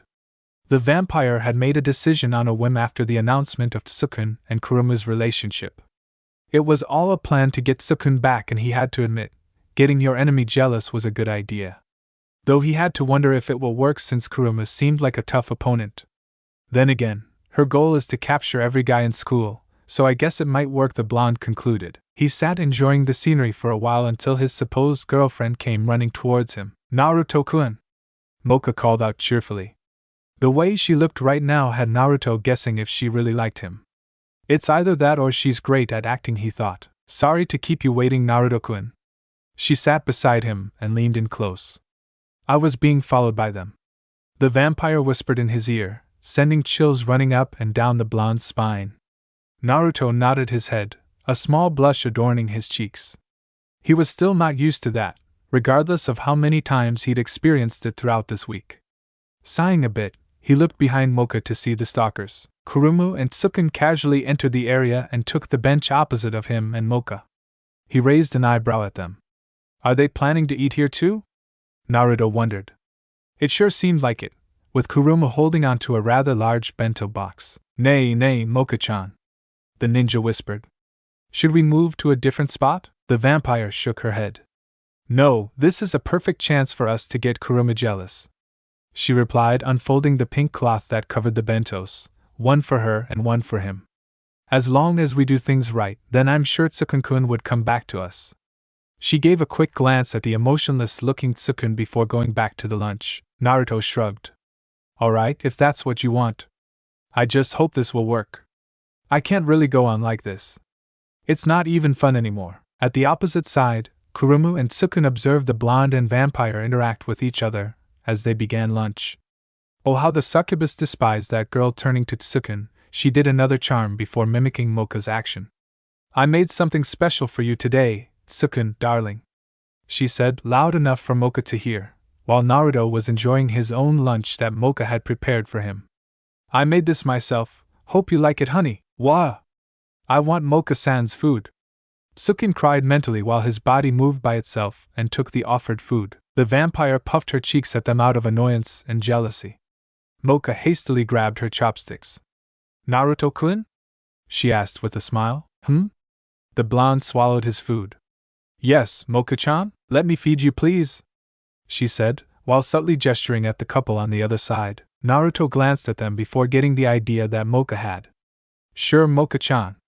I'd love to be fed by you, Naruto said out loud, putting his own acting skills into action. Mocha reacted just the same and complied. Kuruma heard and jerked her attention to them. Why, that little wench! What do they think they're doing? She bit her bottom lip to contain her rising jealousy. Fine. If she wants to play like that. You know what, Tsukun-kun, I'll feed you. The busted chick grabbed the unopened lunch from Tsukun and quickly drew out the first piece of food. Please no! Tsukun begged her silently as he stared at the disgusting food about to be fed to him. He could have sworn that his food was moving by itself. I don't want to eat that stuff. Open wide, Kuruma commanded happily as she held out the hideous-looking piece of food. No! Sukun chomped at the food and wordlessly chewed, then swallowed. This is delicious, Kuruma-chan. Please make me more tomorrow, and the next day, and the next day. Naruto heard his friend's comment, and so glanced curiously at his direction, wondering what types of food the blue-haired girl could make. Mocha did the same, and nearly lost her appetite. Both teens fought back the urge to vomit as they witnessed what their friend was eating. Gross was the only thing they could label it. Kuruma giggled girlishly. I'm so glad you love it, here, have some more. She offered another bite to the distant-looking boy and gave a sideways glance at her opponent. They were looking at her, so now all she had to do was continue. Using another spell, she mentally commanded her slave, Sukun, to put on a show. Fuck that. I can't stand another bite, Sukun yelled in his thought. I can't believe I even swallowed it. Mocha, Naruto, help me. I don't want that anymore, the brown-haired boy said. I want to taste your lips, Kuruma. No, I don't. Well, maybe wait, no, I don't want to. Kuruma laughed and blushed as Sukun tried to her. Oh, Sukun-kun. Don't tease me like that. She gave another glance to see how her opponent was taking this. Ha ha, what are you going to do about that, Mocha? You can't beat me, just give up. Naruto will be mine in no time. As they watched the exchange, Mocha decided to do something drastic. Naruto, she whispered, her eyes still on the couple. The blonde shook out of his own thoughts. Yeah, hold me, Mocha said, blushing. It was embarrassing to ask for that from him. What? Naruto cleared his ear. Did she say what he thinks she said? Can you say that again? I said, could you hold me? Mocha faced him with her cheeks still burning red. Can you, hold you? Naruto blushed. I can't do that. Sukun's sitting right across from us. And not to mention he's staring at us. Yes, just do it, she commanded as she scooted closer to him. Naruto, for his part, couldn't deal with this anymore. Instead, he got up and apologized loudly. Sorry, Mocha-chan, but I gotta go to the bathroom. He then leaned towards her and made sure it looked like he was giving her in the cheek. Let's try out this plan first, he whispered in her ear. The vampire looked at her friend in confusion. What plan did he mean? She nevertheless nodded, making sure her smile was still up. I'll wait for you here. Naruto nodded and began to walk away, and as he left, Kuruma took the opportunity to go and follow him. I'm going to the nurse's office for a bit, okay, hun? Be right back, she told her slave as she speedily walked out of the area, not really bothered by the fact that she left Sukun with Mocha. Kuruma was confident that the vampire couldn't break her charm spell on Sukun, and so just left him there. Once she had left, Mocha put away her bento along with Naruto's and sat silently. She would glance up at Sukun every now and then, trying to get the courage to go and talk to the silent brown-haired boy. A minute has passed, and so far no action has been made by either of them. Nice day, huh? Mocha voiced out, not meeting Sukun's gaze. The brown-haired teen across from her didn't do anything, although in the inside it was a different story. Sukun was battling it out now, forcing himself to take control of his body once again. After being a slave of Kuruma for a week, he's been able to slowly regain control. He just had to fight a bit more. Come on! Come on! Work, damn you! The vampire girl waited for another moment before getting up from her seat and heading towards Sukun. She was determined to get him back, but she also wanted to do it in a nice way, not forcefully. The possessed boy stopped his inner struggling for a moment, as he watched the girl of his affection sit down next to him. Mocha, back to Naruto. Geez, that girl is really good at chasing people, Naruto said to himself, as he took a breather. After he had left Mocha, he waited for Kuruma to chase him, and when she did, he ran like his pants were on fire. The reason he did that was because she was looking like a crazy girl, one of those obsessed types. Her eyes looked like the maniacs, and the fact that she was drooling while she chased after him really scared the crap out of Naruto. It was a good thing he was a ninja, because if he wasn't, then he wouldn't know what would have happened if he was caught by her. Perhaps it would be okay. Or maybe not. All Naruto knew was that it was best to run and never dwell in those thoughts. Using tools of his trade, Naruto had managed to evade Kuruma's attempts to capture him in her arms. Even if it looked desiring, the girl's attractive way of capturing him was tempting and downright welcoming, but he resisted. It was mostly due to his training as well as his fear of her. Kuruma was one scary chick when her lust for something that she wants grows and takes over her. The blonde ninja was impressed, however, at her skills. She was very resilient to most of his tricks, and her ability to keep up with him in running was very impressive indeed. Then again, most of the monsters here probably had about the stamina of a ninja. Unfortunately for her, Naruto ended the long pursuit with a simple trick, the disappearing smoke bomb trick. One of the most basic tactics that a ninja uses. I still can't believe she fell for that. The blonde grinned, replaying the scene in his head. Naruto had led the succubus on a few planned out routes around the school. It was not only escape ways for him, but also traps for his stalker, as he put it. He had to find out everything about all the monsters, and it was a perfect opportunity to examine one, although he learned very few things about the blue-haired girl, one being she likes to flash him a lot with her panties. Naruto blushed as he recalled the number of times she did that during their chase. Fortunately, he ended the whole thing by placing an accurate and well-timed smoke bomb. The smoke was a perfect cover for him to make a very mad sprint out of there. And after a couple of minutes of running and no encounters with the Y-girl, the blonde took that as a victory for him, and so let his guard down, a bad mistake that he will regret later. Now where the heck is bathroom again, the blonde said to himself. He walked off towards a random hallway, unaware of a girl following him. Bathroom, how perfect. A sly smile formed in her beautiful face. You won't escape this time. Mocha's scene with Sukun. Sukun watched as his love interest fidgeted next to him. He missed her company and Naruto's as well. Ever since they started this whole dating thing, things had been hell for him. Kurumu had been a constant annoyance, both in school and at the dorms. Every time he would try to communicate with his friend, she would interfere and cast her charm on him. Some sort of spell that he has been trying to resist. He didn't know how she did it, and that really ticked him off, but at the same time it made him sadden. The brown-haired boy sighed inwardly, his body still not functioning right.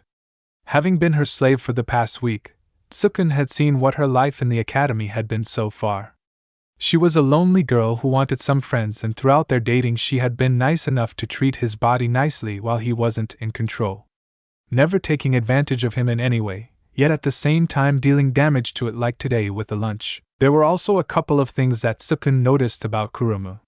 She really didn't have any interest with him. It looked more like she had some attraction to his blonde friend. Though he had to wonder if he was correct about his assumption. If her jealousy of Mocha hugging and getting lovey-dovey with Naruto, which angered him as well, or the many times she looked after the blonde in that longing sort of way, then he didn't know what her interests were at all. Tsukun-kun, please talk to me, Mocha said and grasped his hands. The teen mentally slapped himself. He had lost himself in his thoughts again. He forgot that Mocha was still here. How the hell was he going to get his body back at this rate if he kept getting distracted? Please say something, the vampire pleaded to him, tears forming in the corner of her eyes. Damn it! Come on, body, work for me, Tsukun yelled in his mind. He was using his pure human willpower to overcome the charm. Come on! Grah! Just a bit more. You hate me, don't you? Sniffled Mocha. She was wiping the tears that flowed freely from her eyes. No! Wait, Mocha, just a bit more. Tsukun mentally pleaded as he could feel the charm spell wearing off with all his struggling. I'm coming, Mocha, I'm coming. So wait just a little more, ga. That must be it, the vampire concluded, her judgment dulled by her sadness. No, it isn't. Goodbye then. Tsukun-kun. Mocha jolted out of her seat to run away when she felt a hand grab her wrist. It isn't that, Tsukun whispered, his body shaking. I don't hate you at all. The vampire turned her tear-filled eyes on Tsukun. Tsukun? A small smile spread across the brown-haired boy's face as looked up at her. Hey, Mocha-san, sorry about not replying. Tsukun-kun! She cried out in happiness as she literally jumped on him. Whoa there, Mocha-san! The male teen yelped as he felt the bench he was sitting on crack. You're talking to me again. I'm so happy! The girl in his arms squealed with delight at having her friend back to normal. I miss you, Naruto, too, she quickly added. Tsukun laughed at her and rubbed her back as she continued to sit on his lap in a very embarrassing way. He could already feel his face burning up. I miss you guys too, Tsukun replied, his face a deep shade of red. But you think you can sit properly? Mocha blinked and looked at their position. She too blushed the same color as her brown-haired friend. She was sitting right on top of his lap with her legs on either side of his hips and her butt right on his. Eep! The poor blushing vampire jumped out from her friend's lap. Sorry about that, and no problem at all, Tsukun told her, rubbing the back of his head. I kind of liked it. There was a brief pause before Mocha took a seat next to him again. What happened to you? She finally asked, turning to face him. Sukun sighed and looked down at his hand. He clenched and unclenched it, working his fingers. To tell you the truth, I was being controlled. Controlled? Things were getting more clear for her. It made a lot of sense to her now. He nodded. Kuruma put some sort of spell on me. Whenever I stared into her eyes, I would feel some sort of force that took control of my body. It's like I was being controlled by her, like a puppet, he explained. It's called a charm, spoke another feminine voice. A different one. Both the teens' attention went towards Mocha's Rosario. Did my Rosario just? The pink-haired girl blinked as she stared at the object around her neck. The rosary was glowing in eerie pink color. I did. I'm the inner Mocha. Inner Mocha? Sukun panicked a bit. He had met her during his recovery in the hospital, and let's just say he was really scared of what she was going to do to him. After all, he practically hurt Mocha emotionally, but then again he was possessed. Did that count? Oh God, I hope it doesn't. You don't need to be scared, Sukun. I know why you were behaving like that, spoke the Rosario, or inner Mocha. I'm not going to do any punishments. The brown-haired boy slowly calmed down after hearing that. What a relief. I thought for sure she was going to do something to me. Wait, you're my inner self? Mocha asked politely. That is correct. I am the other you, and I'm using this rosary as a medium to communicate with you. The other Mocha kindly replied. But enough of this, I am still tired and I only want to explain the succubus special spell. What spell? Sukun asked curiously as stared at the rosary. I was just getting to that. The inner Mocha replied, rather annoyed. Just listen. Both the teens stayed quiet. Good. Now listen closely. That spell that was used on you, Sukun, is called charm. A type of spell that, as you have experience, renders all males to become unable to function properly. Meaning you can't control your own body. Sukun nodded, now fully understanding what had happened to him. Another spell that a succubus uses is and it is the last part of the charm spell, she continued to explain. Any male that receives both the charm and the will become a slave and eternal servant. Both Mocha and Sukun widened their eyes at the revelation. And to think Sukun was close to becoming one now, that was scary. Has she cast that particular spell on you? The brown-haired teen shook his head, blushing. And no, Mocha slightly puffed her cheeks. Although it was relieving to know that he hadn't got it first, the way he was blushing made her slightly angry. You sure about that? She looked at him with a critical eye. The teen nodded his head vigorously. I swear! She didn't do that to me. All right, you two, that's enough, spoke inner Mocha. As long as he wasn't Ed, then that's okay. Now if you'll excuse me, I'm going to catch some Z's. The rosary started to fade. Wait! The teens cried out. What? What about Naruto? What do we do? He's being targeted by Kuruma. Mocha explained. Her inner self laughed through the rosary. You need not fear of your blonde friend. He is very resilient, and won't fall for that girl, she reassured them. How can you be so sure about that? Sukun asked, not believing her. Just trust me on this one, she told them. And Sukun, you should know him better than we do. So what are you afraid about? The teen frowned slightly. I know he's a strange guy and he's pretty strong, but he's still a human, and if he gets caught by that charm he'll become a slave, he said. Add to the fact that she has some sort of feelings for him, he trailed off. This caught Mocha's interest, and at the same time she felt a slight twinge of jealousy within her. She never expected that from Kuruma, of all people. Sure, she could understand her wanting to grab all the guys in school and make them her slaves, but to actually fall in love with her blonde friend, that was news. Is that true, Sukun? She asked, wanting to make sure she heard correctly. Oh, I'm sure, Sukun said. I've seen her look at Naruto a lot of times, and the way she sighed, and often get really jealous of the way you treated him. Yeah, I'm sure she has a thing for him. Wow, Sukun-kun. I didn't know you were so observant. Well, how can I not? I had to follow her around all the time. He laughed. So you see, Mocha-saner, don't worry about calling me anything, you'll figure out what to call me later. Now as for Naruto, I'll still stick to what I said. The rosary spoke. But I told you he's still a human, there's no way he can resist a succubus's charm, Sukun argued. He was really worried about his friend, even though he didn't seem to feel like nothing bad will happen. Are sure Naruto is a human? Inner Mocha asked calmly. Huh? Both Sukun and even Mocha looked dumbfounded. I'm pretty sure he's a human. He knows how to cast magic and can take on almost any foe, but that's about it, Sukun said. If that's how you see him after that comment, the rosary's light faded. Mocha blinked. What did she mean by that? Sukun was silent. What did she mean? Naruto was just a goofy guy with unusual abilities. So what could she mean? Was she saying his friend was some kind of monster? No, that couldn't be it, could it? The more he thought about it, the more questions he got, and not to mention, some of his previous question of Naruto's capability to do magic came flooding into his mind. His best friend was becoming an enigma to him all of a sudden. The fact that Naruto had some abnormal physical abilities was also another mystery to him. And to think he knew him better than anyone, just what is he? Sukun-kun? The vampire asked once more. I'm not sure, he said softly. Now back to the blonde ninja. Naruto finally found the bathroom. It was annoying how it took him so long to find one. And he was also sure that he passed this particular place before, but didn't notice the door to the bathroom weird. He shook his head and forgot about it, thinking that he must have saw a similar path around the school. Entering the restroom, he found it devoid of any other students. Going over to one of the 6 urinals available. Taking the second one from the left side, he proceeded to unzip his pants and start to unload, whistling a happy tone. Once he got comfortable, his mind slowly wandered off to the blue-haired girl that was his stalker. If she wasn't obsessed with taking all the males and chasing people like a maniac, then he would have considered her to be girlfriend material. He had seriously thought she was a pretty nice girl with pure and good intentions, but after his experience with her, that didn't seem to be right. He sighed.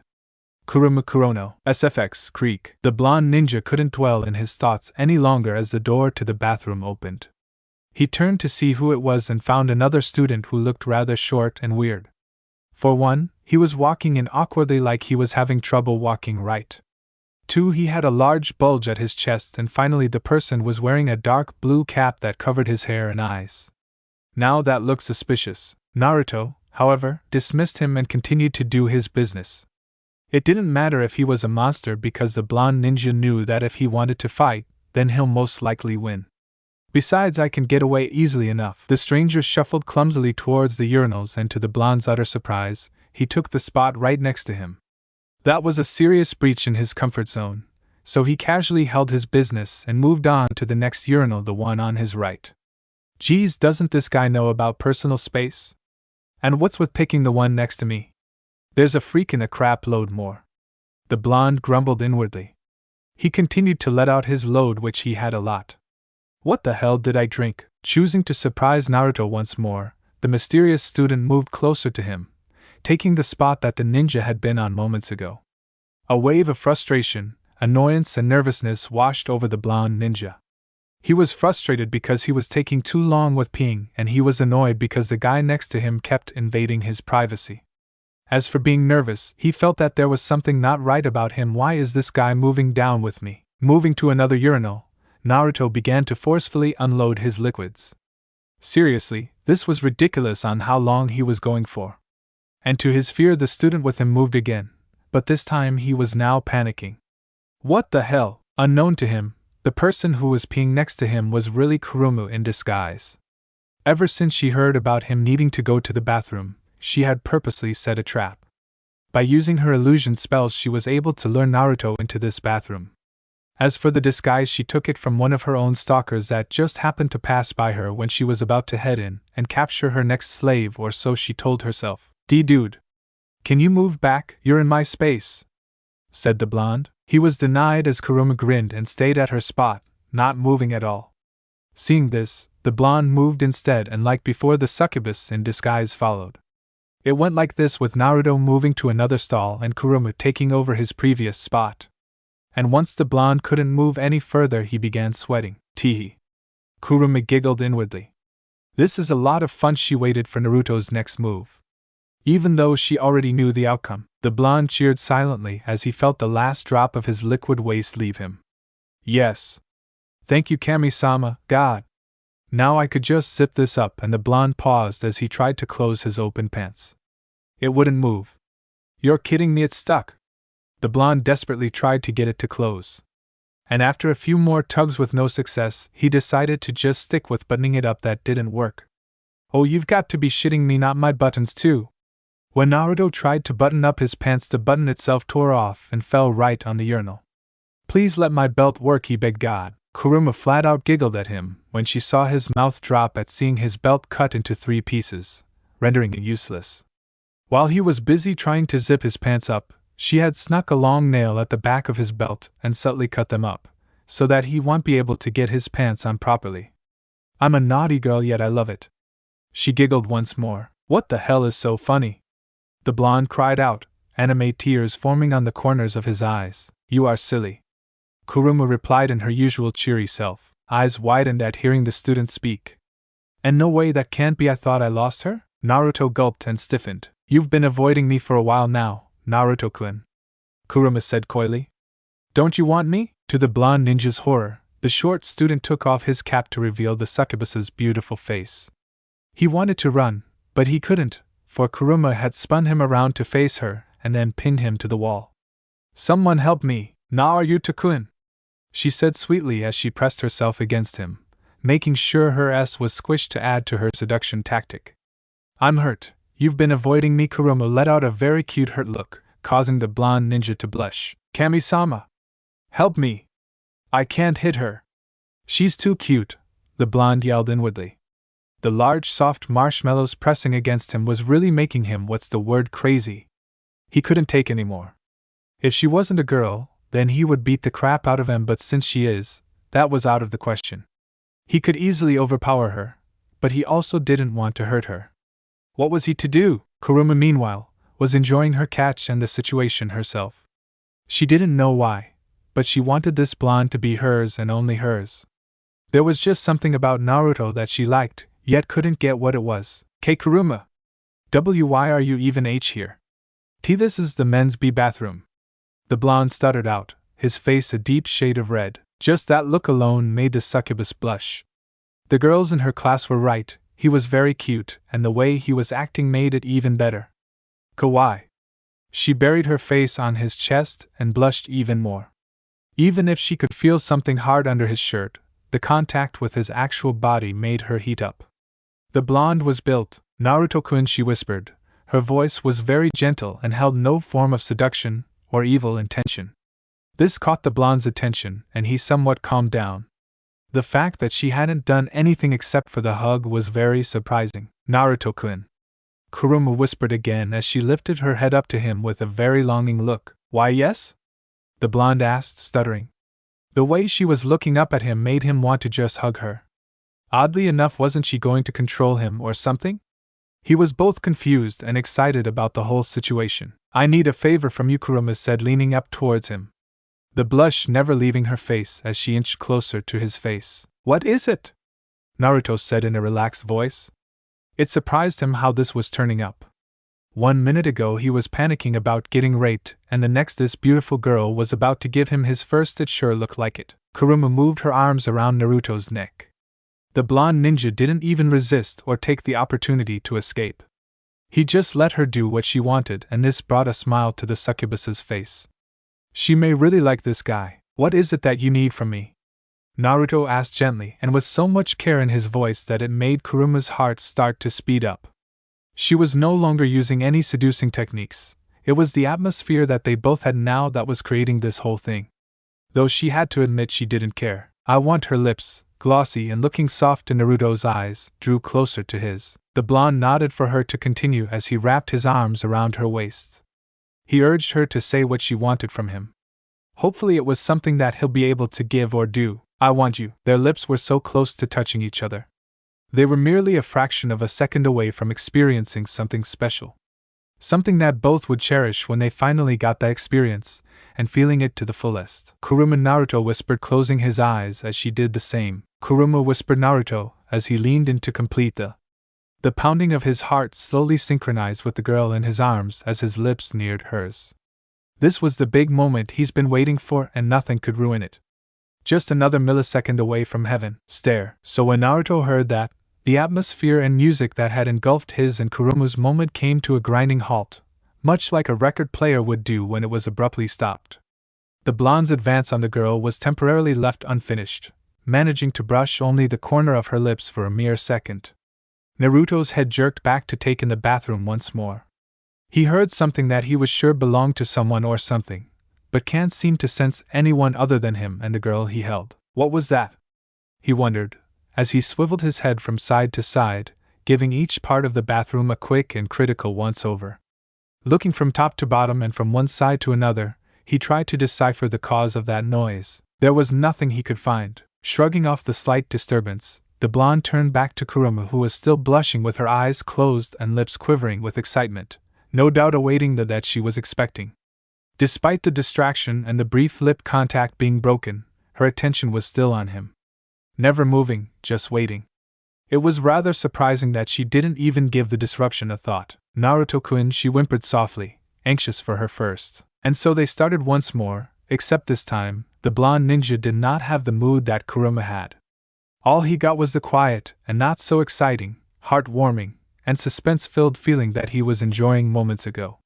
The only thing giving him actual pleasure was the rubbing on him, and the lingering smell of the female succubus close to his face. That'll do for now. Performing the same action he had done prior to their contact, the blonde leaned in again, albeit much faster. No more waiting. His own desires to taste the girl's lips were gushing out of his mind and into his actions. The grip he held on the girl no longer held the hesitant and soft feeling that he had intended. Instead, he pulled the girl closer to him and allowed his grasp to tighten around her small and yet very tempting waist. Kuruma let out a very tiny gasp at his action. The sweetness that Naruto had surrounded himself before grew more aggressive and yet comforting, a feeling that she was growing to like. This boy had really caught her interest and most of all, her lust for him. Taking the next step, she unlaced her arms around his neck and clasped her hands on the blonde's whiskered cheeks, pulling him closer as well as teasing him a bit. Going too fast with his approach was rather dampening the mood she had in her mind. Stare, there it was again. That's it. I know I heard something that time. Naruto released his hold on Kuruma and gently pushed her off of him to get some space, before taking a very slow and thorough search for the cause of such sounds. This really shouldn't be a big deal since it could just be him hearing things, but it was better to go and check things out. Better to be safe than sorry, right? Kuruma didn't like the fact that she was pushed off like that. Sure, it wasn't in an aggressive way, but even that to her was annoying. Shaking off her slight surprise, the girl turned to her blonde lover, as she had claimed him to be. She wondered what got his attention. Naruto-kun. She pouted disappointedly for the lack of attention she was being given at that moment. Why did you go do something like that? The blonde stopped surveying the restroom and turned his attention towards Kuruma. I heard something, he whispered to her. Kuruma blinked. Heard something? She repeated.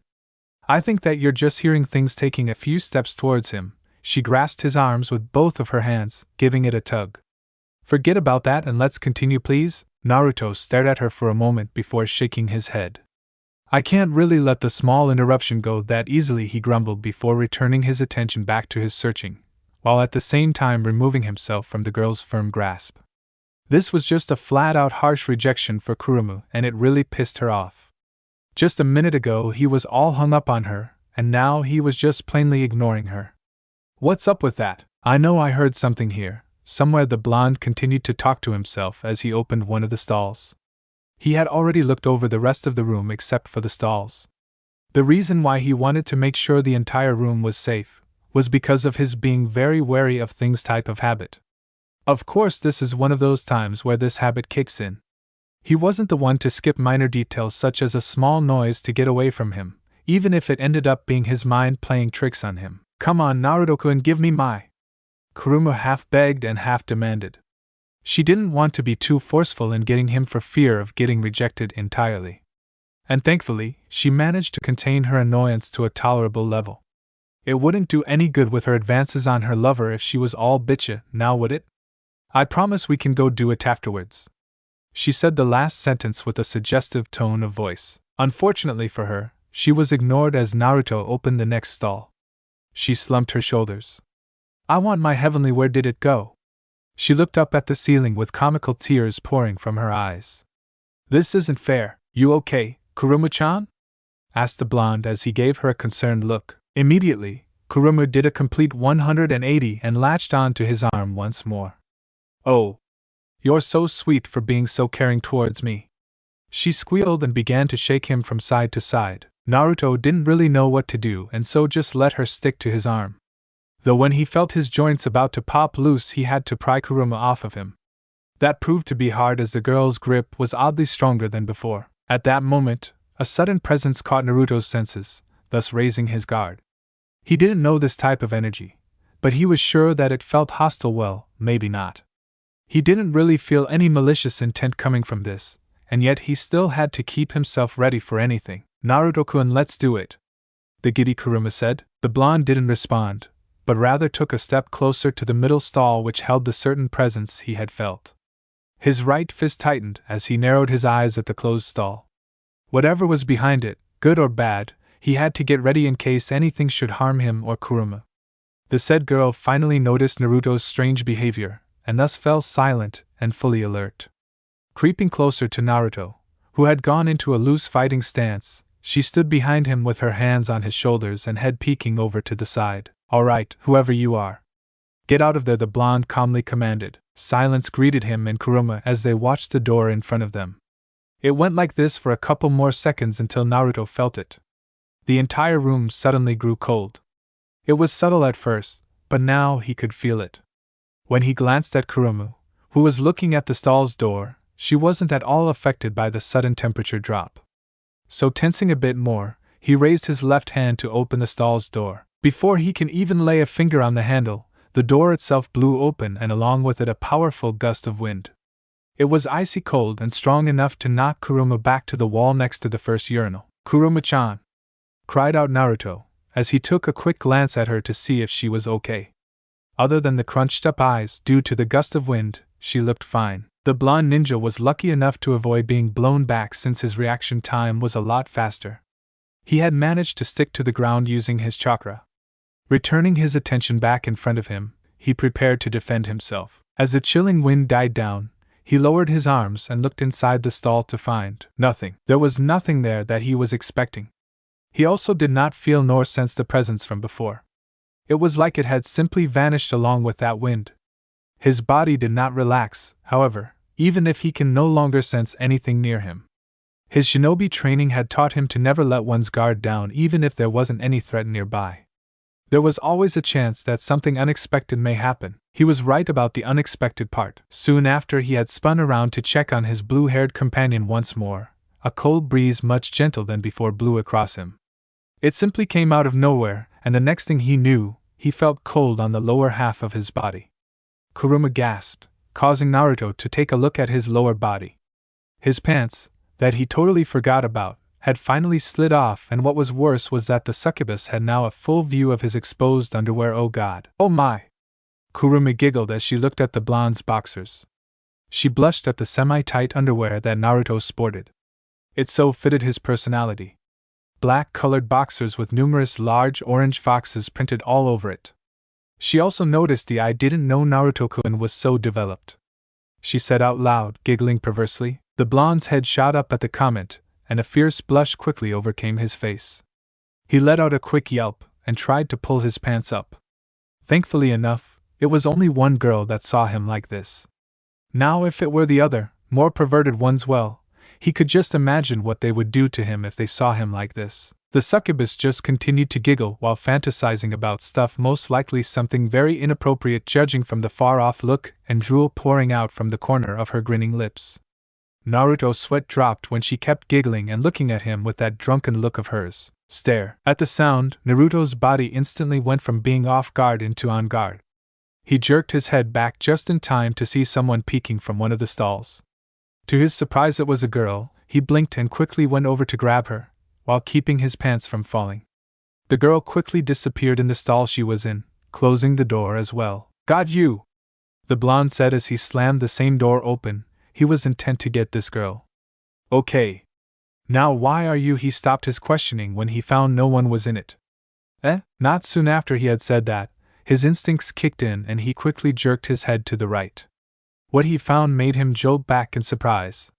The girl that he had seen stood in front of him, leaning her head forward. "Hi, Naruto-kun," she said cheerfully with a blush. She had light, long purple hair, not at all longer than Mocha's nor shorter than Kuruma's. It flowed freely from behind, and accompanying that were her brilliant eyes that had the same color as her hair, lavender. Oddly, she had a lollipop in her mouth, almost looking like she was a smoker. Naruto took another good look at her, and found that she was a strange one. Aside from her uniform skirt, she wore a loose sweater that had purple sleeves and pockets at the lower front. The reason why Naruto would describe her upper clothing loose was because of how it did not hug her frame like most clothes that girls wore, and because it did not cover her shoulders and collarbone. This also managed to reveal, to both Naruto's delight and disappointment, that she had a black sleeveless shirt underneath. The ninja was so engrossed in his observation that he did not notice the girl pull out a paper and move a bit closer to him. "Naruto-kun?" She spoke once more, tilting her head to the side cutely. It was sweet, much like Mocha's, and the way she was looking at him made him relax and lower his guard unconsciously. Blinking a few times, he cleared his throat to speak.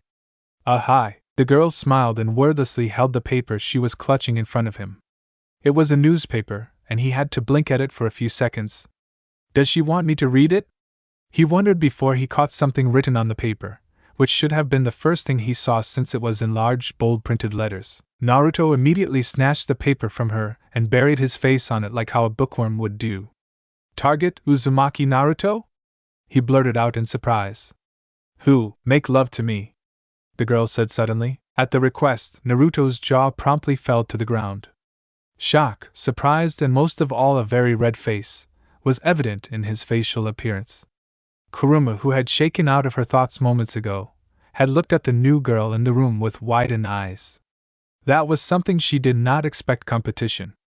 Wasting no time, the succubus launched herself from her spot and straight towards the two teens in front of her. The fact that the new girl was directly in front of the blonde didn't stop her from voicing out her displeasure, as well as stop the other girl's advance on her fated mate. "What are you talking about, girl?" Kuruma butted in. "The only person he's going to do that with is me." She thrust her thumb at herself before turning to Naruto.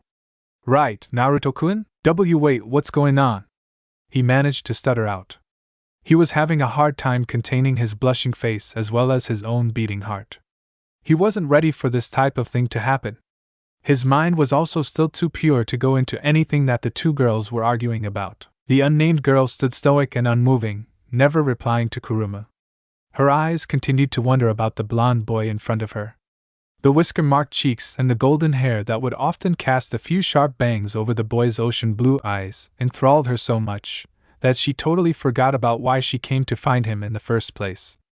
Mentally gathering herself once more, she increased her smile and tried to animate her face, since the eyes held a bored or tired look to observers.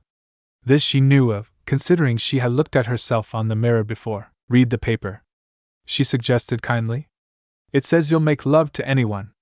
Not being able to contain the blood rushing to her cheeks, she showed a very rosy blush at what she had stated. Kuruma let her mouth hung open just when she was about to give the girl another hostile response. She didn't want to believe what this emotionless-looking girl, in her eyes, said, but her interest on it did not go, however. Naruto, on the other hand, quickly began reading the article thoroughly, having only read the large text, which was the title. Target, Uzumaki Naruto, by Aika and Ami Naomi. Uzumaki Naruto, the bad boy of Yokai Academy, is one of the most admired students in this school's history. After being in the academy for only 2 weeks, this blonde teen's popularity among his fellow classmates and other students has outrageously grown. It's up to the point that everyone knows about him.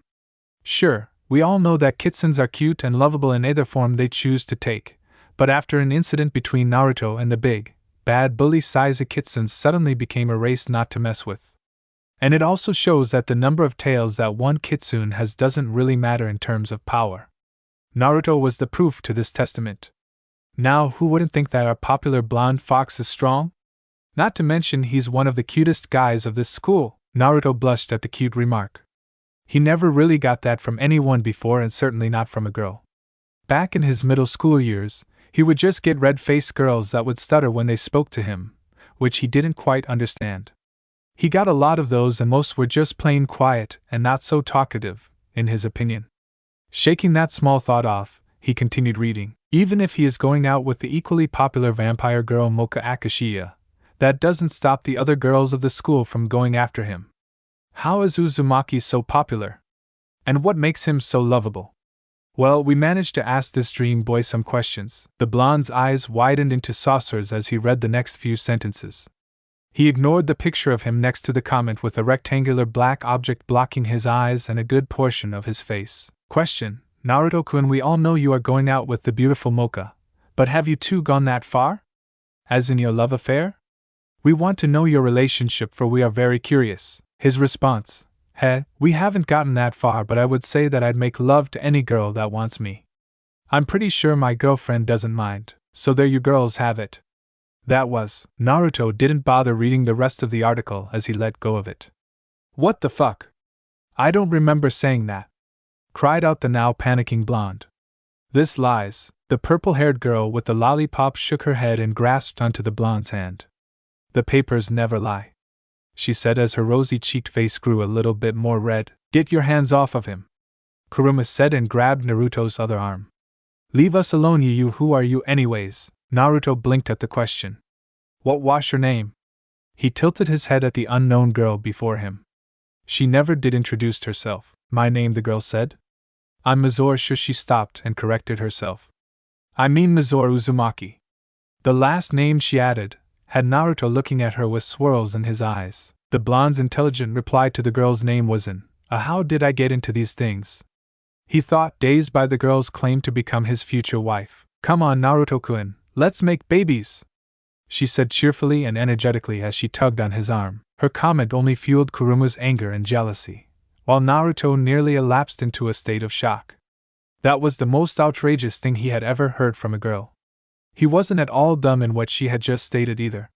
Making babies meant he had to perform intercourse with her, and having learned that from Irika's lessons back a year ago, he knew what to expect.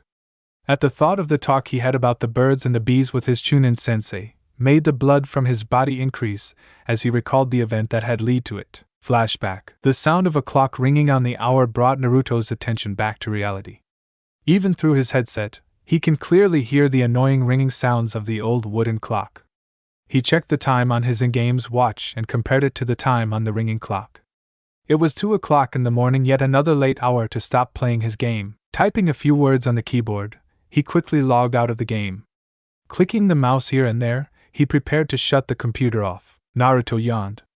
Alright, you guys, peace out, I'm logging out for the night, he said over his headset. There was a few buzzing noises until he heard his online friends' responses. Later, bro, said one voice, a gruff and heavy one. See you around, came another. See ya, Naruto, I'll talk to my dad about the camping trip, said his best friend, Sukun. Alright, tell me tomorrow when you can, replied the blonde as he let out another yawn.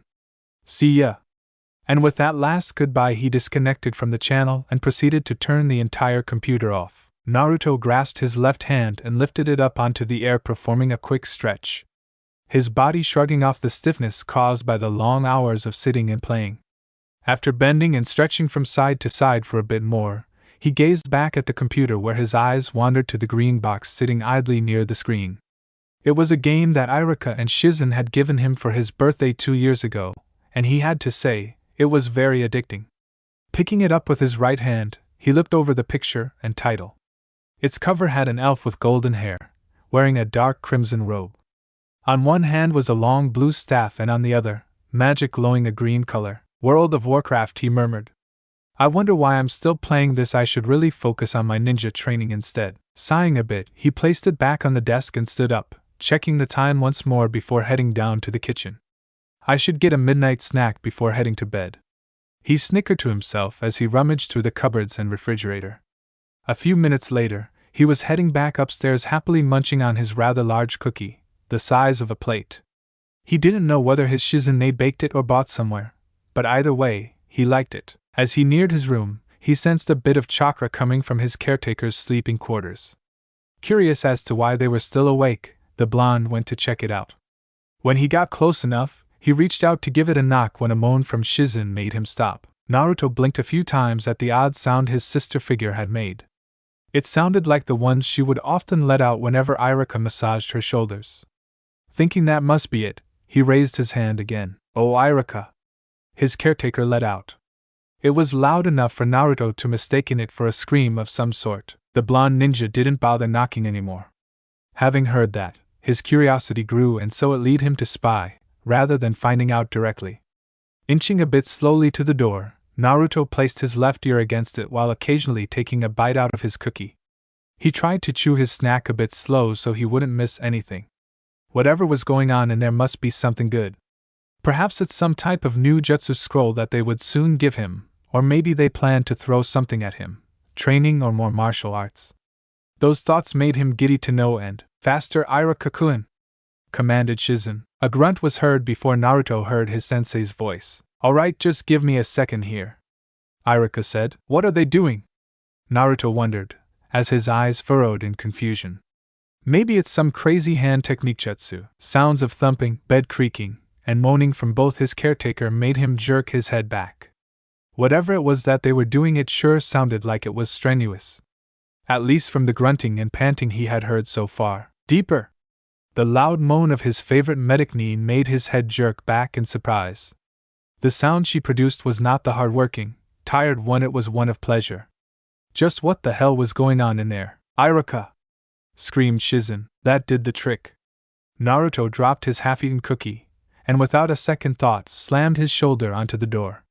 A second later the said object lay flat on the ground and in came Naruto, eyes flaring with uncontrolled fury and glaring into the dark room. What did you do to Shizen-ne? Iruka! Naruto cried out, rage and fear clearly laced in his voice. He didn't know what his sensei had done, but the scream he had heard from his sister figure had drove him to assume the worst. Naruto! Iruka yelped in surprise. Turning on the light, Naruto prepared to pulverize his sensei. But once the light was on, what he saw made his jaw drop and his eyes pop out from its sockets. The two people he respected and loved the most lay on the bed with only a dark blue blanket covering a portion of their body. It may have concealed major parts of the two's respective anatomy, but it still left enough flesh for the young ninja to look at. Naruto stared at them, stunned at what he was witnessing. He raised a shaky index finger at the only person awake. Iruka. Why Why the hell are you both? He shouted out as a red blush adorned his cheeks upon seeing his sister's exposed legs. Iruka sighed. This wasn't exactly something he had expected. He was sure that Naruto was asleep by now. Well, it was too late. I guess it's time for you to know, though I wish I could have spoken to him about this at a better time. The Chunin glanced down at Shizen to see her sleeping peacefully underneath him. She bore a small, yet satisfying smile with a body slightly glistening with sweat from their no-light private activity. Grabbing his boxers from beside his pillow, he quickly put it on before tucking the medicine in. Once all that was done, he looked over to Naruto and gave a mental groan. Here goes. Walking over to the stupefied blonde, Iruka patted his shoulder and smiled slightly at him. Tell me, Naruto, do you have any female friends at school? End of flashback. On that particular night, Naruto was given the talk, and boy, did he learn a lot. Iruka had given him way too much information regarding relationships for his pure brain to handle. And by morning the next day he was looking like a fish that was near death. It was shocking what having a girlfriend could end up at. Naruto shook his head and brought himself back into the present. A time which he would gladly skip if only he could. The two girls that had began pulling each other's hair, mostly likely when he was dozing off, was not something he really liked seeing. Fighting girls, it was like the American wrestling show. He's mine, you bitch! Kuruma cried out, as tears of pain were seen from the edge of her left eye. The one that wasn't shut tightly. Her opponent, Mizore, wasn't faring any better. Her hair was practically close to being torn off of her scalp as they both continued to fight. That was how hard Kuruma was pulling, and if Naruto didn't put a stop to it, one of the girls would end up with a bad hair day. Well, no hair is more like it. Alright, that's enough, you two, commanded Naruto as he created a clone to help disperse the cat fight. This action caused the two girls to look at him in awe and surprise upon witnessing the supposed kitsune monster perform magic. A puff of smoke erupted from seemingly out of nowhere, and when it cleared up, there stood a duplicate of their blonde target. The original went to stop Mizore while the clone held off Kuruma. It was difficult to say the least, since both girls immediately switched from fighting to groping him. Naruto cursed slightly for not creating another one since both girls were very hard to contain. Don't grab down there! The blonde cried out as he tried to get a hold of Mizore's hands. Intentionally or unintentionally, the new girl had let out a gasp. A jolt of cold energy came flooding through his body the moment he touched her hand. It felt unusually cold, and when he felt his body somehow liking it, He quickly withdrew his hand away from her, panting slightly. Mizore stared at him with mouth agape, allowing the purple lollipop to fall out. She had felt the same thing that the blonde had experienced, except it was warm, a type of energy foreign to her. And yet she found it comforting, oddly enough. Naruto looked from his hand to the girl in front of her. What was that, Naruto-kun? You mean it? Kuruma pouted as she tore through the clone with her elongated nails. She then launched herself at Naruto and tackled him from behind. Fortunately for her, Naruto was sturdy enough not to fall forward from that, and so she was able to give him a hug from behind. Why does she get your treatment and not me? The blue-haired succubus glared at Mizore, who was still pondering over what had happened. Still panting slightly, the blonde did the only thing his mind could do. He kawarimi'd out of the succubus's grasp and ran out of the bathroom. His mind had become numb all of a sudden, and thus he was in no mood to talk, much less engage in any more activity. This problem would have to wait. He needed to get away from it, for now. I should find Mocha-chan. I hope she got Sukun back. He continued running away, unaware of the fact that he was missing something. His sudden disappearance had both girls looking around their surroundings in bewilderment. The blonde had ditched them. This really angered Kuruma. Her entire plan was ruined, and it was all thanks to this lollipop-sucking girl. Growling, she turned a glare at the confused Mizore, who was still unconsciously tugging on Kuruma's hair. This was all your fault, said the succubus as she slapped the other girl's hand away from her hair, and thus followed up with a tackle. I'm gonna kill ya! Let me go, stupid! Mizore shot back, as they continued to struggle with one another on the ground. A moment later, the door to the bathroom flew open and in came three guys who stopped dead in their tracks. They blinked before one thought crossed over their perverted minds. Holy shit! Take your clothes off! All three shouted and cheered out. And the moment they said that, they were all slapped, cut, stomped, bludgeoned, and strangled by the two girls. This was sure a lucky day for the ones who entered, with Mocha and Sukun. Mocha and Sukun sat talking idly about the events that had transpired between them and Mocha's rosary. They had gone looking for Naruto after their talk with Inner Mocha, but somehow they couldn't find him. Their blonde friend couldn't be found anywhere, and before long, the first bell rang, signaling the end of lunch. That's the reason why they were currently having a quiet conversation in their classroom, waiting for Naruto to come in. Should we talk to him about it? Mocha asked as she looked at Sukun. She didn't know much about Naruto and his powers that her other self had said, and so she was generally concerned. There was no way of telling what could happen to the lovable and oftentimes very kind guy that she knew. No, Sukun finally said as he looked out the window. His eyes looked slightly distant. I know him pretty well. So if it's a deep secret that he's not ready to talk about, then we'll leave him be. Even though I am as curious as you, the brown-haired teen mentally added. Both friends entered a comfortable silence as they waited for class to start, each wondering about their blonde friend and what they're going to do. Should they keep what they heard a secret from Naruto or confront him directly, regardless of what Sukun himself had said? Other students filed into the room as the final bell tolled. The class was once again off to a loud start as they all waited for their teacher. Though the giggling of the females dominated the noise as they all chattered on about someone, Mocha grew a little curious about what they were talking about since it seemed really interesting. What was more intriguing to her was that nearly half of the class, mostly the females, had newspapers in their hands or on the desks in front of them. Wondering where they had gotten it, the vampire tapped the girl that was closest to her. Excuse me? Mocha said politely. But can you please tell me what's going on? She hoped that this girl wasn't one of those jealous types. The ones that often threw her glares for being around Naruto. Thankfully for her, however, the girl just gave her a confused stare before replying. No malice or sense of distaste came from her, making Mocha feel relaxed. You don't know? The girl questioned, as a fluffy light orange tail came up from behind her and began swaying from side to side. The vampire just shook her head in reply, while taking note of the girl. Seeing as she had a fluffy tail, Mocha automatically knew that this was one of the Kitsune girls in her class.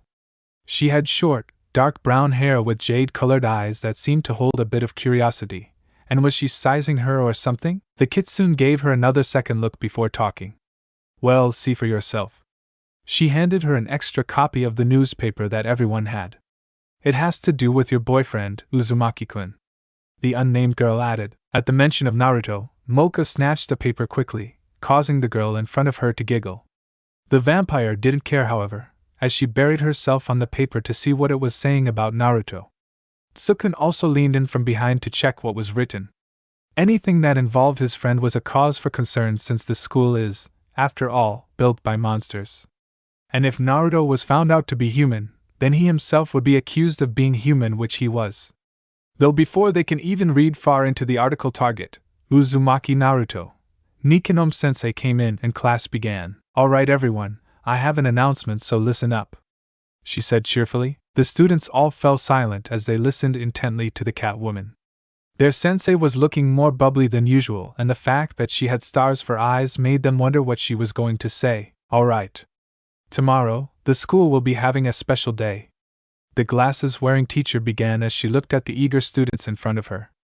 "You guys want to know why?" The class nodded in anticipation. Many of them even leaned forward just so they can hear what she had to say.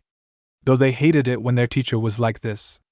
She was such a bad teacher, sometimes teasing them like this. "Well, the school is having a club rush from morning till the end of the day," the teacher announced happily. And she stopped and blinked, then backed up to the chalkboard. Her students were looking at her with wide eyes and very big smiles. Not a second after she had said that, the entire room exploded into loud chattering and cheering. She should have expected this to happen, especially if this class just happens to be the most troubling one. After recovering from the sudden ear-piercing sound from her students, she began to yell at them to quiet down. The main reason she actually made the announcement is because she was hoping to get them to join her newspaper club, by announcing that first. "Listen to me, please," she begged. Normally she should have power over her class, but after they found out about her little weakness, they've become very hard to restrain. They've even become immune to her super strict teacher persona, the one she would don on when things like this happened. Why was she given such a noisy class? With a last-ditch effort, the teacher pulled out a shiny, pink whistle. Plugging her cat ears with cotton, Nikonome stuck the small pink object between her lips and blew. A sharp, ear-piercing sound blew over the entire class as everyone shrieked and clasped their ears in pain. Sukun and Moko were fortunate enough to block their ears upon seeing their teacher's action, and were thus unaffected. The usually cheerful teacher stopped upon seeing her students halt their loud conversations. She shook her head at them and sighed. This was the only thing she could do in order to get their attention, and she hated using it too. Nikonome knew that this was painful for the unfortunate monsters born with sensitive ears, and so refrained from using it up until now. "That is, I didn't want to have to use this method, but you all forced me to." The cat lady eyed everyone disappointedly. "Now everyone, please be quiet until I finish my announcements." The students, some still recovering from the attack on their hearing, nodded and sat obediently silent. A few of them would wince, however, every few seconds. To think they had power over their own teacher. "Now as for why I mentioned the club rush," Nikonome-sensei smiled. "I was wondering if you all would like to join the newspaper club." Silent stares were the response. A sweat drop developed at the corner of her head, and she quickly continued on. "Anyways, it's a fun club that I advise you all to check out. The papers that most of you have were developed by the same newspaper club I'm supervising." Nikonome held up a similar copy of what most students had on their desk. Mocha, as well as the rest of the students who had a copy, looked at the gray-colored newspaper in interest. A select few that had resumed reading would giggle, while others would remain silent and fold the newspaper back up. This action caught the cat lady's attention, and thus continued to explain in hopes of grabbing their interest. As you can see, their teacher began turning her copy to a few pages. The clubs have many sections of interest that range from the local times to the events happening in the monster communities. There's even a small section for fashion and hot gossips. Seeing that a few heads had perked up, the teacher continued on. The club will also have the upcoming news on events happening in the school. If you join, you can even travel around the human world for special news. So try it. She winked as her explanation ended. Many students had begun nodding and taking in the information. Sukun and Mocha were also looking at the prospect of joining. It really seemed like a good idea. There was also the benefit of earning a ticket home, considering the trips that Nikonome had said. The brown-haired teen would like that very much. "Nikonome-sensei?" One of the curious held a hand up, catching everyone's attention. "Yes?" the smiling woman replied. If the club rush is happening tomorrow, how come the newspaper club is the only one open? Many students nodded after thinking it through. It was strange that a group was already active when the club rush was supposed to happen tomorrow. They all thought that the clubs wouldn't open until a few days after it was over. Open? The teacher tilted her head to the side in confusion. The student elaborated. I mean, why is this club the only currently active? I'm sorry. I totally forgot those details. The Catwoman stuck her tongue out in a childish manner. This made the class face fault, except for a number of people who were used to their sensei's behavior, Mocha and Sukun included. Our club was given permission to create a newspaper designed to give the students an introduction to the clubs. A list of the groups open tomorrow are listed in page B3 B7. Nikonome's sweat dropped as her students looked at their newspaper weirdly. Oh boy, they're happy. Many of the students quickly tore through the newspaper looking for the mentioned pages. Mocha herself had already found the section and had begun reading it. With Sukun by her side, the two began skimming through the large list of clubs. What do you think, Sukun-kun? Mocha asked as she looked at him. I think we should check this newspaper club out, the brown-haired boy said. We'll see what happens tomorrow. I want to discuss this with Naruto. I'm sure he would want to have a look at this, as well. Mocha nodded in full agreement. I'm wondering which club he would like, she said, as she turned her gaze away from Sukun to look at the outside window. Where is he anyways? He must still be being chased by Kuruma, Sukun replied as he stopped looking at the newspaper to focus back once more to his blonde friend's secret. The very secret that he was waiting patiently to find out. Shouldn't we go look for him? What happens if Kuruma caught him? Sukun broke away from his thoughts and nodded. She was right. There was a chance that Naruto may have been caught by the succubus. I'll look for him, he offered, preparing to make the excuse of going to the bathroom. No, Mocha said, as she regarded the continuous chatter of her classmates with searching eyes. She bit her lower lip and said, I'll go. I don't want you to be put through that charm of hers again. Sukun sensed her faint voice and shook his head. But, it's okay. Mocha smiled beautifully at him upon cutting him off. I'll go look for him. The brown-haired boy was about to protest, but her hand was already up. And by the time that Sukun could say wait, the vampire had already left under the excuse of needing to use the bathroom. He shook his head and looked outside at the passing, gray clouds. Naruto, where are you, man? With the blonde hero. Pervert, a commonly placed title upon males who has done something that warrants a brutal justice from women. Kidnapper, a person who takes an innocently cute child, forcefully for reasons of money or personal goal. Now what do these two words have in common? Well, that's simple. They perfectly describe a certain blonde ninja in hiding. Sure. The blonde whispered desperately to the struggling girl in his arms. That's right. The blonde ninja had turned into the blonde perverted kidnapper. And how did it exactly come to this? Well, that's simple. Firstly, after Naruto had ran away from his two admirers, he should say, the blonde found out that he had lost his pants and had been running in the halls half-dash. Now that in a sense is how he was a pervert. You just don't go running around schools in your boxers. As for why he was a kidnapper, well, Naruto just happened to run into a certain girl with a rather large witch hat. Usually he would have just ran past her, but as luck would have it, the girl decided to yell out pervert. And before he knew it, the halls were littered with the anti-pervert police force. The blonde did not know such a group of monsters existed for that kind of purpose, and so without thinking, he had abducted the girl before escaping. Wacky, ain't it? SFX, chomp. The blonde quickly let go of his hostage and began blowing on his throbbing hand. What the hell is wrong with you, pervert? Yelled the small brunette. SHHH.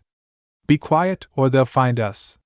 Panicked Naruto, as he tried to get a hold of the girl once more. This proved to be a bit difficult since she was thrashing around wildly.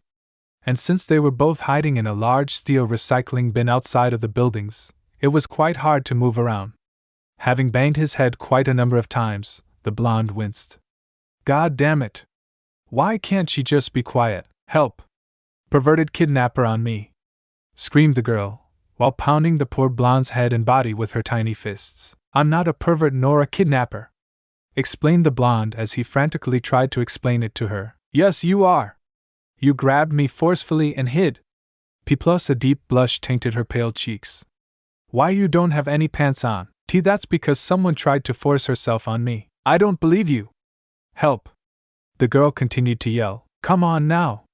Naruto begged as he tried to gently handle the girl that was currently straddling him while dishing out punches. When no one heard her outcry, the young girl took out a wand. It was certainly a girlishly crafted one, with a pink heart design sticking on top of a thin long stick. In the center of the heart-shaped tip was an elegantly fashioned star. "That's it," she finally said, pointing the wand at Naruto's head. "Eh?" Naruto can only blink at it. Divine punishment. A blinding light exploded from the wand, and before he knew it, the entire bin erupted into smoke. "Gah!" Naruto coughed as he struggled to get air. The girl by this time had opened the lid and jumped out while slamming the bin shut on top of Naruto. The poor blonde was banged hard on the head with the lid, causing him to fall back into the cloud of smoke. "Ha!" The grinning magic user stuck her tongue out at the recycling bin. "Stupid pervert.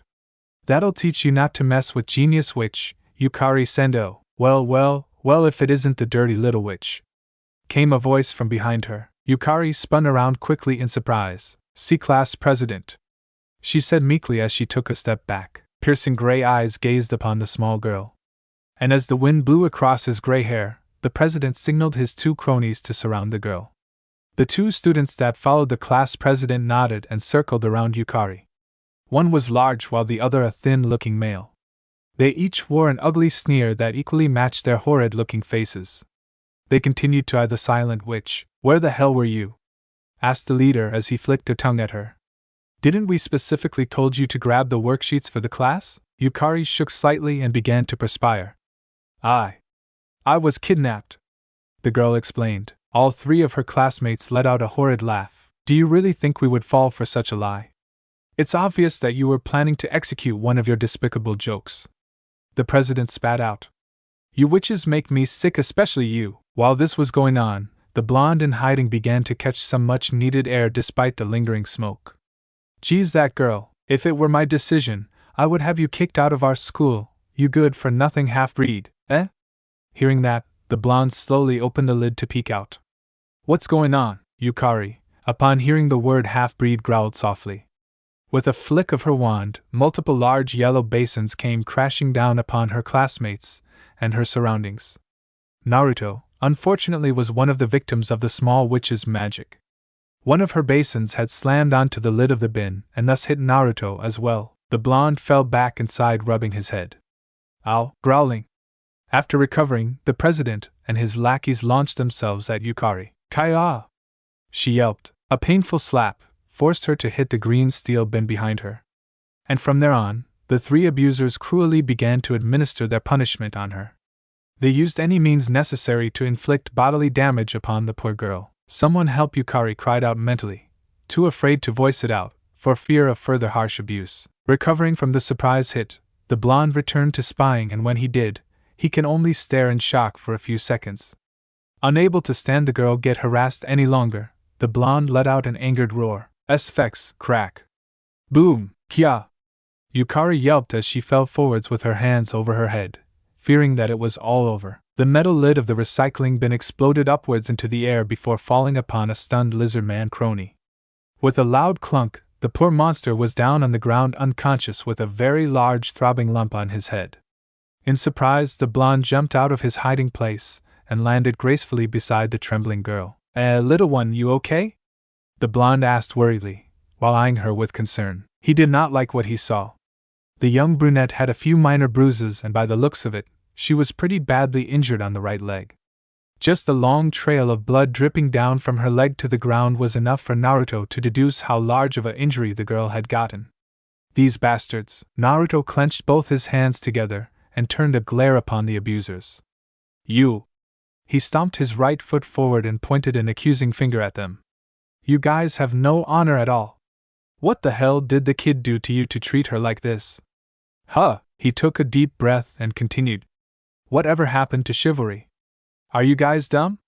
If you want to fight, then pick on someone your own size. Why don't ya?" Naruto fumed and seethed with anger just as Yukari looked up from her position. The two lizard men looked at one another before bursting out into fits of laughter. Despite the challenging words and hard glare, Naruto did not boast the proper power that many have viewed him to have.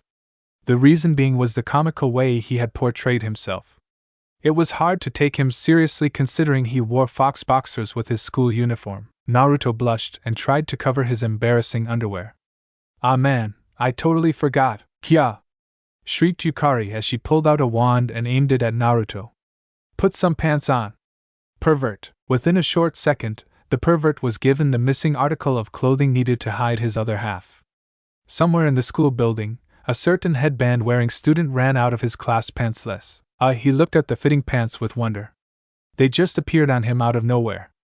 Thanks, the young witch didn't bother to reply as she buried her face on the dirt.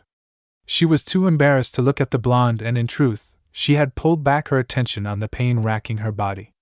It hurts, she whispered in pain. Oh man! That's funny! The president continued to laugh.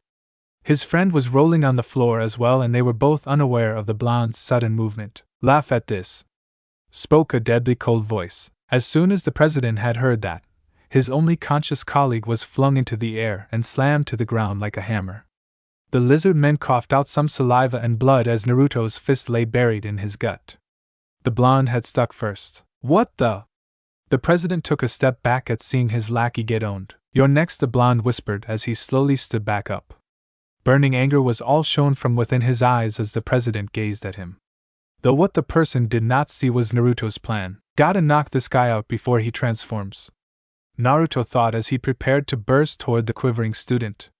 It was the very reason why he had given a surprise attack in the first place. And no way! Cried out the stunned class president. Yes way! Naruto launched himself at his opponent, only having one goal in mind. The brutal beating of the girl-abusing bastard of a monster. Yukari, who had heard the loud thud of someone falling to the ground, raised her head up slightly. What she found made her forget her physical agony and look on with a sense of dread and awe. The boy that she had labeled a pervert had just taken out one of her abusers and was proceeding to beat her class president senseless. What graceful movements! The young girl observed the rapid punches that Naruto continued to send at the president. They were executed with so much fluidity and precision that it looked like the blonde was an expert artist painting something extravagant. By the end of the last punch, Yukari's president lay on the ground looking a bit disfigured and totally unrecognizable. Naruto definitely overdid it with the beating. The blonde ninja gave a satisfying sigh. Man, that felt good. Turning to Yukari, Naruto began to walk towards her. The girl, for her part, remained unmoving. She was still too awestruck to do anything except stare. It was only after a very warm feeling from the side of her head did she regain herself. Hold still, then Naruto said gently. I'm gonna fix you right up. With that, the blonde continued to use his Shaozen Jutsu on Yukari. After a few minutes, her injuries, including the small wound on her leg, had completely been healed. Was that magic? The girl wondered. There you go. Naruto smiled. Now do you have anything to say? The girl thought for a moment before standing up with the blonde. Yeah, pervert, she said, sticking her tongue out before summoning a basin on him again. Of course, Naruto was still on guard and so was able to swat the object away. Ha! Yukari frowned for a second before instantly bombarding him with multiple basins. Now this was something that Naruto had trouble fending off. Man! Where does she get all these? It took the genin just a couple of seconds of dodging and blocking before all basins had fallen to the ground. And by the time he was finished, Yukari had already taken off. Along with her disappearance were the basins that had simply poof out of existence. What a disrespectful girl. Despite what he had said about her, the blonde couldn't help but grin. She certainly was a mischievous one. The genin turned his attention on the brown pants that fit rather comfortably. How did she get the right size? Naruto! A shout made the blonde ninja stop inspecting his pants. And when he looked up, his face lit up to find his favorite vampire girl running towards him. Hey! Mocha-chan! Naruto grinned and let out an energetic wave. Did you get Sukin? The vampire girl ignored his greeting and started up with her own questions. Where were you? Are you alright? Did Kurum do that charm thing on you? Rapid-fire questions shot out of her mouth with a worried tone of voice. Naruto had raised his hand to calm her down in order to understand the questions. Plus it seemed like she needed a breather as well, since she had a bead of sweat running down her left cheek. Take a deep breath, Mocha-chan. You look like you've been running. I have! Mocha exclaimed as she followed his instructions. You had us worried, Naruto. You didn't come to class, so I went to look for you. Well, Naruto began but immediately blinked. Class? I thought it was still lunch, Mocha sighed. Lunch passed over half an hour ago, Naruto. Oh. Naruto's voice trailed off. Kami, how long was I in the bathroom for? Now what exactly happened? Mocha asked, since he did not answer. The blonde gave a goofy grin, before scratching the back of his head. Where to start? Well, I was heading towards class when I got into something rather problematic. Naruto's sweat dropped. I had to take care of some bullies. Bullies? Are you hurt? The pink-haired vampire quickly began to examine him to see if he had acquired any injury during his supposed fight. She was particularly concerned about her blonde friend at the moment, that she did not even give a quick look at the unconscious lizard men nearby. Really, I can't believe how reckless he can be. Didn't I tell you not to fight? She said disappointedly. The blonde just laughed in return as he watched her inspect a small scratch in his cheek. Don't worry, Mocha-chan. I have a good reason this time. Mocha just nodded and pulled out a band-aid from her skirt pocket and proceeded to treat the injury. I was fighting to defend someone, the blonde said as he stared at the clouds above. A little girl that really needed help, an ungrateful little girl. Little girl? Mocha asked as she stepped away from the blonde. Yeah, it's after I ran into Naruto-kun. A far-off yell interrupted the blonde, causing both friends to turn towards a rapidly approaching succubus. My love! Let's finish where we left off. Oh shit, not good. Finish? Mocha blinked a few times, before puffing her cheeks at Naruto while placing her hands on her hips. What is she talking about, Naruto-kun? I stammered the blonde. Darling! Kurumi yelled out as she neared. Gah! We'll talk later. Naruto cried out, grabbing Mocha in the process. Let's get out of here. And fast. And so the blonde spent another period of class evading an obsessive blue-haired girl. The only difference this time was that his vampire friend was currently escaping with him. Sukun, who had finished the class earlier, was also caught into the chase after realizing that his friend was in dire need of his help. Though it turned the other way around when the boy was once again caught into Kuruma's charm spell. Sukun! Snap out of it! Yelled Naruto as he continued to run. No! Sukun-kun, I told you I was going to get Naruto-kun. Why couldn't you just wait? Cried the vampire girl who had been cradling in Naruto's arms throughout the chase. She had giant tear-filled eyes looking back at her brown-haired friend. You guys are to blame too. Sukun mentally yelled after them. How was I supposed to know that I would run right into Kuruma the moment you two passed by our class? Get Naruto-kun, my darling Sukun! Commanded the succubus, who was getting a piggyback ride by her current slave. Wah! This can't be happening. Comical scenes and hilarity ensued throughout the school. And as the day ended, many students would walk home still laughing and enjoying the amusement brought about by the four popular students. Today was certainly a special day, especially for two girls, one tall female with lavender hair and the other, a short girl with a witch hat.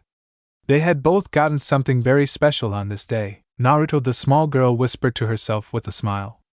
I think I found him, Naruto-kun, whispered the lollipop-sucking girl carrying familiar-looking pants. That warmth. Hopefully tomorrow will come soon. Thanks for watching this video. You really enjoy this video. Like, subscribe, and comment down below, and turn on that bell notification. Don't forget to support and follow Zer0x Panda for writing that awesome fanfic, and also make sure to comment on this story, link in the description. See you in the next video. Goodbye.